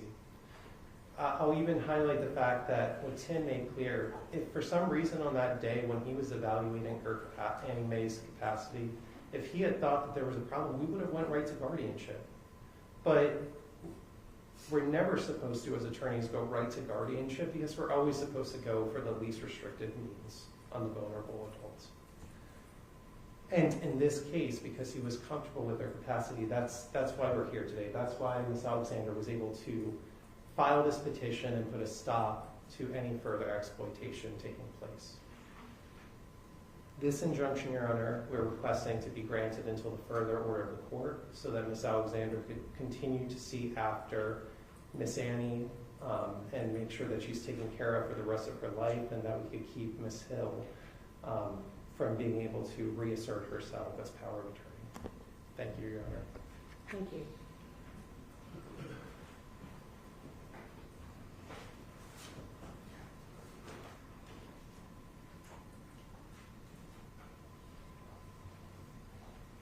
Your Honor, the exploitation of an elderly person or disabled person means to knowingly obtain or endeavor to obtain or use an elderly person's adult funds, assets, or property with the intent of temporarily or permanently depriving the elderly person of the use, benefit, possession of the funds. When we're talking about transparency, the bank statements that have been submitted to this court are not the bank statements that would illustrate Ms. Curtis's true and accurate financial status from 2021 to 2023. What the documents that were submitted to this court, and I know you'll have an opportunity to review, are specific months that illustrate what they want the court to see. If there was full transparency, Ms. Curtis's statements would have been provided illustrating the deposits that Ms. Hill also was making, the withdrawals that Ms. Hill was doing, the renovations that were being made on the property. If we're talking about transparency, we're also talking about the question of an exploitation. The testimony that was presented to this court today was that Ms. Hill took care of Ms. Curtis and cared about Ms. Curtis and treated Ms. Curtis and took her where she needed to go, plus where she may have wanted to go. There was no evidence introduced by anyone that took the stand indicating that Ms. Curtis was being mismanaged, mishandled, or mistreated by Ms. Hill. The question about the exploitation, Agent Britton took the stand and testified to 4 or 5 transactions, but conveniently testified that he didn't consider looking at the deposits that Ms. Hill had made. Had testified that Objection, Your Honor. Those deposits were not in evidence. I didn't say, Your Honor, I didn't say.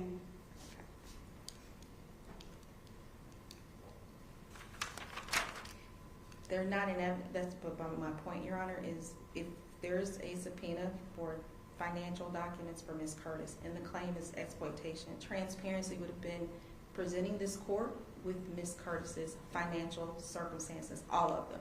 Not what was again, Your Honor. We're not the state attorney's office. I don't have access to every single record. Yeah, this has been a full evidentiary hearing with both sides having the opportunity to present evidence and testimony. So commentating on what they did or didn't do, I understand your point. Thank you, Your Honor. But I'm sustaining his objection. That's fine. The durable power of attorney, I'm asking that the court take judicial notice of the power of attorney that was filed with the petition placing Ms. Hill as the power of attorney. That power of attorney gave her the ability to purchase property, to handle the affairs of Ms. Curtis, but also the attorney, Anderson, took the stand and testified that Ms. Curtis chose Ms. Hill, that she knew who Ms. Hill was, and she recognized Ms. Hill and wanted her to take care of her finances as well as her well-being. To the contrary, you hear testimony that Ms. Curtis is removed from her home by agents, taken to an attorney's office that she had no prior relationship with, asked to execute documents, had been there for 8 hours with no one else that she's familiar with. Objection, Your Honor. That's not an evidence. Sustained. It was I'm sorry. 4.5 to 5.5 hours. Okay, there was testimony that it was from Attorney Moran said 9:30 to 4:30, and then Mr. Harvey said 4.5 to 5 hours. So there was, I guess, a contradiction in the amount of time, but those were that was the testimony elicited from the parties. And she was there without anyone beyond those agents who came and picked her up. The power of attorney, the question of capacity, she's 96, 97 years old. The petition itself says that she has some cognitive issues, which also lends itself to short-term memory, although there wasn't a doctor to testify to that. The issue is she did not have the capacity. The investigations that were done during the course of this Agent Britton's investigation disclosed that the exploitation claims were unfounded. Agent Britton initiated this entire claim against Ms. Hill for the sole purpose of trying to allude to exploitation. There's no evidence of exploitation of assets. Ms. Hill, obviously, she's restricted from being able to put on a case, right, for today. But the bottom line is what the court has heard so far does not establish an intentional depriving of assets by Ms. Curtis. There is no evidence that had been introduced today, Your Honor, that would illustrate that any actions that Ms. Hill has taken on behalf of Ms. Curtis was in violation of her durable power of attorney at the time that it was in place. It was not revoked until 2024. The certificate of trust was done in 2022. There still hadn't been evidence of exploitation from then or now. The renovations to the homes that Ms. Curtis, once she inherited in the Mahalia place, illustrate that it wasn't Ms. Hill's intention to exploit because she didn't have to put Ms. Hill's name on the deed. Ms. Hill's name is on the deed. Ms. Curtis's name is on the deed. Ms. Curtis is benefiting from the value of the property and any renovations that were made. She's staying in that property. Also, Ms. Hill has caregivers taking care of Ms. Hill from the time she became the power of attorney. The issue of exploitation is at best a far-fetched claim because Ms. Hill has only illustrated a care and concern for Ms. Curtis. She's never taken advantage of her. She didn't deplete her accounts. There's no evidence of accounts being depleted. There's no evidence of her removing Ms. Curtis off the properties that she owns. And the case law is clear when it talks about an exploitation. While their parties may not agree to how a power of attorney acts, the exploitation needs to rise to the level of deprivement and intent. And that just hasn't been proven today, Your Honor. There has not been anything presented to the court with concrete evidence of exploitation. There has been illusions of exploitation. Even the specific durable power of attorney that was produced, Agent Britton testified that he hadn't seen the original, that someone gave it to him, and the person who gave it to him was a disgruntled employee. Ms. Alexander testified that she hasn't been here in 6 weeks. Objection, Your Honor, that's not enough evidence. She testified that. You can respond. Okay, she testified, Your Honor, that she came. She wasn't here for the signing of the signing of the power of attorney. She wasn't here for that. That was sent to her. Her husband was in surgery in 2/29, and she hasn't been here. And she has 2 individuals who come to the home. So we're in April. This is February. I think that if I'm doing math, it's 6 weeks, Your Honor, that she's been here to see Ms. Curtis. And Ms. Curtis is, according to the neighbor, home alone at night. And that's not how she was living prior to this revocation of power of attorney.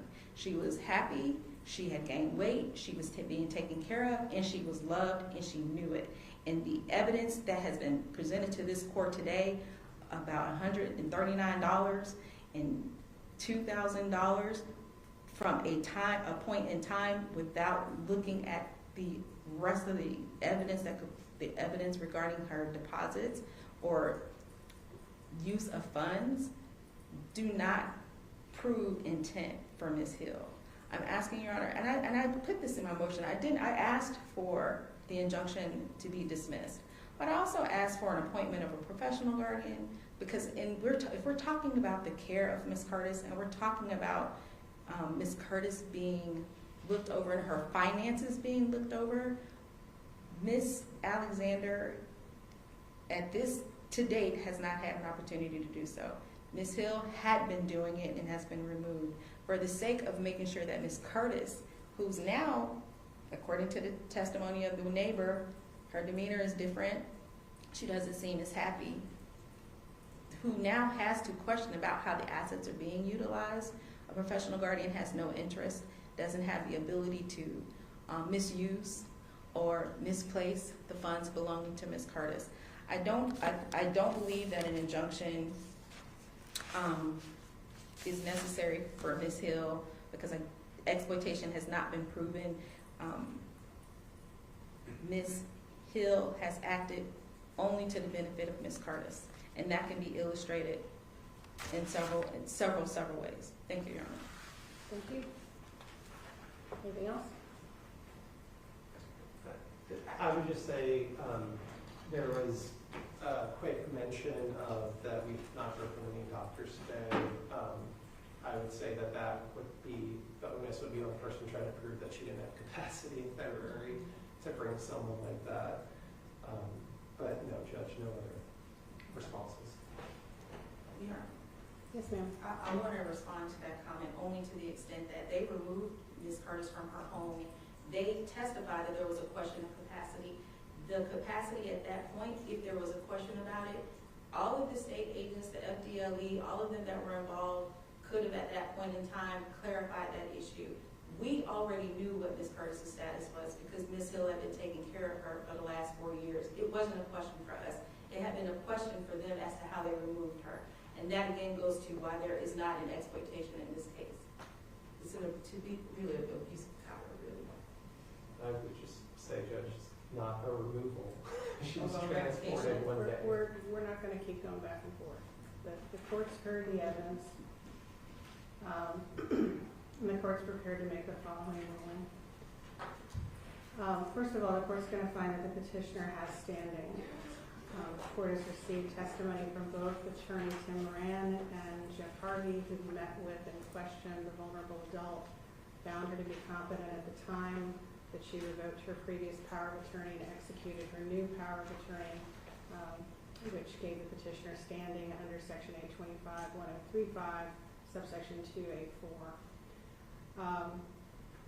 Despite the questions about her capacity and the testimony of Ms. Roby that her condition has declined, the court finds that at the time in question, the vulnerable adult had the capacity to execute those documents. So that said, the court has jurisdiction over the vulnerable adult, the court has jurisdiction over subject matter, and under Florida law, reasonable notice and opportunity to be heard have been given. The notice was given to respondent in a manner that was sufficient to protect her rights to due process. The respondent was personally served with the petition on March 13th. A temporary injunction was issued, and we've had a full evidentiary hearing today with both sides having the opportunity to present any testimony, any evidence, any documents, any bank statements that they wish to present.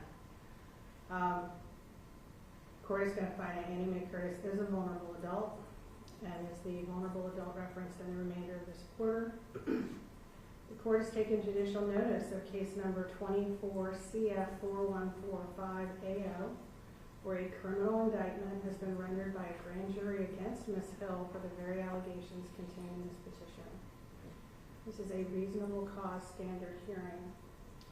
The court has received into evidence bank records and credit card records, which combined with the testimony of Special Agent Stephen Britton do reflect a history of multiple unreimbursed transactions that could not be for the benefit of that vulnerable adult. The court did hear from neighbor Ebony Rump Maxwell, who is a concerned neighbor of Ms. Curtis.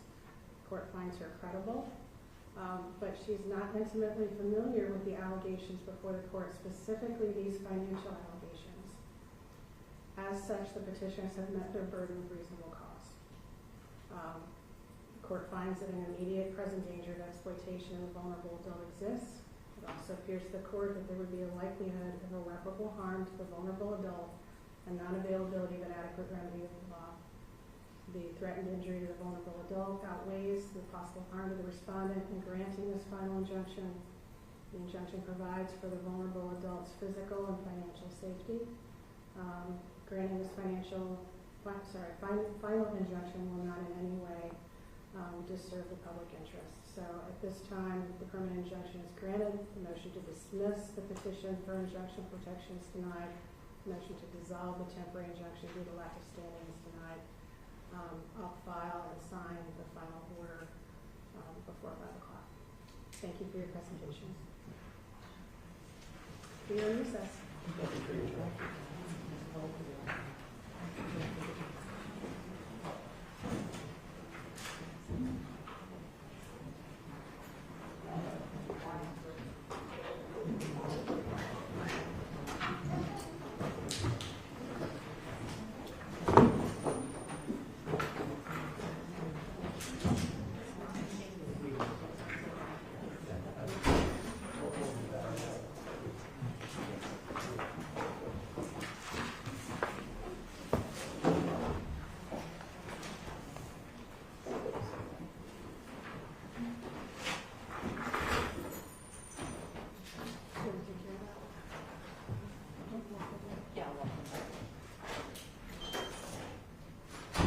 Thank you. Have a good day. You too.